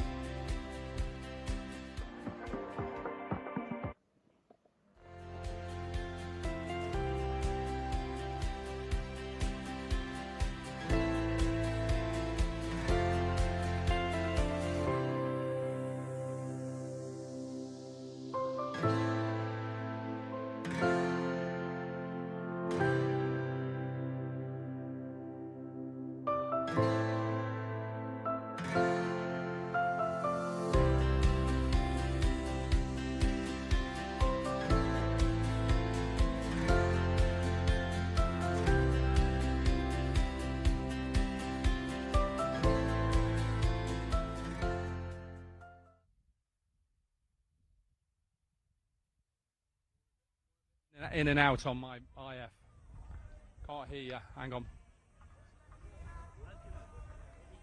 Okay. It's fine. Just go like that.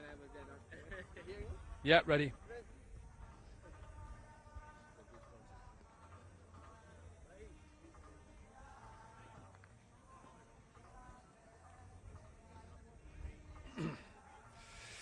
Match 3 and it's toss time. George Munsey has already played today, the Caribbean Tigers. Sikandar Raza of the Cayman Jaguars, and of course Roshan Mahanama, who is the match referee. Right, George, give it a flick. Sikandar has called a tail, and it comes down at heads. Heads. So, George, you've won the toss. What are you going to do first and why? We're going to have a bat. Obviously, we batted on it this morning. It's a good wicket, and I just want to put the runs on the board. What did you make of that surface earlier? We thought maybe 101 wasn't enough. It proved to be plenty. Yeah, look, I think we were a bit short with the bat. I think we left 20 runs out there. We've come together as a group. We've got some better plans now to go out there and try and get 120, 130. What's it like to have 2 games in a day? You're going to have to do it more than just today. It's quite humid, isn't it? Yeah, I'll be honest, I fell asleep in the break there, so I had a nice little nap, but no, it's all good. That's what we're here to do. We're here to play cricket and here to hopefully put on a show. Team changes, anything? No, all the same. Good luck. Thank you. Sikandar, it's your first, obviously, look at this tournament. What have you made of it so far? What would you have done? I wasn't sure, and plus I know my history of winning the toss is pretty low, so I was pretty comfortable losing another toss and let the opposition decide. But looking at the surface, it looks like it has played okay. Both games have been sort of high scoring. I know the chasing teams have come up short, but hopefully it's time to change that. What have you made of this surface so far? Looks like it's a decent surface. It's a very good surface. Of course, you're going to have to bring your skills into the game as well. I cannot say out loud, but yeah, you're going to have to either hit the hole or sort of go into the wicket. And these are the two options you have when the things get tough. It looks like there was a bit of slowness and turn for spinners as well again. Like I say, cricket is a game of skills. If you have the skills, you should be okay. Okay, well, good luck. Thank you very much. So the news from the side is that the Tigers have won the toss. They're going to have a bat first.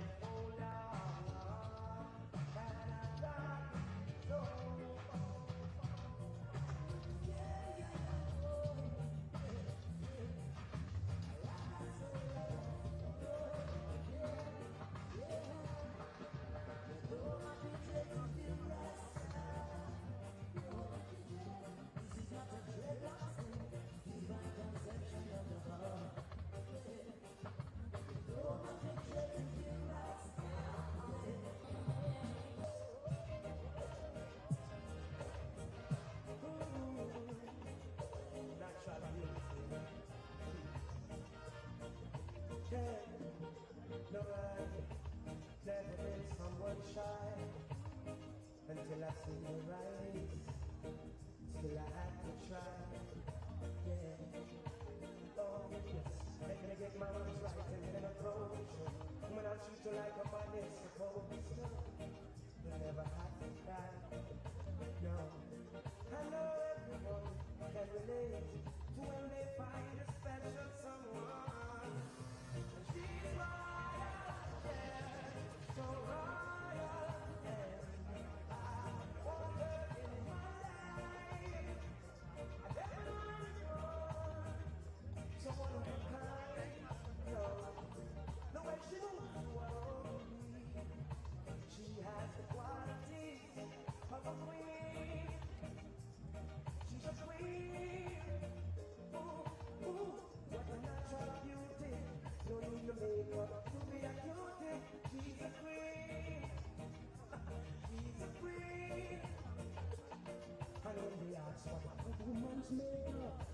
She's not afraid and ashamed of who she is.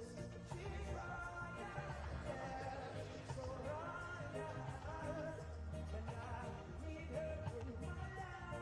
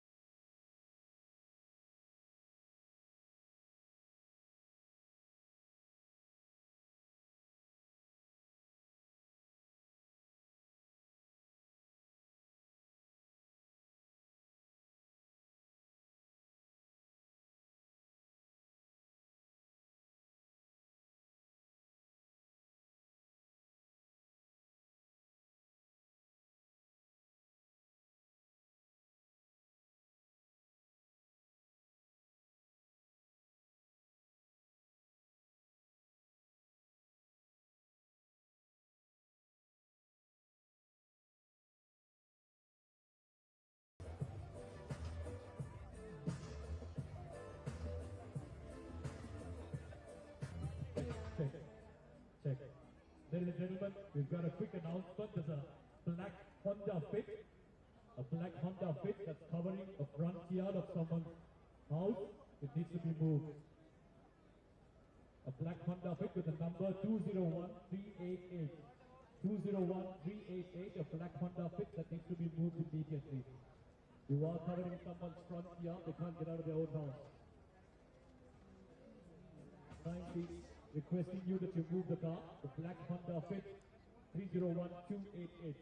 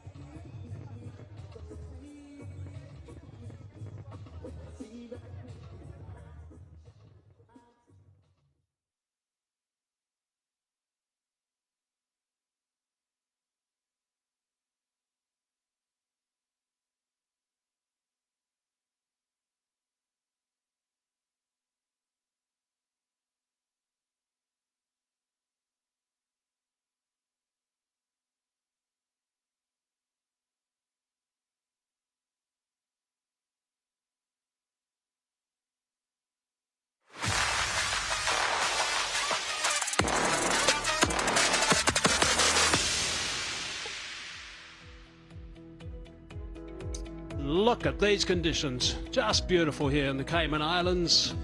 White sand, aqua sea, just superb and ideal for a game of cricket. Caribbean Tigers versus the Grand Cayman Jaguars. It's match number 3 on the first day of the MAX60 Caribbean, coming to you live from the Jimmy Powell Oval in Georgetown, Grand Cayman. People getting organised for the final day. It's just a perfect time of the afternoon. We'll be 5 to 4 local time, so just an idea. The sun's not far away from going down, and that means you've got to replace all the lost fluids from during the day. We need to find out what happened at the toss. Let's go and join Dominic Cork. Match 3 in his toss time. George Munsey has already played today, the Caribbean Tigers. Sikandar Raza of the Cayman Jaguars, and of course Roshan Mahanama, who is the match referee. Right, George, give it a flick. Sikandar has called a tail, and it comes down as heads. Heads. So, George, you've won the toss. What are you going to do first and why? We're going to have a bat. Obviously, we batted on it this morning. It's a good wicket, and I just want to put the runs on the board. What did you make of that surface earlier? We thought maybe 101 wasn't enough. It proved to be plenty. Yeah, look, I think we were a bit short with the bat. I think we left 20 runs out there. We've come together as a group. We've got some better plans now to go out there and try and get 120, 130. What's it like to have 2 games in a day? You're going to have to do it more than just today. It's quite humid, isn't it? Yeah, I'll be honest, I fell asleep in the break there, so I had a nice little nap, but no, it's all good. That's what we're here to do. We're here to play cricket and here to hopefully put on a show. Team changes, anything? No, all the same. Good luck. Thank you. Sikandar, it's your first, obviously, look at this tournament. What have you made of it so far? What would you have done? I wasn't sure, and plus I know my history of winning the toss is pretty low, so I was pretty comfortable losing another toss and let the opposition decide. But looking at the surface, it looks like it has played okay. Both games have been sort of high scoring. I know the chasing teams have come up short, but hopefully it's time to change that.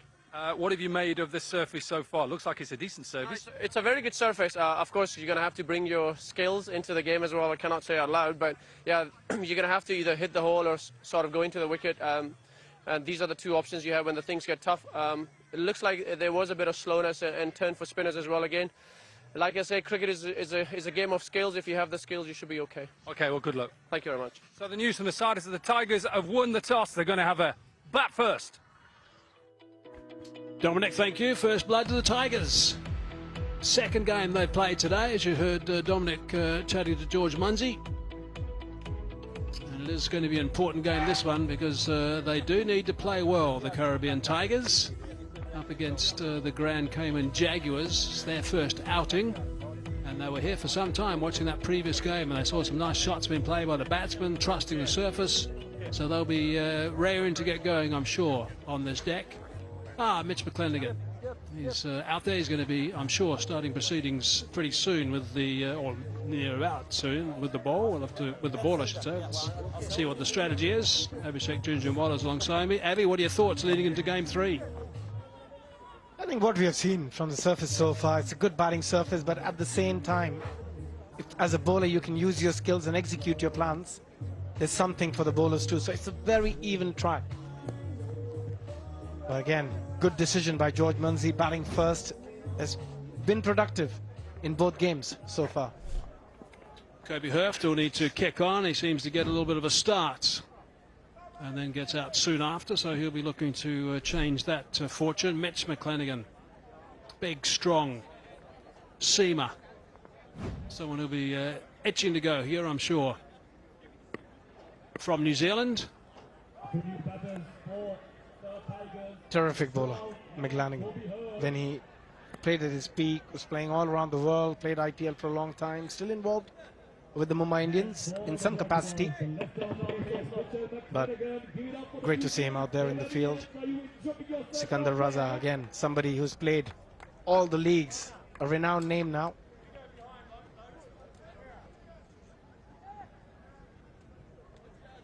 As Ben likes doing the captain's reins, Ben Dunk.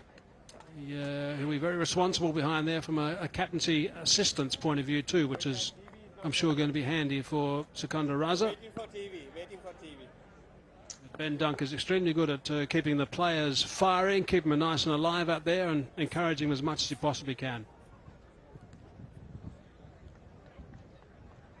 So it is Mitch McClenaghan who's going to be starting with the new ball, left arm quick bowler. Let's have a look at the teams in the meantime. Just go through them quickly. The Tigers, we saw them earlier today. Munsey and Hemp got some runs. Hobson played well also. And Ashley Nurse got some handy runs. Got a couple of seamers, Ty and Luckmal, to rely on. Now for the Jaguars, Ben Dunk, of course. Sikandar Raza, Sam Foster, Mitch McClenaghan, Logan van Beek, and Terence Hines and Josh Little. So a couple of nice lineups today for match number 3. Yeah, some very good players on show from both teams. You've got George Munzi again. We know what he can do with the bat. On the other side, some outstanding bowlers. Josh Little. Everyone will be excited to see him. Irish left-arm fast bowler, can bowl really quick, get close to that 90 miles an hour mark. There he goes. Running in. Big Mitch. With some swing as well, jamming into his pads. Nice start, nice encouragement too. A hint of swing. That's exactly what you want to see. Look how late the ball tailed in to the right-hander. Still looking good. Mitchell McClanagan. But Tigers, yeah, they need to get runs on board. You win the toss and bat first, that's your job. Slow ball, and that's been pumped down the ground. That's a good shot. Beautifully played. 1 bounce 4.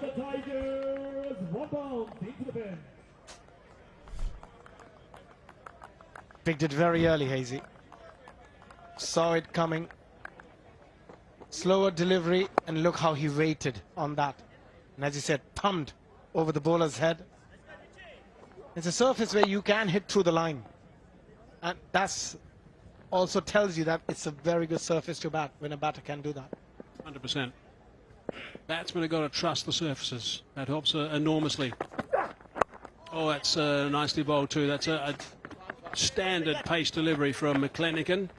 I don't know why he went for that slow ball in between. The first one was really good and it swung back. Then he went the slow one. Then his third one was really good and it swung back. Normal pace.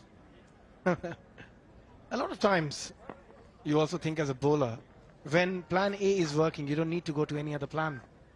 And especially with the new ball, when you can swing it and you can bring the ball into the right hander, no real use to bowl the slower delivery.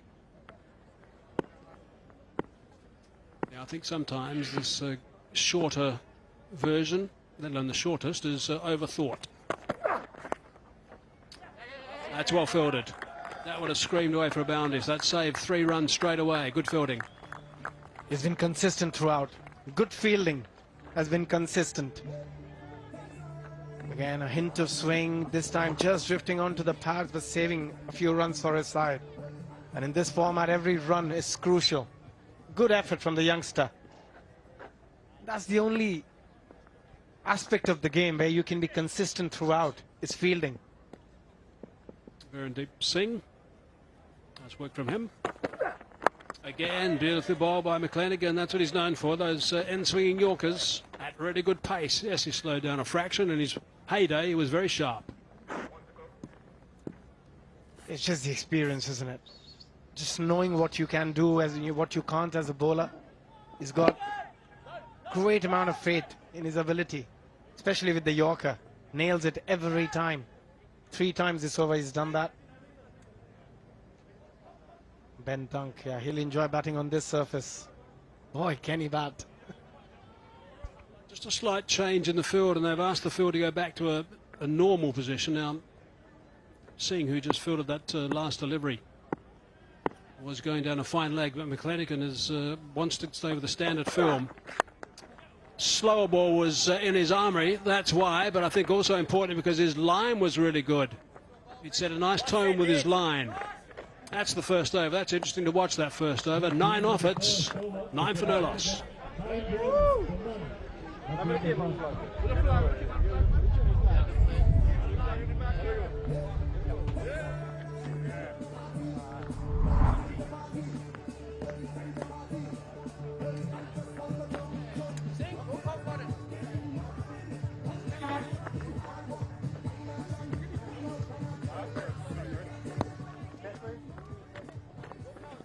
Left side, drop the Jimmy ball left. Give it up for Josh Little.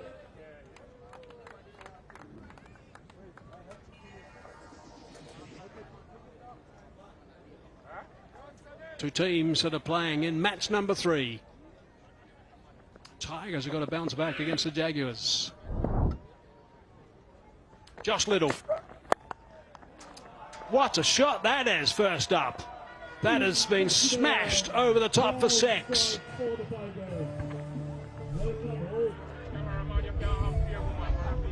That's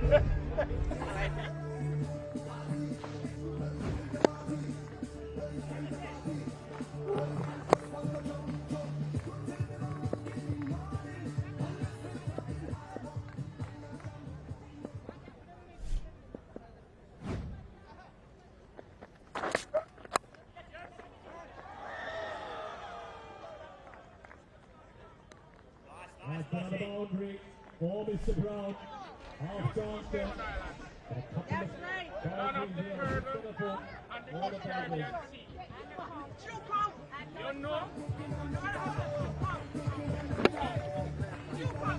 Side edge flying over shot third. As a bowler, you don't have a lot to do. Maybe change his angles a little bit. Two men outside the 30-yard circle, both on the onside at the moment.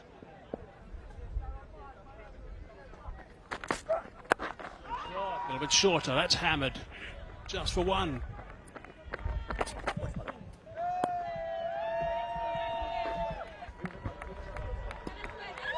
It's a perfect start. If you won the toss and elected to bat first, that's exactly what you expect from your batters. Brown striking at 242. 17 of 7. Kobe hurt. He needs to get a move on. So he's only faced 2 deliveries in the previous match as well. He was stuck a little bit. There's change in field. The deep mid wicket comes in. There's a deep point. Bowled him. That's a beauty. That's a nice wicket for a left armer to get. It's coming back nice. It might have been an inside edge, but certainly he's canned into that middle stump hard.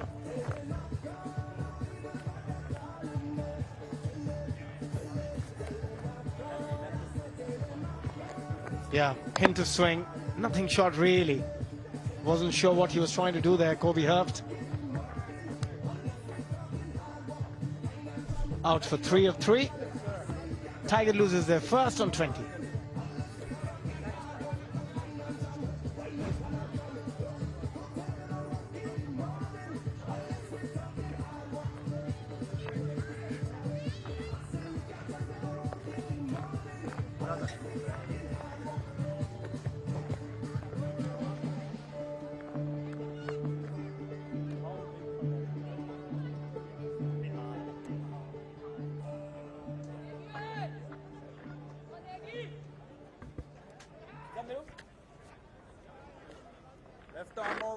Hemp now, he played nicely to Cameron Hemp in the first game. Nice little cameo.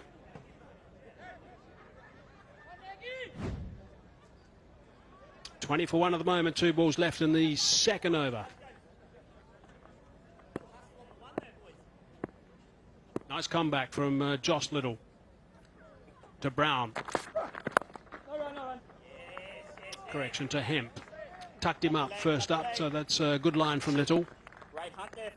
He came back quite strongly after those couple of boundaries in the first 2 deliveries. Here again, Kobe Hurft not sure what he wanted to do on that occasion. Was in a double mind. Should I pull it? Should I flick it? And at the end, loses his wicket. But Josh Little, he has done extremely well, playing all around the world, getting contracts in all the shorter format, all the T20, T10 competitions around the world. That's through that inner ring. Chases on, they're coming back for the second. Here's trouble. Really good fielding. The throw wasn't absolutely perfect. Dunk tried that sneaky performance to try and hit the stumps. Couldn't do so. Everyone's still alive. 21 for 1.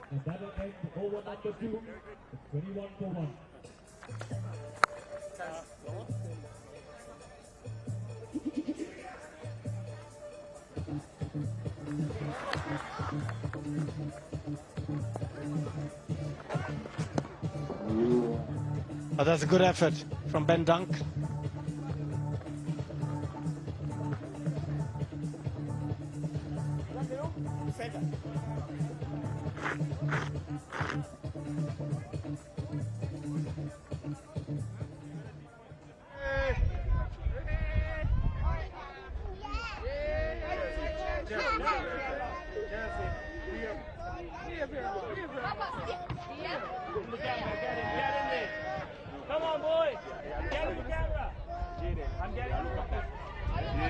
They want some 4s and 6s. Come on, kid. Loud.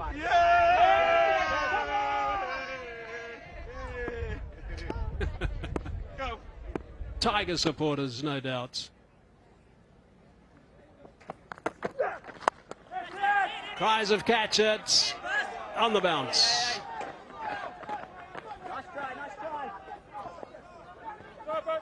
A good try.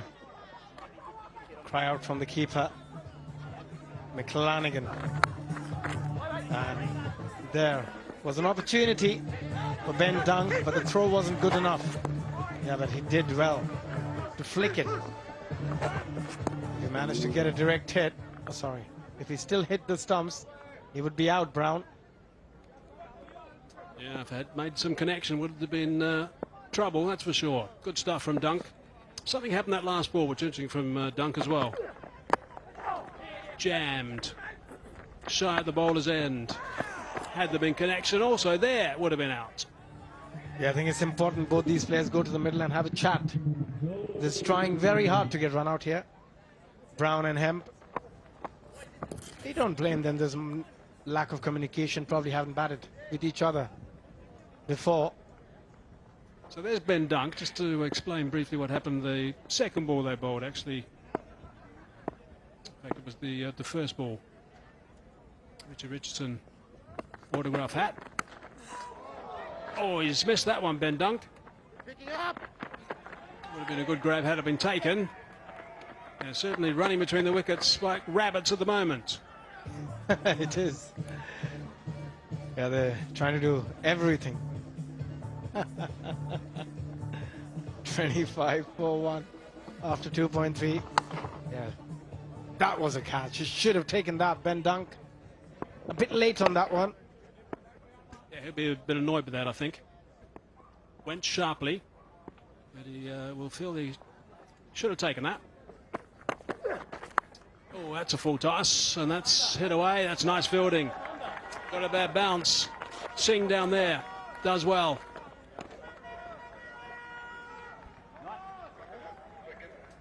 That is an outstanding effort from the fielder.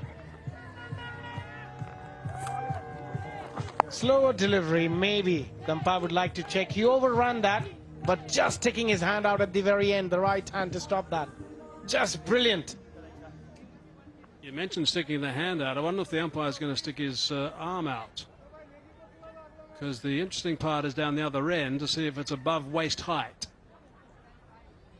That's what the umpires want to just have a look at. See if it was above the waist height when that was played. Yeah, that's above. If he's standing upright in the crease, now that's what they've got to judge from. If that batsman is standing upright, standing in the crease, is that above waist height? Correct decision made. That looked a no ball. Now the free hit for Brown.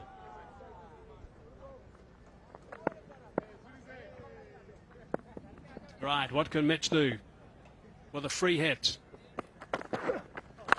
Oh, it's going to be another one too. That's going to fall safe in the end. Doesn't matter, of course, being a free hit. Only thing they can do is get run out, which they have been tempting that fate. Oh, it's another no ball straight away. No need to send it upstairs, so that free hit continues. Yeah, Brown was trying very hard to get run out again. Trying to go for the second run. Yeah, again, poor execution from McLanigan. That was very high. Did he get a warning by the umpire? He should have, if he hasn't so far. Yeah, we had a situation in the first game where the first ball above waist height was called as a no ball and a free hit, and also a warning. Had two here for Mets, nothing. Free hit again. So just so I can tell my story, the second ball of this over was quite interesting. It was hit down to long on, left-hander on strike, hit down to long on. And Mitch McLanigan was following through, and he was a bit annoyed that the fielder down there didn't actually go for the catch. And straight away Ben Dunk ran up and started saying, great effort, well played, well played. And Mitch turned around and saw him, and then he suddenly also realised, okay, I've got to keep encouraging these guys, and he said the same thing. It was quite nice that Ben started that with a younger player.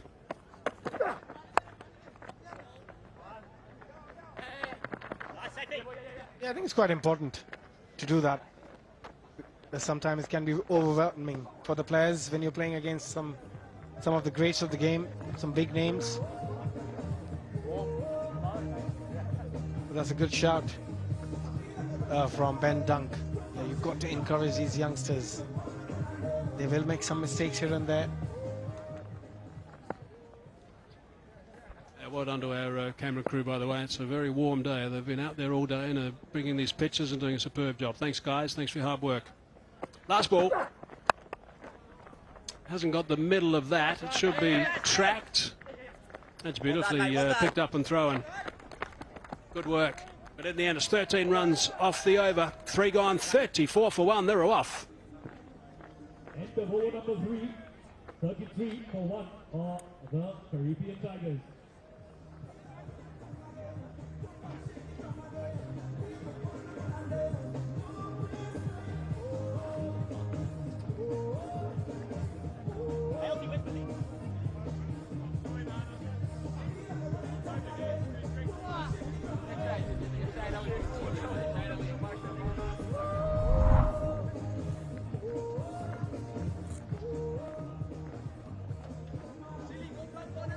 Hurft is the man that's gone. Josh Little picked him up for 3. Munsey to come in next, and Hobson. So a couple of good batsmen to come in at 4 and 5 for the Caribbean Tigers. Brown is off again. He played beautifully in the first game and before he was chopped down in full cry. Skipping out, Secunda Raza with a bit of clever right arm off break bowling. Hold on. Take the chill pill there, brother. Arslan Ash style, holding the ball behind his back as he runs in. Push hard, boys. Nice running. He's a smart operator. Secunda Raza got a lot of variations again. Try to hide the ball. A bit like Sunil Narayan. But that's a lot of times. It's just a play from the bowler as well to try and confuse the batter. But here an opportunity for Brown to go after him. He'd like to turn the ball into the right-hander. 100%, I agree with that totally. It is a play from the bowler. Unless you're Sunil Narayan, then it's a completely different story because he is so talented and he's got so many very well controlled different deliveries. And Secunda Raza, again, as I said earlier, very smart. Uses his variations quite well. A lot of bind game with the batter. Oh, Raz. They're trying, going for the big heave through the onside, but he's bowled good lengths. What he does really well, he bowls really close to the bat, so you can't get that elevation to get the ball up and over that infield.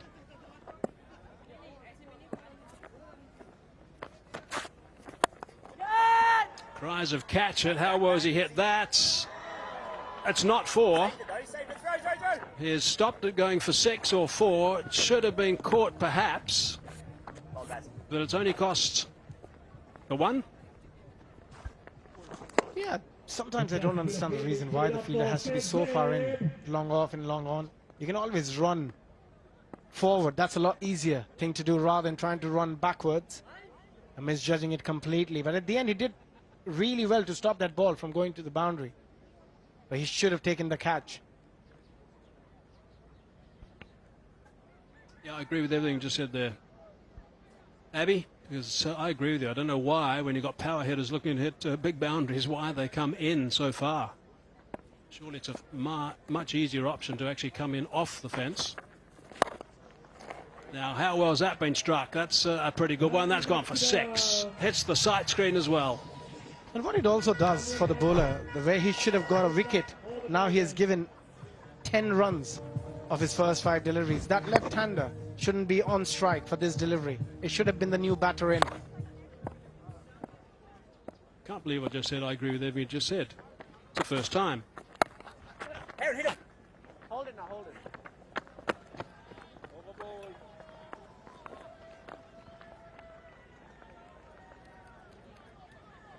4 overs completed. Caribbean Tigers are 44 for 1.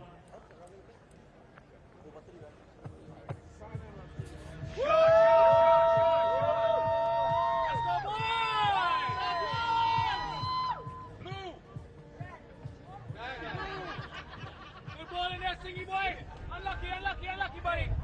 We got it. Unlucky, unlucky.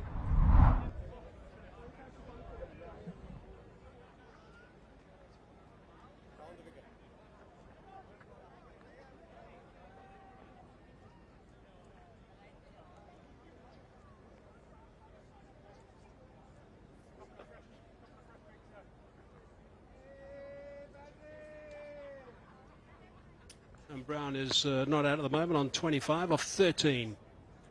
2 4s and 1 6 so far. Bottom edge out of the blocks quickly, just the one though.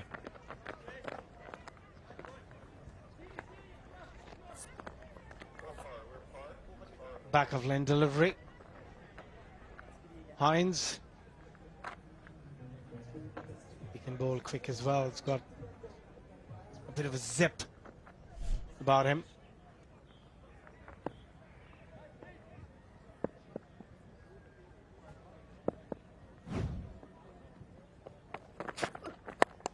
Oh, that's crunched.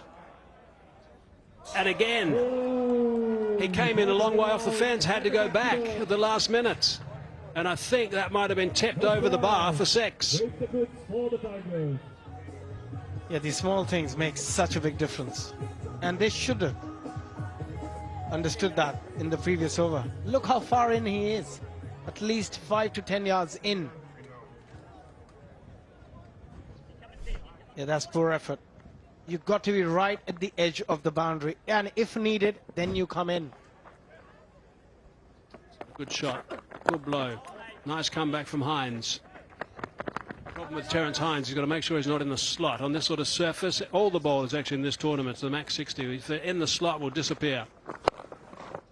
Again, that was a brilliant shot. But if he was all the way back, that could have been an easy catch.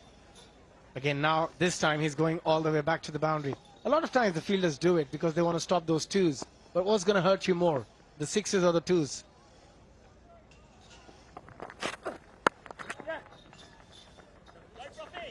Sweeper into play on the offside. Can't get there. That's gone for 4. Batting power play.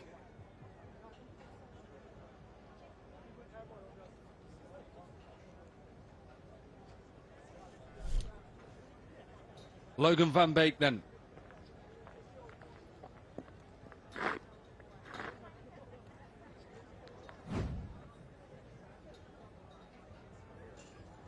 New Zealander, born, plays for Holland, has also been overseas professional in England for Derbyshire.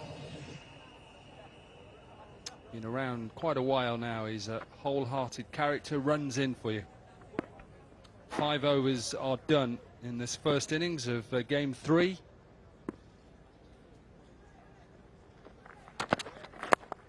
Nice start. Joel, this wicket has played well all day, really. It certainly has. Batters were able to trust the bounce of the surface, played through the line as well. Bowlers got some purchase as well when they took some pace off the ball. All in all, it's a pretty even contest and a fantastic day of cricket here. Day number 1 of this MAX60. Just got a little glimpse of Chris Lynn there with Dougie Brown, who is the coach of the Tigers. Chris Lynn, who unfortunately broke his finger in a franchise competition in Canada.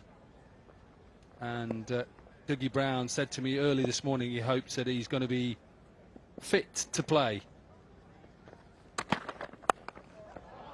Smashed. This is huge. One of the biggest of the day. Literally out of the ground, and it's still going a long way. I can see it from the commentary box. Oh, that has sailed with the breeze. Hey, good looking. Yeah, that was a good looking shot indeed. Well timed. Really got that 1.5 on that occasion. Yeah, don't strain the neck there, Van Beek. That was a good hit. This has gone a long way, and they might as well get a new ball, because I can see it from this commentary position we're in. It is behind some fencing, and it is just where the other side of that fencing and that track, it's there, just sitting. You can see it right in the middle. Brilliant camera work. You can see it from here, right in the middle. You look at the X and go up and up and up. It is sitting right there. Are you sure that's it? That's a flower. I'm so sorry. That's a what, sorry? Is that the ball? Sorry, I just left a bit. Just about there. You think that's a flower or ball? Well, you know what? If somebody picks it up, we'll call it the ball. Dinner's on you then if it's a flower. Anyway, yeah, she's going. She's having a look. She's going. Keep on it. Keep going. She's got it. Nowhere near there. It was to the right. I thought so. Don't worry, dinner will be on me like it was last night. You see, it was a flower. It was a flower.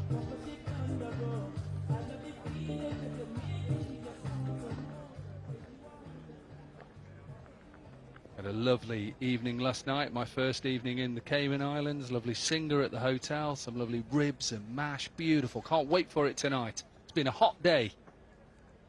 Forgot to mention the ribs and mash were my suggestion. You're welcome. Very good, Joel. Van Beek then. Under a bit of pressure here. Pace off. Slapped back over his head. And one bounce for 4, and it brings up the 50 partnership from just 25 deliveries.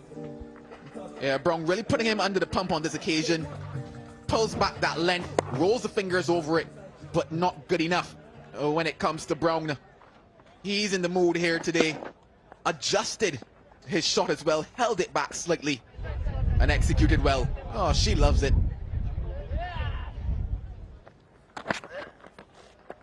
Oh, that's really clever. It can't be a wide because it went through his legs. Really good from Van Beek. He just followed him and nutmegged him. The wife is happy.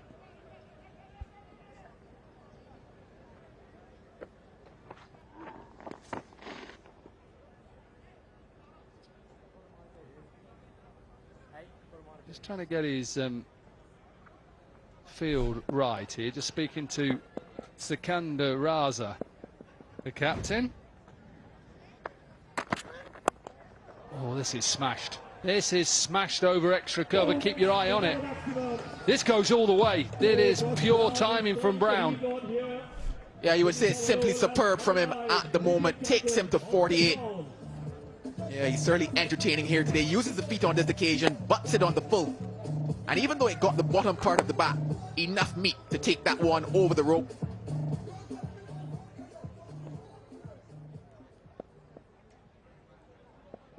"17 from the first 5 deliveries. This power play has really worked. Tigers have gone up against them. Finished it off with a 6, 23 from the over. 6 overs are done and the Tigers are 85 for 1. Yeah, that 6 also brings up the 50 for Brown as well. Some of the best hitting that we've seen all day here. Day 1 of this MAX60 Caribbean cricket. Yeah, he's in the mood at the moment. He's picked his man, he's picked his spot. This is what we've come to the Cayman Islands for. Batting like this, entertainment like this.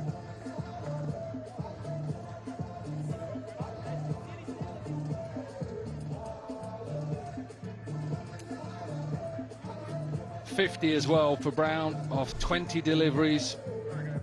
2 4s and 3 6s. Strike rate of 270. They are 85 from 6 overs. Sikandar Raza then change of ends.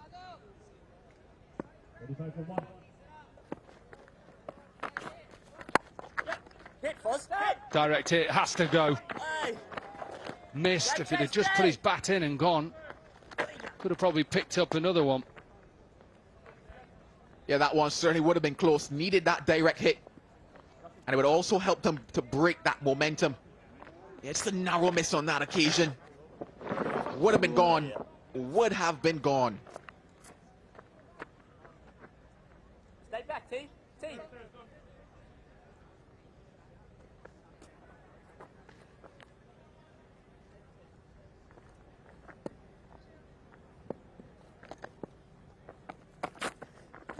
Yeah.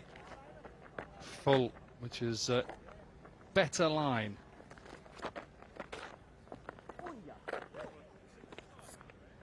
Yeah, just 4 deliveries left here for Raza, and he needs to drag things back here. The best way to do that is to pick up a wicket. Come on, Raz.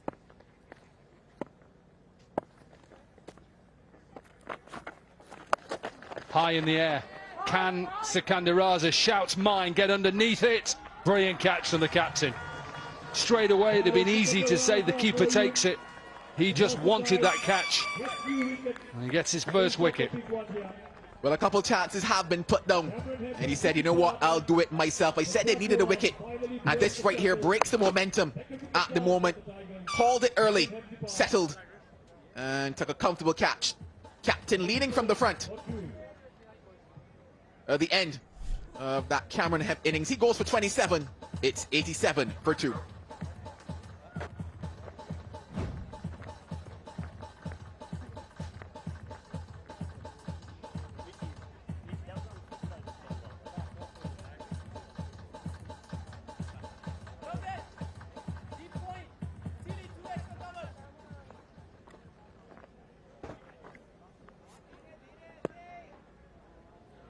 That's you there, Frothy, yeah? That's you, that's good. Silly.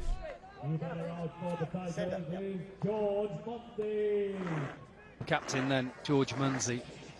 And at number 4, he's Sider in a good position, especially after coming off that good win. Opening game, he only got to 101 in that game and defended it quite comfortably in the end. Oh, what a way to start. What a way to start that is. Beautiful timing. The umpire's just going to have to check to see whether he flies this all the way. It was almost as if Munsey was batting in the dugout. It's too easy for him, you would have to say. Just slightly over pitching on that occasion.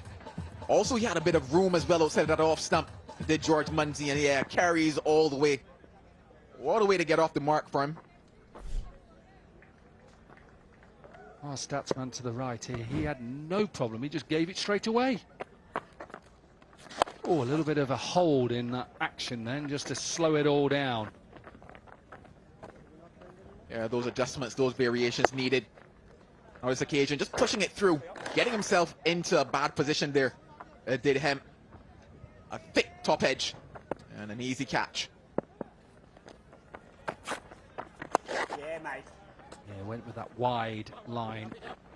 Be a single to finish off the over. 10 from it. 7 overs are done, and the Tigers are 95 for 2. Habibi, come to Sri Lanka. Habibi. Aiboa. Aiboa.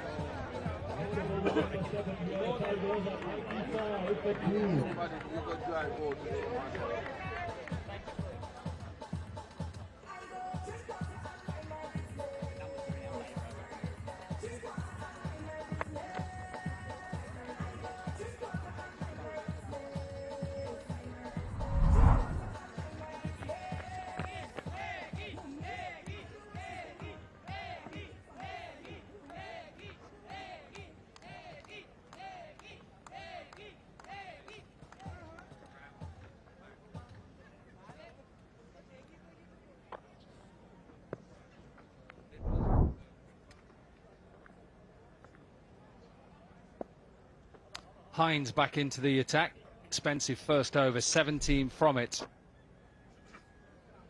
McClenaghan done and Sikandar Raza done with their 2 overs. Little has 1 left. Hines has this one, and Van Beek, you would think, would be bowling the last one.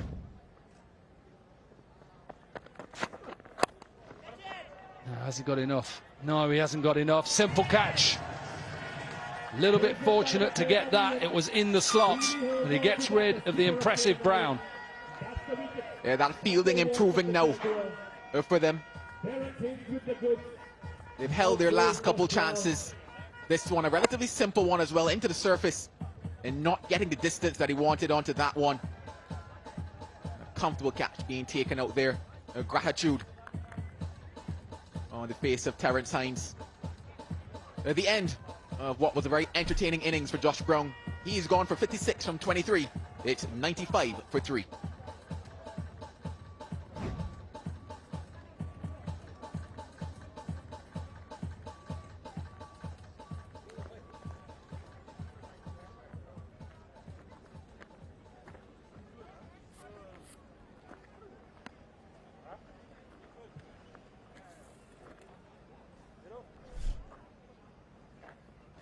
Nick Hobson then in at number 5. I'm over 5. 2 left-handers then in the middle makes it a little bit more comfortable for the bowler. He doesn't have to change his line. Just trying to finish this innings off as best as possible. I'll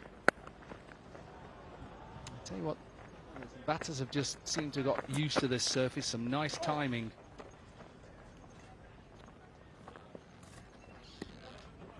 They've got accustomed to the surface, but the bowlers have also made some wonderful changes and they've set good fields as well. On this occasion, it showed through. It's Sam Foster, who is eldest son of Neil Foster, formerly of Essex and England. He is qualified by residency here, and he is also the physio for the national Cayman Islands team as well. Played a little bit against Neil Foster, very good seam bowler, tall.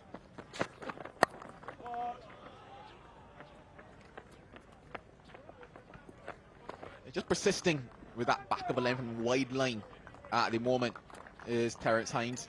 Not looking to get too close to the batters, asking them to reach him.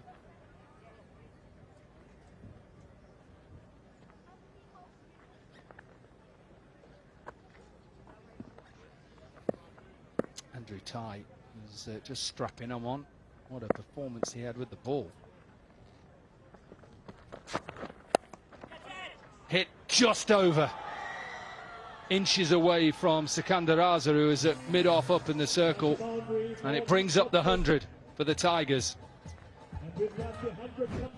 Yeah, that one you would say is probably a nail trimmer on that occasion. Was in it for a moment, you thought he got it. Needed just a little bit more, maybe a Superman effort. Good work from the captain, but just over.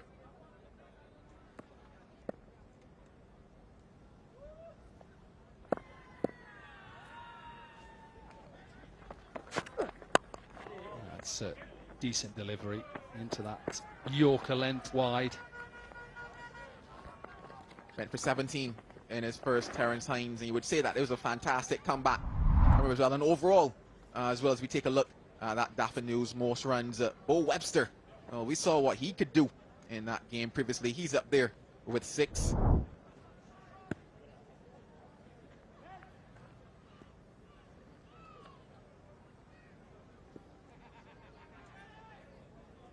Surprised he's awake next to Abby.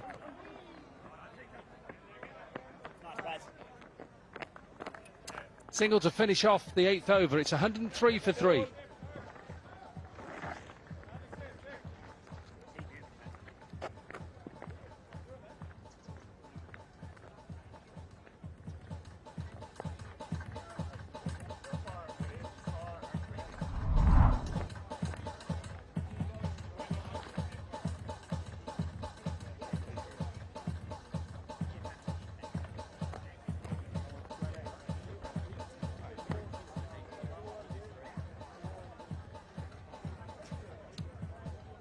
Josh Little and Van Beek with an over left to finish off this 3rd game, 1st innings.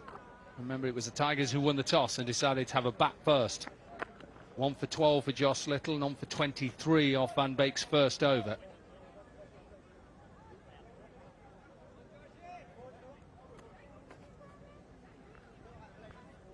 Twelve deliveries left. 103 for 3. We saw 119 in match number 2. What do we see here now in match number 3? Just trying to get his field right. He's got 2 fielders up on the leg side. 3rd is up.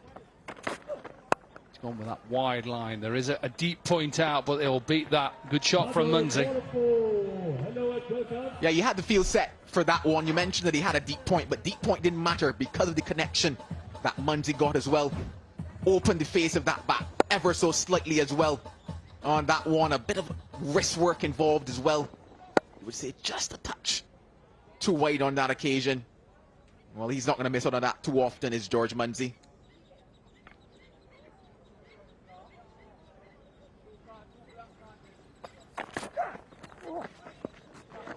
Oh, well, the slower ball really went through Munsey, but it also went through the keeper. This will run away for 4 byes. You have to feel for Little on that occasion. He did his job as the bowler. He beat the batter. Change of pace. That ball gripping on the surface. And unfortunately, his keeper couldn't back him up on that occasion.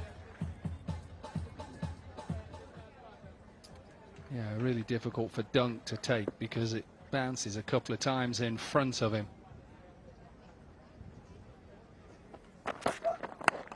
High in the air. The man who is up on the leg side gets underneath it, takes it. Got himself in a good position. And Josh Little has the Scotsman out. This time Little can have a big smile. His first 2 deliveries, 4 and 4 byes. This time though, into the surface again. And he got it quite high. And because of that, Munsey struggled to control it. An easy catch in the end. And that brings the end of Munsey. He's gone for 13. It's 1-1-1 for 4.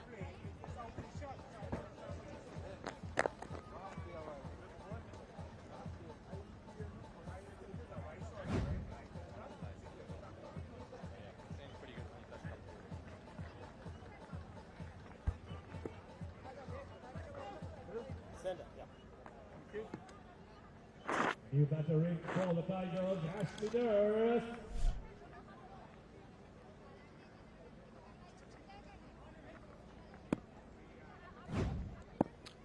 Ashley Nurse, 9 balls left of the innings. It's a front foot no ball. Overstepping again. We've seen Mitch McClenaghan with no balls earlier on. For height and front foot, he's still not happy. He's just questioning whether or not it was that one. But yeah, that definitely looks as if the correct call was made by the umpire. Can you just show me where, please? Can you show me where? Little is there in conversation. He's not happy, but he's going to have to bowl that one again. It's interesting because he just went over by Little. Well, it's over. We've shown you the replay of it, and there's nothing behind the line. Remember, the line is the umpire, so even if he lands on the line, it's a correct call. And you imagine he's doing that at pace. So it's excellent work from the umpire. Free hit. Smashed. There is a man set for that. Such good fielding. He's such an athletic man, Van Beek. Yeah, this is what you need in situations like this, these shorter formats. In fact, in all cricket, you need your fielders to back up those bowlers. And that was certainly a Herculean effort there by Van Beek. Well, Josh Little keeps looking at that front foot. He's got to get on with it. It's a no ball. And ask him, the umpire, to show you exactly where it is. Look, he hasn't got to do that. It's a no ball, and we've proved it is. Got to get on with it. Clear your mind, get on with it.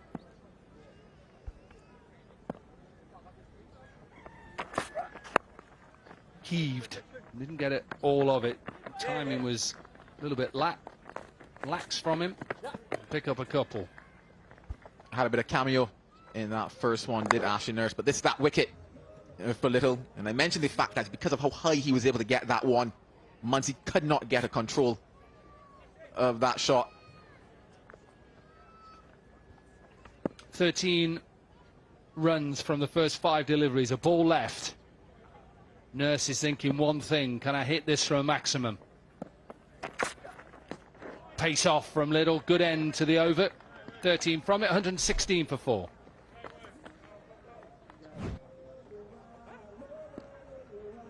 That's the end of over number 9.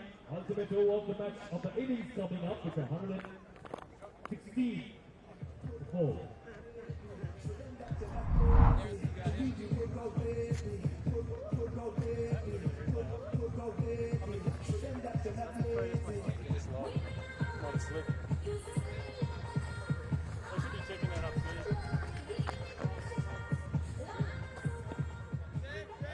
Daphne's most dot balls was Patrick Dooley with 8 from his 12 deliveries, so excellent from him.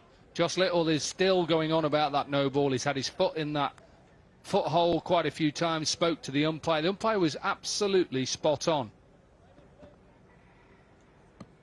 And what you can do is you can think about it too much as a bowler and it just affects you. And you can tell it's affecting Josh Little. It's done. Whether he's wrong or right, you've got to get on with it. He was right. Van Beek then, last 6 balls. First ball, smashed. Maximum. Another good start.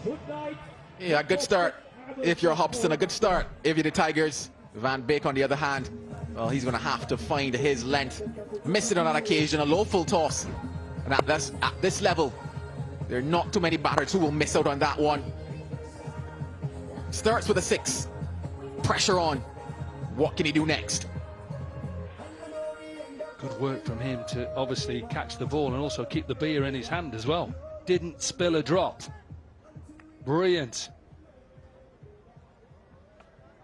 Let's just see. Does he spill anything? Watch. His right hand. Oh, he's in a can. He's got a check. Oh, lovely. Again, this is sliced over extra cover. Couple of bounces. 10 runs from the first 2 deliveries. Yeah, this is getting expensive. Is that the Cayman Superman on that occasion? Yeah, they're having a party, and so is Hobson out there.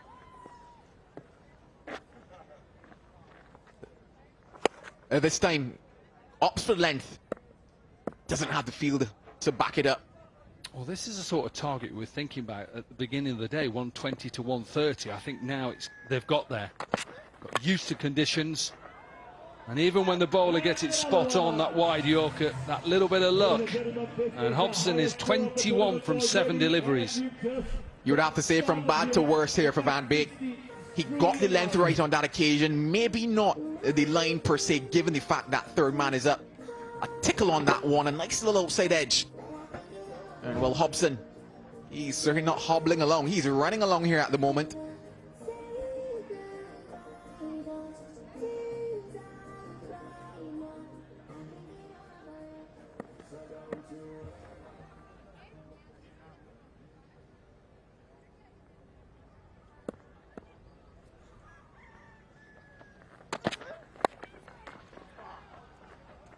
Better line that. I want to say a better line. When somebody is looking to open themselves up, it means they can access both sides. And what you've got to do as a bowler is try to actually put it in the area they don't want it. So if a batter, if it's a left-hander, is moving his right leg away, you've got 2 options. You can stay tight to that right leg. You can bowl a bouncer, but that's a bit of a risk with the 2 fielders up on the leg side.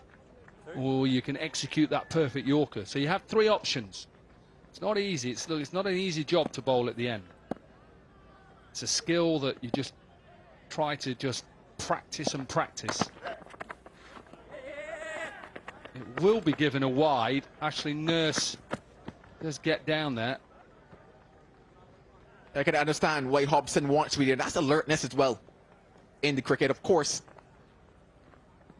You probably tell yourself that the Jaguars weren't looking for that to happen. And that's what you call awareness in cricket. Just capitalizing on small moments. And because of that, you probably might find yourself with an additional boundary here in this over. Yeah, and they pick up 2, don't they, with the wide and the one that they run. So that's 2, and also gets Hobson back on strike for the last 2 deliveries. Can they get to 140? Chance. Maybe a chance. Yes, just a tip right on the edge from Singh. 23 from the first 5 deliveries, and they're closing in on 140. This is what cricket awareness does for you. I mentioned the fact that by getting back on strike, the possibility of another boundary in this over capitalizes, and hey, it might not be 60, but it's a maximum 6. And also you think about Hobson's 28 from 19, strike rate of 311, and a chance to have one of the biggest overs in the tournament so far. 23 from the first 5. He's conceded 46 from 11 deliveries, and it's not getting any better. High, in the air, dropped, and goes over the boundary. What a way to finish. 27 runs from the over, and 143 for 4 from their 10 overs. Yeah, you just wonder if the Jaguars have fumbled it here a bit here in this innings. We look back at how many catches they've dropped. I've probably counted 3 or 4 at this stage. Checking also for that height. And at the moment, it looks a bit high. just looks a bit high on that occasion, so possibly another chance here, and it's simply because of the fact that Hobson pushed for that additional single off of that wide, put that pressure on. Pressure as well here on Terence Himes, who absolutely did not get himself into the position for that one. So it's also given a no ball as well. So this one is put down, just checking it bounces inside. It does, so that'll be a 4. Free hit to finish then. 144 for 4.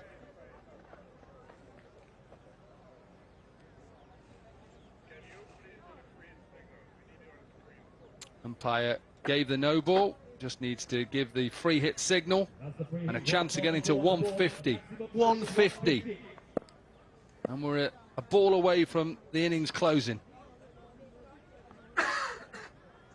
51 from 11 deliveries for Van Beek. Oh, we'll have to look at that one as well. After that will definitely be a 6 to bring up the 150, but I'm sure we'll have to check whether this is over waist height again. 38 from 11. Well, you heard about nightmare in Elm City. This is nightmare in Grand Cayman at the moment for Van Beek. Cannot get it right. Looking at that height, and not just the height of where it was in terms of impact, but how high it went as well off the bat of Hobson. That one has disappeared into the Cayman sky. Could be another free hit here as well. Oh, what are you doing at the moment, Van Beek? You're baking the wrong cake here. Well, the ball has gone out of the park and they'll need a new ball. This has gone such a long way and given another no ball free hit. Oh, dare I say, the Jaguars might be seeing red at the moment. And they're also seeing what is entertainment. Oh, look at that. Oh, he loves it. Oh, why wouldn't you? You've got another chance. The partnership is 40 from 12 and Hobson has 38 from 11. This is what we came for. Not if you're Van Beek. He's 58 from 11.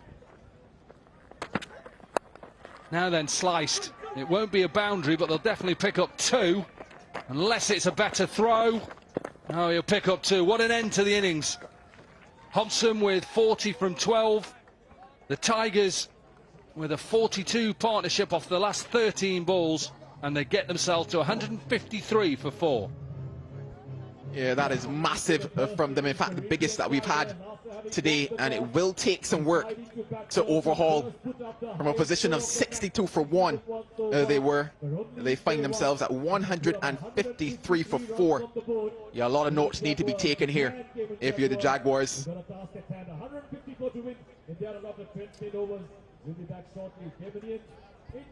Yeah, 37 runs from that last 6 deliveries. Never easy for any bowler. You just got to try and suck it up and come back for your next game. So work for the Jaguars. And good that from Sikandar Raza going straight up to Van Beek. George Munsey won the toss and decided to play yourself. You set a nice tone for the rest of the boys. Yeah, absolutely. It was nice to get some out of the middle and set a platform for the boys to launch at the end.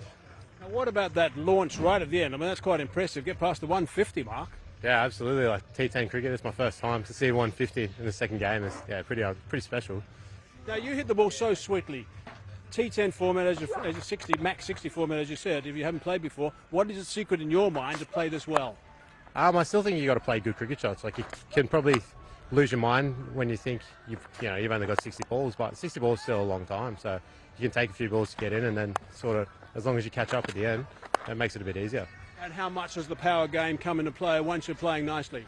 It just happens naturally. Like, you're just watching the ball and then you're just hitting them where it's meant to go. So I think that's the biggest thing for it. Okay, Josh, well played, terrific. Cheers, thank you very much.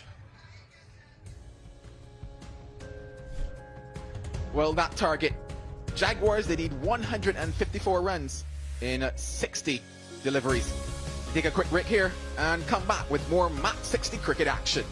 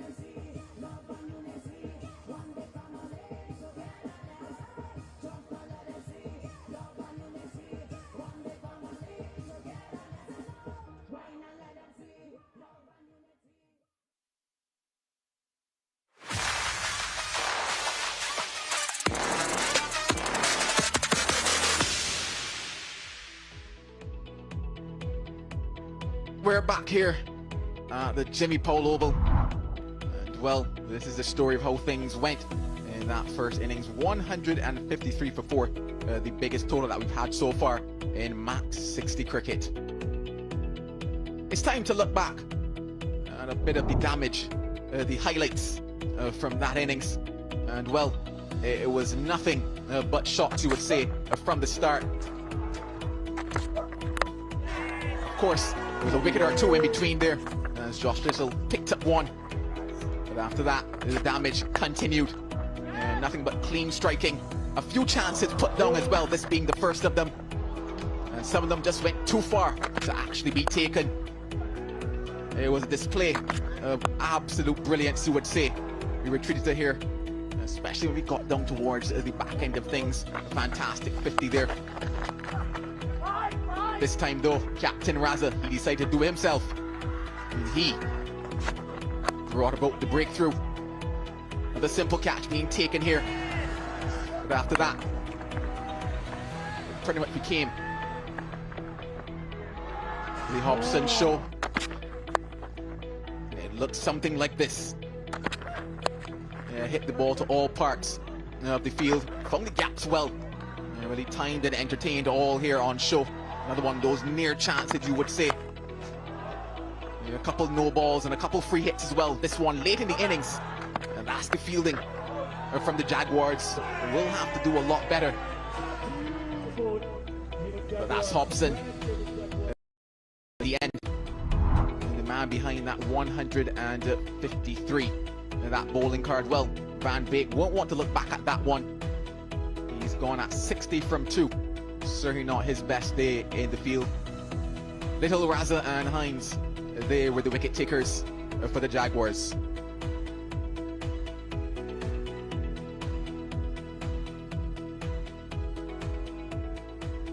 Well, the scene is set here in what is the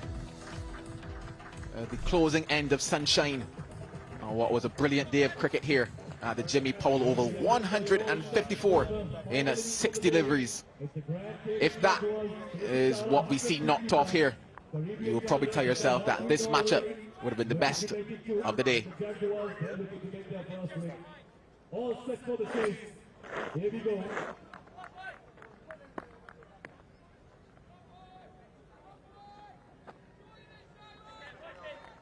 In that first match, we saw the impact player come in, and he comes in again here in the form of Curry. He comes in for Josh Brown. He had an impact in that first match, picked up 2 wickets in the first over. Can he do it again?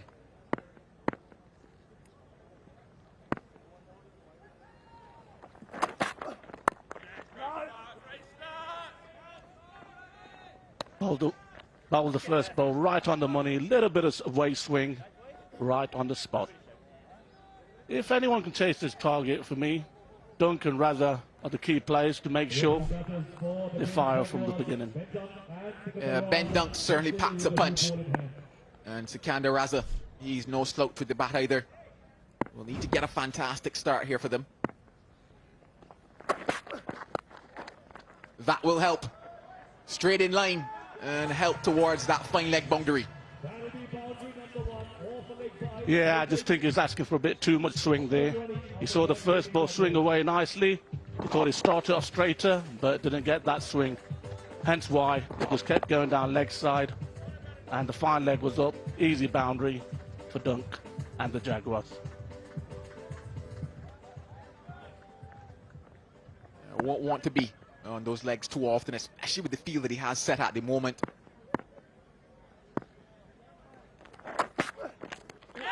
Oh, that looks good. And Curry strikes again. He is the man for the moment, and the man with the sleeping hands. I'm not sure whether that was a slow ball, but it was right on the money. Dunk thought it didn't bounce as much. Here he goes. No, it wasn't. Straight ball. Dunk went a bit too across the line. Maybe should have looked to play a little bit straighter. However, the celebration was fantastic.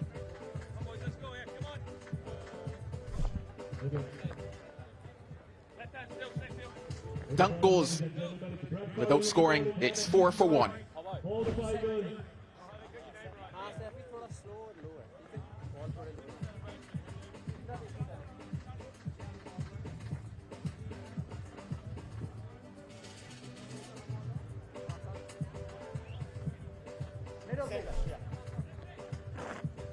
The new batter is Saif Zaib. He comes in with his team needing a savior.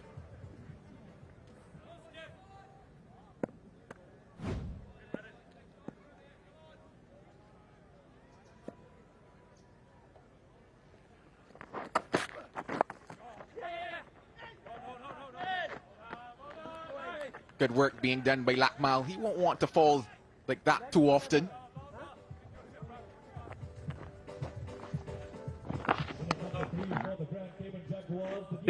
Dunk, as you can see, Dunk went right across the line. Maybe should have looked to play that more straight, more towards mid-on, mid-wicket region. However, big loss for the Jaguars.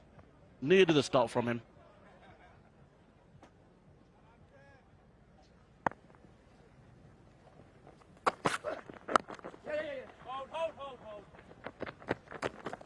He's really coming and bowl well from the start.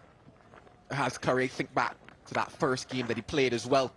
And he was bang on the money from the start here again. And probably has adapted well to these conditions. Probably, I would say, in terms of the bowlers that we've seen on show, probably adopted, or rather adapted the fastest, the same way they've adapted to the conditions, because it has been hot. But they're having a fantastic time out there.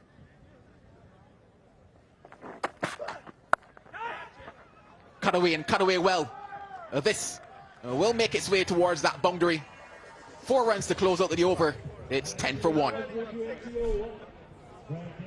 Yeah, that was a fantastic shot. Zohaib moving away to the leg side, giving himself a little bit of room. There you go, moves away to the leg side, gives himself a bit of room, gets his arms through it, leans back so he can hit that point area.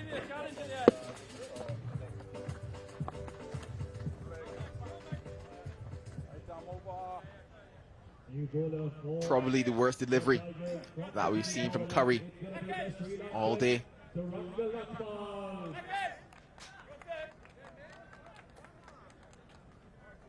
Well, similar to how things were a little earlier this morning.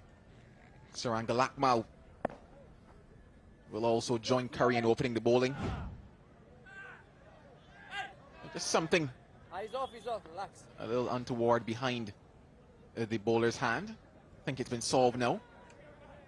Van Beek having a look. He might want to take back some of the runs that were hit off of him.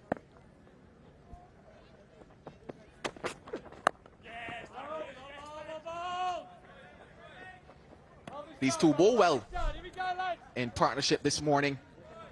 And a lot of it was because of how quickly he adjusted to the conditions.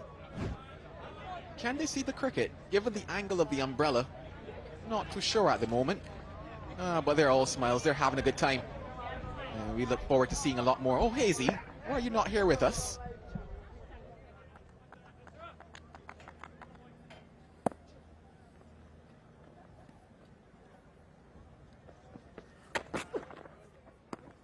Gets it wrong there. Lakmal, don't say that too often. Yeah, just looking for that swing. First time around, first ball. He was right on the money on middle and off stump. Expected the same again, but just lent a little bit forward towards off stump and fell over a little bit, hence why the wrist wasn't behind that ball.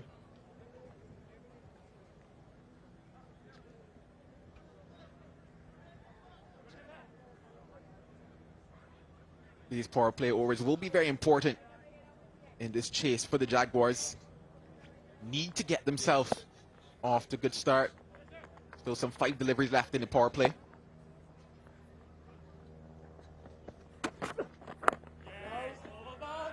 But with deliveries like that, it certainly will be a challenge for them.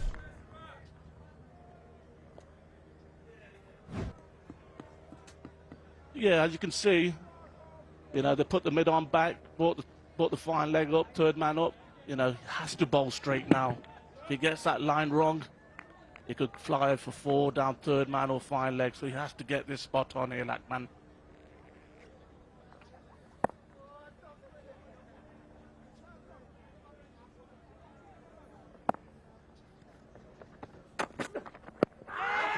Is that straight? Is that in line? Oh, that slow finger of death means that Raza has got to go.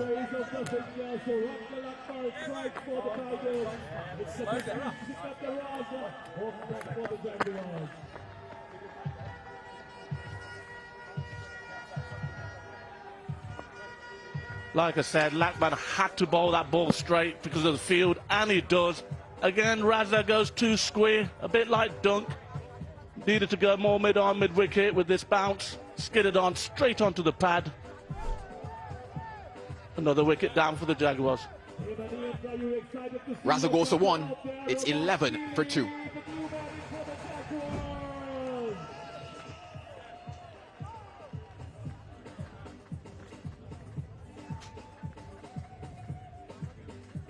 Needed to get a good start. Raza probably wondering whether or not that one might have been sliding down. But problems here for the Jaguars.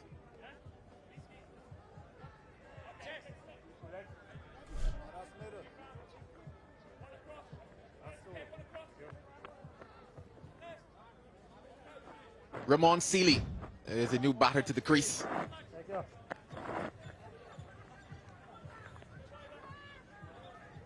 As he goes. Ooh, it's a close one.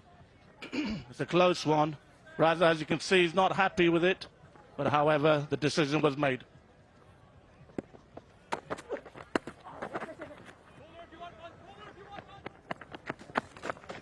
No real momentum to this inning so far.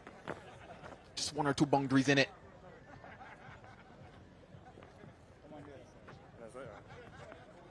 Yeah, he's not happy at all, is Raza. Yeah, as you can see, why he's not happy, you know. Going down leg, maybe. Not happy at all, the skipper. Wanted to play a huge part in the second innings to put his team in a good position. However, he loses out.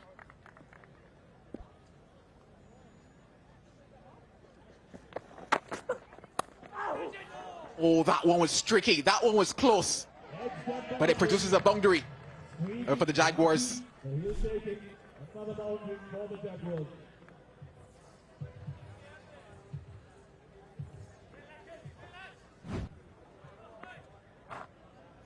Lackman comes in, bowls again, 4th, 5th stump sweep. Like he said, gives himself a little bit room. Stays late, doesn't look to come forward. Finds a fine edge, 4 runs. Last delivery of this power play now.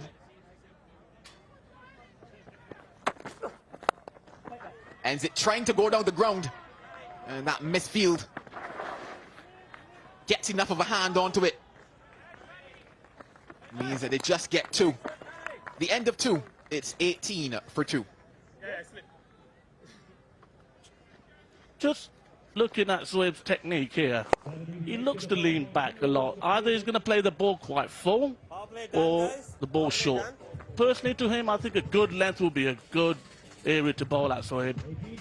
Just to challenge his technique a little bit, I think a good length delivery will be just what you need for Zoeb. Yeah, looking at the position of the game, probably appears to be a mountain at the moment. The Grand Cayman Jaguars. Not sure if there are too many mountains here in Grand Cayman.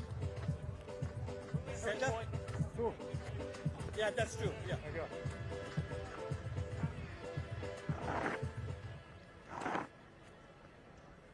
The required run rate already going on to 17. They need some couple of big overs just to put the pressure back on Tigers. On the one. You can sit on the one, yeah.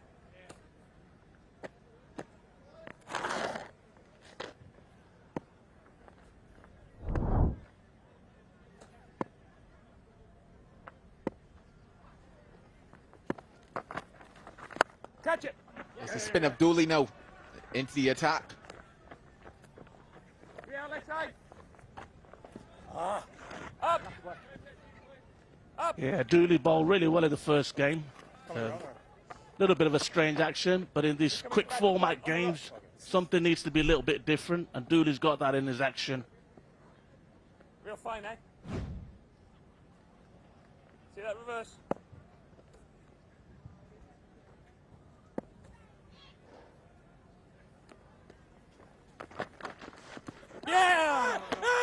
They said watch for that reverse, and instantly it's come out.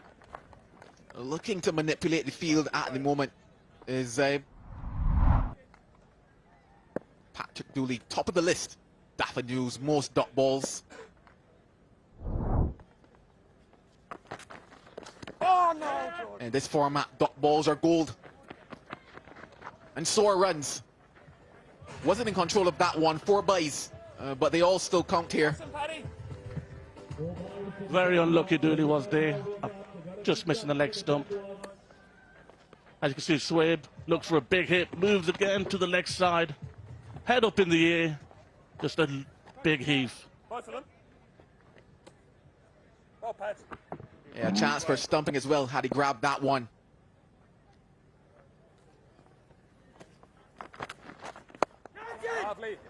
Uppish, but into space. Might consider 2 if they run hard. Oh, a slip by Sealy. Means it just stays as 1.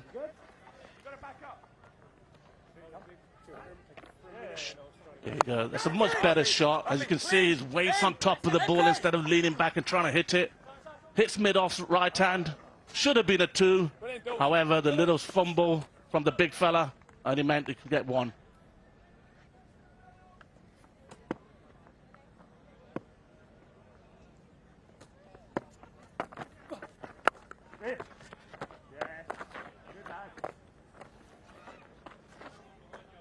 This is what they did well in that first game, the Tigers. Once they came out of the power play with wickets being down, they applied that pressure with their spinners.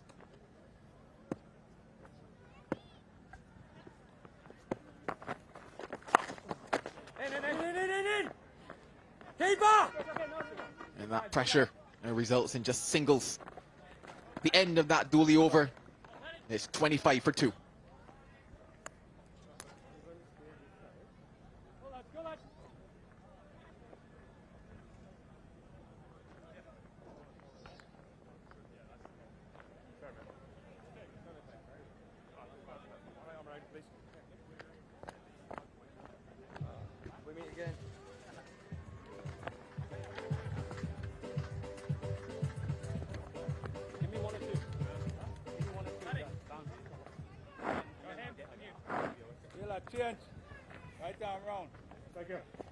That required run rate 18.43.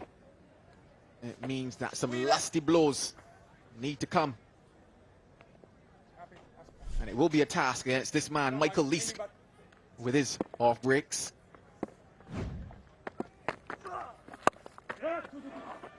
Strong shot from Sealy toward mid-off. Runs back quickly for the 2. Well ran from Swabe. Good running.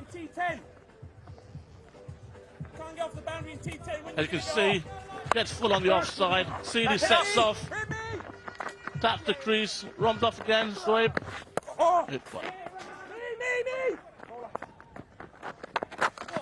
Had to hustle on that occasion, Sealy. Got to let down the handbrake here because the boundaries aren't coming. And when those boundaries aren't coming, have to rotate the strike.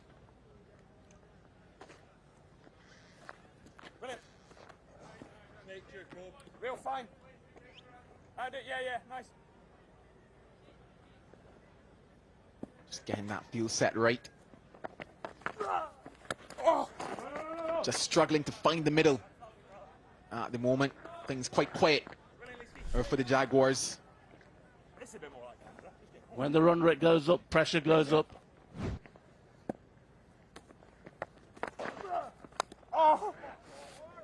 Well, this should find its way into the boundary. It's come via the edge.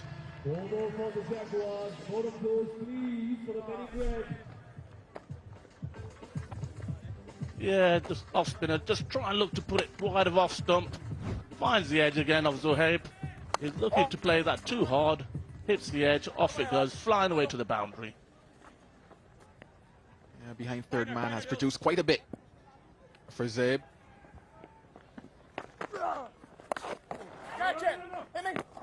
Probably tried to go too hard on that occasion. It's quite interesting when you look at it in terms of the batters that we've seen score runs on this surface. They started out with timing the ball, and into the latter stages of their innings really went for that power. Well, he's not got a lot of that one. And a catch taken, a fantastic catch at that. You call that one a beauty. That's the end of the innings for Zabe.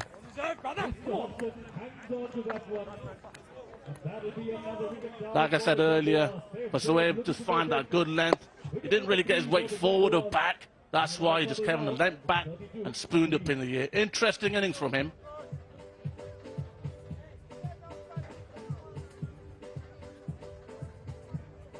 (23), 32 for 3, for about 416.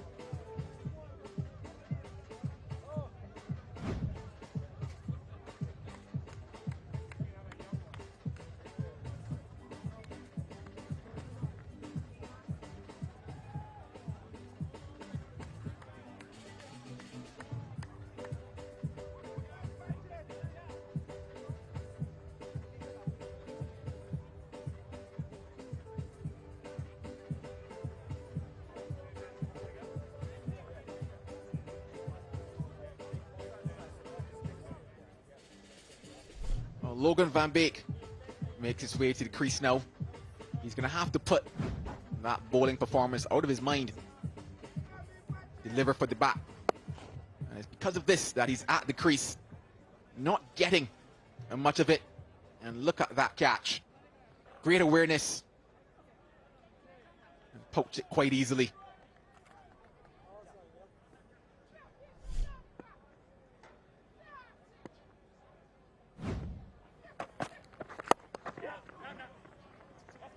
Romeo Dunker, the attack now. These singles not going to hurt. They need to hit some boundaries, and they need to hit it right now. I'm looking around, Uzi. I can see Romeo, but I wonder, where is Juliet? To be fair, my Juliet's back home. To be fair, mate. And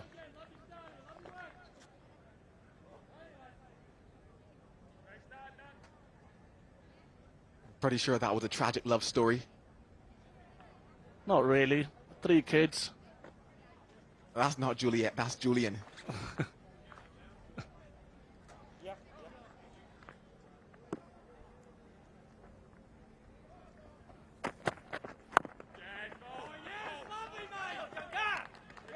He bowled well in that first innings as well.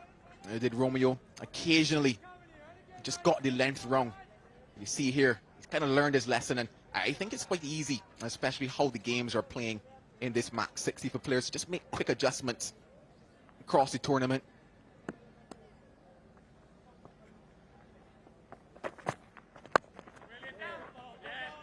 Van Beek hits the ball right underneath his nose to 1 to mid-off.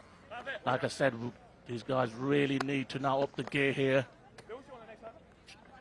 Strike rate's going for 21.8. They're just trying to hit the ball too hard, in my opinion. They just need to gather it, be calm, and get into a powerful position.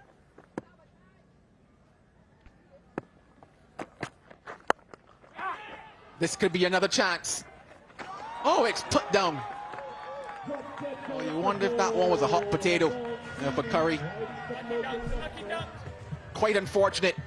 Should have been what would have been the first wicket for Dunker. Instead, it's 4 runs. Well, Cayman don't mind how they come, long as it comes. He runs in too quick, doesn't steady his feet, gets his hands high, and it just slips through it. You have to feel for the bowler in times like that. He's been bowling well.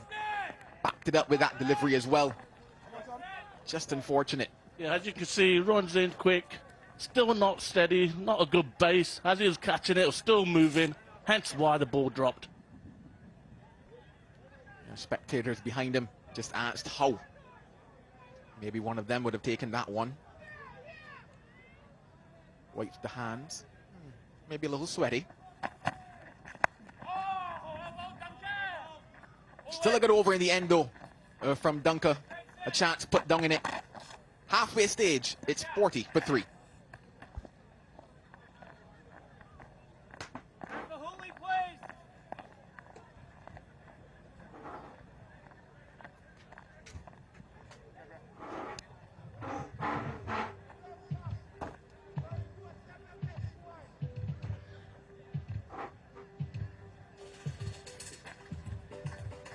halfway stage for the Jaguars, 41 for 3. Halfway point then in match 3 of the MAX60 Caribbean 2024. 153 is what the Tigers got themselves to, 40 for 3 off 5 and struggling. Just require 22.8 runs and over from here. Dooley, the miserly Dooley. It might be miserly, but Van Beek has decided he got smashed. He's going to smash some of the bowlers. A pretty clear mindset. That's how it should be. That was in the slot. Yeah, he got hit for plenty today, Van Beek. But look at that shot onto the roof. It's a big hit from Van Beek. They went for 60 off his 12 deliveries. 37 off his last over. So he owes the team, you'd have to say. Oh, brilliant goals. Brilliant goals. Sometimes you have those days. It doesn't matter whatever you do, it just doesn't go right. At the moment, it's going right for the Tigers. Yeah, I think when you get hit for that many boundaries, you just stop thinking. You just have a brain fade. Hit out onto the leg side. Does it carry? Maybe it carried. Good effort in the end. A little bit of confusion. I'll have to have a look to see whether he does get his hands underneath this. It's a good effort. Yeah, the fielding has been exceptional in all 3 games so far. And look at that effort. Oh, just extraordinary effort. Fielding excellent. Hairstyle hopeless. Agreed. Gonna have another chance. Van Beek hits it miles in the air. The mullet is underneath it and takes it. Brilliant from the mullet. And Dooley gets a wicket. That's a good grab. The previous one was outstanding effort, but this, Van Beek, you look at the reaction from the wife. Yeah, she must not have enjoyed that, but look at that. Oh, in control. Out for 9 of 6, 48 for 4 Jaguars.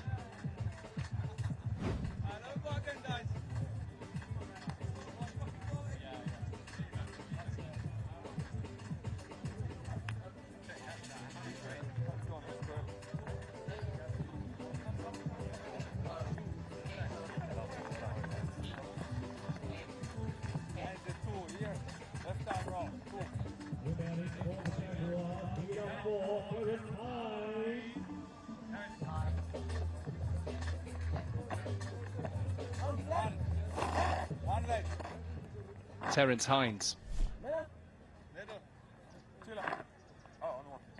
Right-handed bat was an excellent catch. We're going to see that again. I called him the mullet.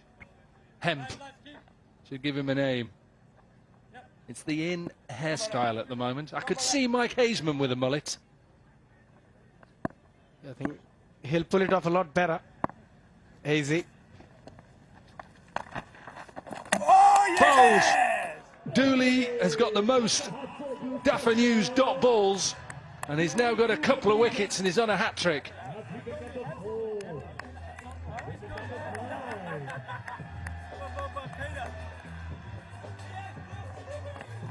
Beautifully bowled.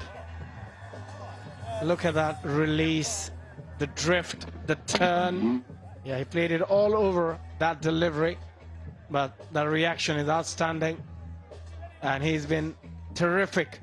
Most number of dot balls. Golden duck for Terence Hines. 5 down to 48, Jaguars.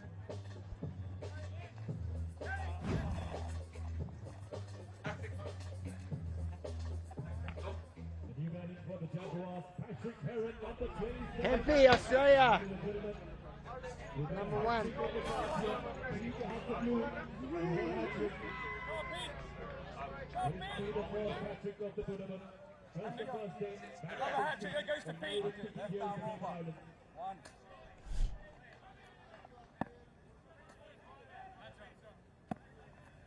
Patrick Herring then on a hat-trick ball. Dooley with his last ball. Nearly close. 8 runs from the over, couple of wickets, 6 overs are done, and the Jaguars, they're struggling. 48 for 5.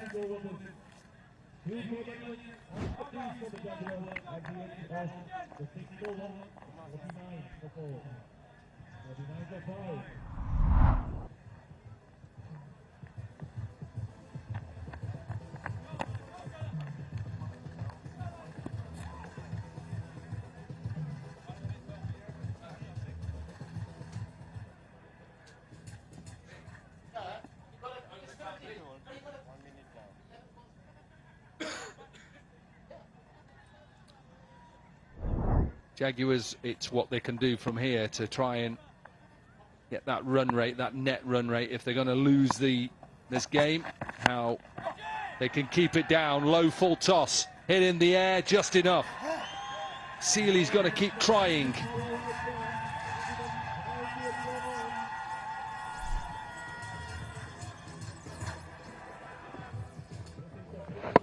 That's a good shot. Never easy to hit that ball out of the park. Low full toss. One of the hardest ball to hit as a batter. Seeley, 18. What a great first day we've had. We've had runs, we've had wickets, we've had catches. End of probably not a great day for Logan van Beek. Good catch by Hemp, the mullet. And then the next delivery. Hines just misses a slower ball, little drifter. Back-to-back wickets. And the way Herron played the third delivery to save that hat-trick, felt like his life depends on it. They're all happy. Not easy to start a competition, have 2 games in your first day as the Tigers have had. And pull off 2 victories as well. The plan worked. Straight. Hopefully he misses it. Out of here.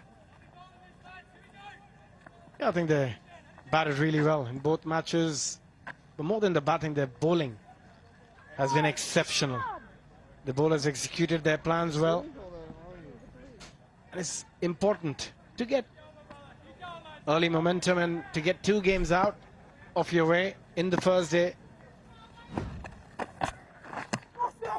Lovely length.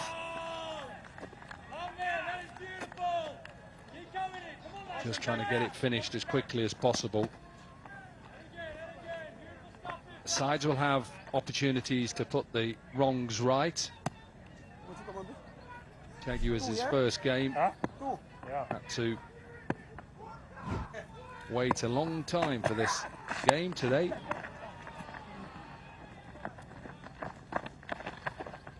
Not got cold today though, has it? It's been humid throughout the day. Yeah, muggy. It's also when you lose that much sweat because the humidity is so high. Yeah, you need proper recovery, and these games will come thick and fast. They got to play every day, pretty much. So you've got to be fit. And it's a slower ball into the surface. Should be another simple catch. Well, it was in the end. Andrew Ty juggled it a little bit. And Dunker has a wicket. He just felt like he wanted to have a bit of fun, Andrew Ty. He was getting a bit bored. Why not fumble it once before I catch it? Just get everyone excited in the ground. Herron's out. Out for 1. Jaguars in all sorts of trouble. 58, 6 down. Where does he come from? 2 forces! Yes, he was! Big up all the Guyanese people! Original Guyanese!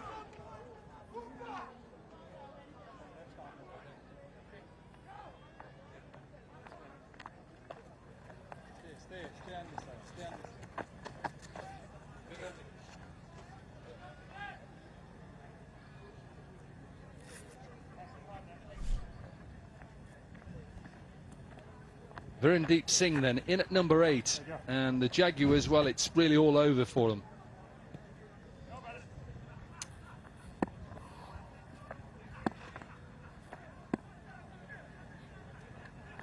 Change of ends for Curry. 1 over for 6, 1 for 6 in his first over. Seeley times this quite nicely, over extra cover. He's put it together quite a decent innings so far. Yeah, again, giving himself a bit of room. Kept things quite simple, Curry. See the ball, hit the ball. Easy to say, hard to do. When you keep your blank mind, not an easy thing to do as a batter.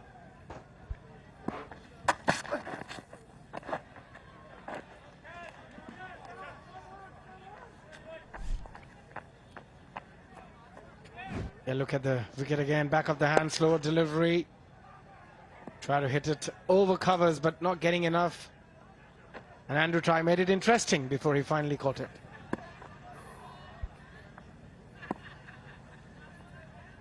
Got a glimpse of Herschel Gibbs, the coach of the Jaguars. I'm sure we'll want a better performance. Again, another wicket simple from Curry into the surface. Seeley tries to pull it. Keeper takes a catch. And they're on the verge of 2 victories in a day. Yeah, a lot of times it's a difficult shot, hooking or pulling. With the third in, you're better off just trying to lift that ball up over the wicketkeeper and the third. But you've got to be ready. He's thinking about that shot now. Raymond Seeley out for 24, batted really well. 17 deliveries for his 24, 62 for 7 Jaguars.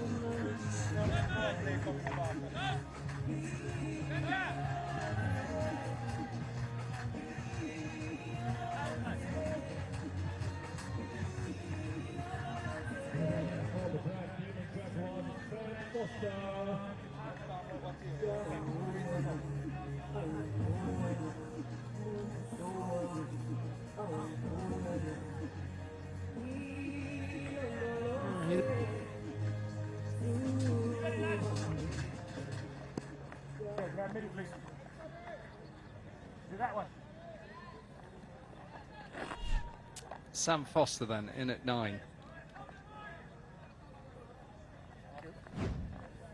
I think that's his dad, Neil Foster, taking pictures right now. Former Essex and England bowler. He's now a photographer. He's definitely Neil Foster, 100%. He had a beautiful action.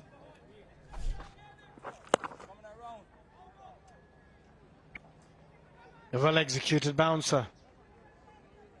Yeah, the option I was talking about, just trying to uppercut it or just use the pace of the ball and go over the keeper and shot third. It's a safer and a easier option rather than hooking and pulling.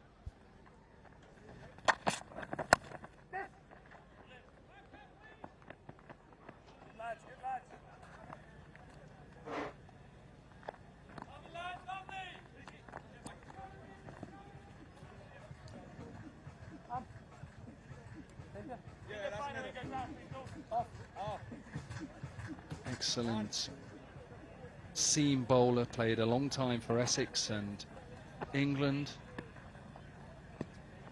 Nice tall action, ability to move the ball off the seam, Neil Foster.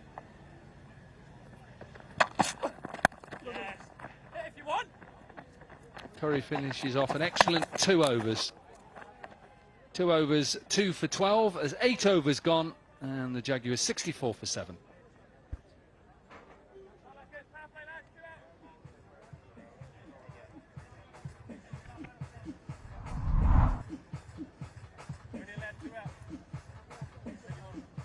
Forward number 8, Cayman Jaguars are 65 for 7.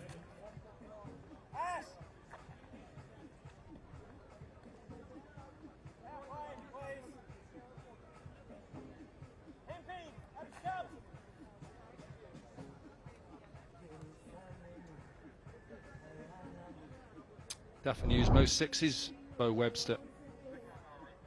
And it is the batting power play. Lackmel, who will bowl this power play, but he's only allowed 2 fielders out. They're both. Well, there's 1 out on the leg side, and there's a 3rd as well. Slapped straight down the ground by Virendeep Singh. Boundary from Virendeep Singh. Who's Lackmel? First ball. Well, Lackmel going for the Yorker, missing the length. Nice shot. Very good head position. Balance. That is the key in that shot. One of the hardest shots to play. To go straight over the bowler's head. You've got to have everything right as a batter. And Lackmel, you're definitely going to try and change things up here.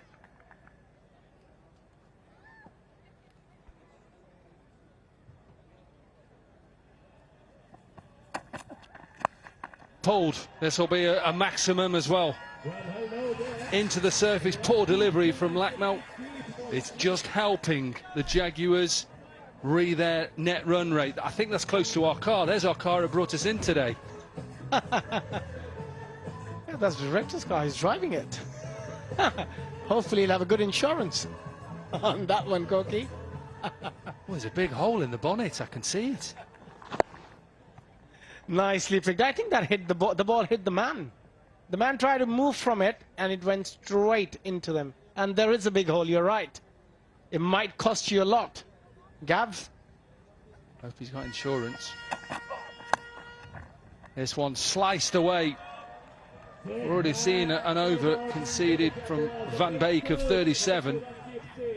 And Lackmel has gone 4-6-4. Just thinking, where was Virendeep earlier? He should have opened the innings the way he's striking the ball at the moment. Again, just slicing it, opening the face, awareness, where the fielders are. Brilliant from him. 4-6-4. Lackmel is under the pump.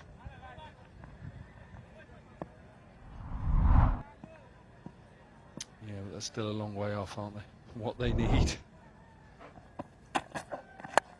Doesn't really matter too much. Should be 2. Yeah, but again, all boils down to that net run rate. We often talk about, Koki, that how important it is to not get a massive dent on your net run rate, and that's exactly what they're trying here, Jaguars. Try and get as many as possible, though still it'll be a huge margin between the Jaguars and the Tigers. 16 so far. Can he get a couple of more boundaries in this over? Virendeep.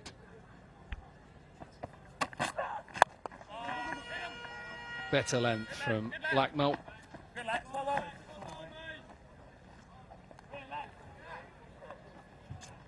Such a good performance from the Tigers. A win earlier this morning. They defended 101. And then a big target they set. The Jaguars 153 for 4, half century from Brown, 40 from Hobson. Expensive last over from Van Beek.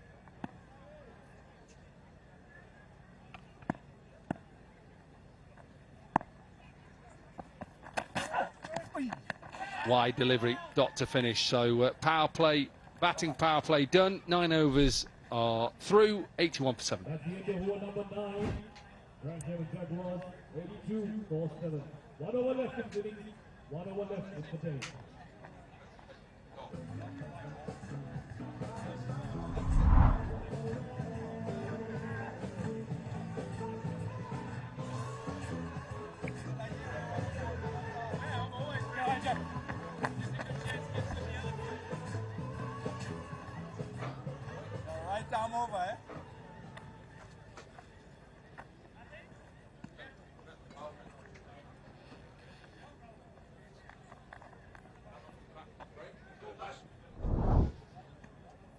So last over, 81 for 7. Full and straight. Virendeep's innings of 18 from 6 is over, and Ty is in the wickets again. And make it 8. Was short, sweet and crisp from Virendeep. He had to go for it. is the final over. And he played a little cameo.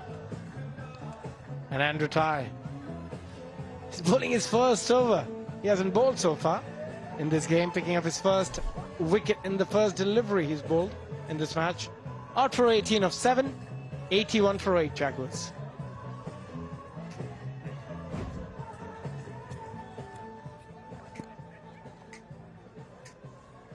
Josh Rollins is the new man in for the Grand Cayman Jaguars. The number 16 goes out.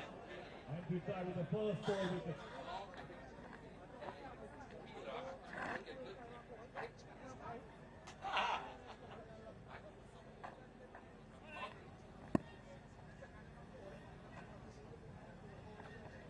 Josh Little in, deciding he's got to go for it straight away. Should have been taken. How many catches have we seen put down? Ashley Nurse is a very good fielder normally.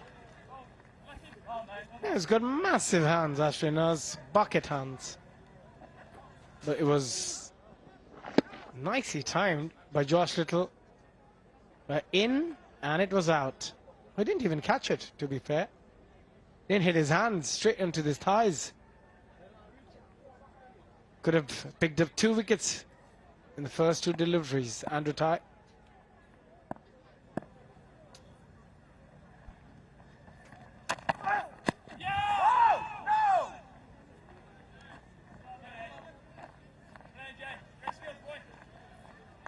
Let's have a look at that last wicket.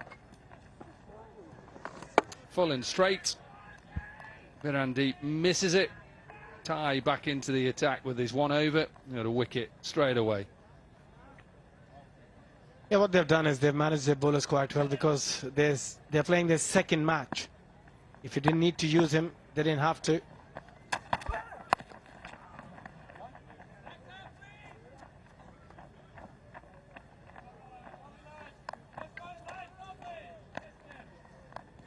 Curry's been excellent throughout the day, 2 for 12.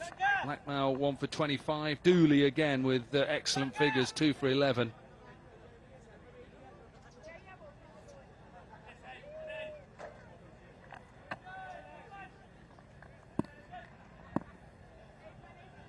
Leask with 1 for 6 as well.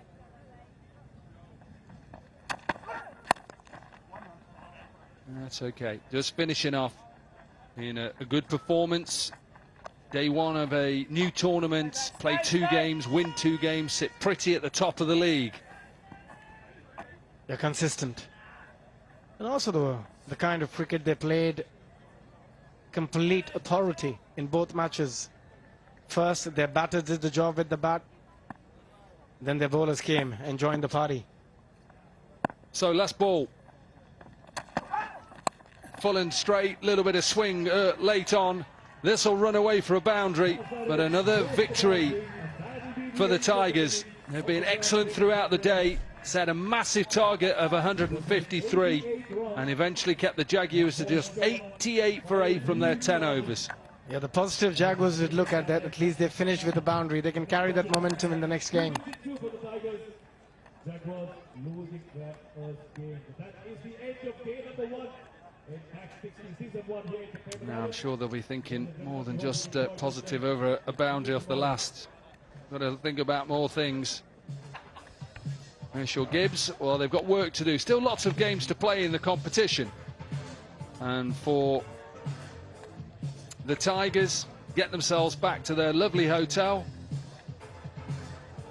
and relax and get ready for their next game. Yeah, the beach isn't far from where they are. Probably plenty of dip in the sea, and the water is beautiful. I can vouch for it. Spent a lot of time yesterday, but very professional in both matches, the Tigers, and great start to the competition.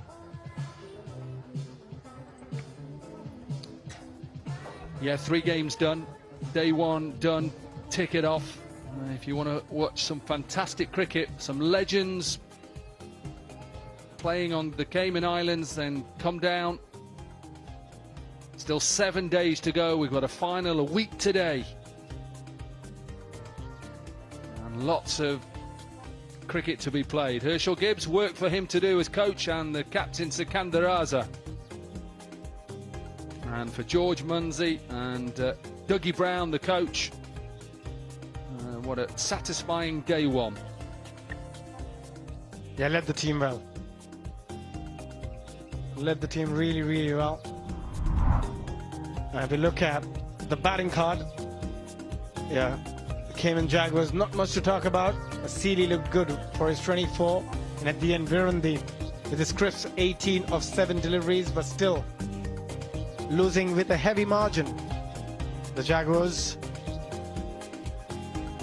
finished on 88 for 8 after their 10 overs. Well, the final match presentation of the day, match number 3 of this MAX60 cricket. And well, the Tigers, they've gone 2 for 2 in this one. Before we talk about the Tigers, I want to talk to the losing captain for today, Sikandar Raza. I just want to invite Sikandar into the conversation at the moment. Sikandar, first game of this MAX60 cricket. I want to start on the bowling efforts today. What was your assessment of that one? Yeah, I thought they batted really well. Of course, every time we sort of bowled a bad ball, I thought they put that away really nicely. So credit to their batters, to be honest. I'm not going to stand here and think we didn't bowl too well. I know we didn't bowl too well, but I thought they batted really well and practically batted us out of the game. Yeah, of course, it was always going to be a challenging total, that 150 plus on the board.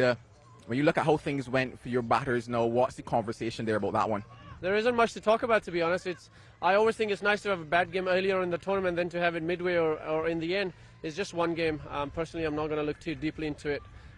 We just had a bad game. We regroup today and come tomorrow and go again. Well, yeah, come tomorrow. Indeed, thanks a lot for your time, Sikandar.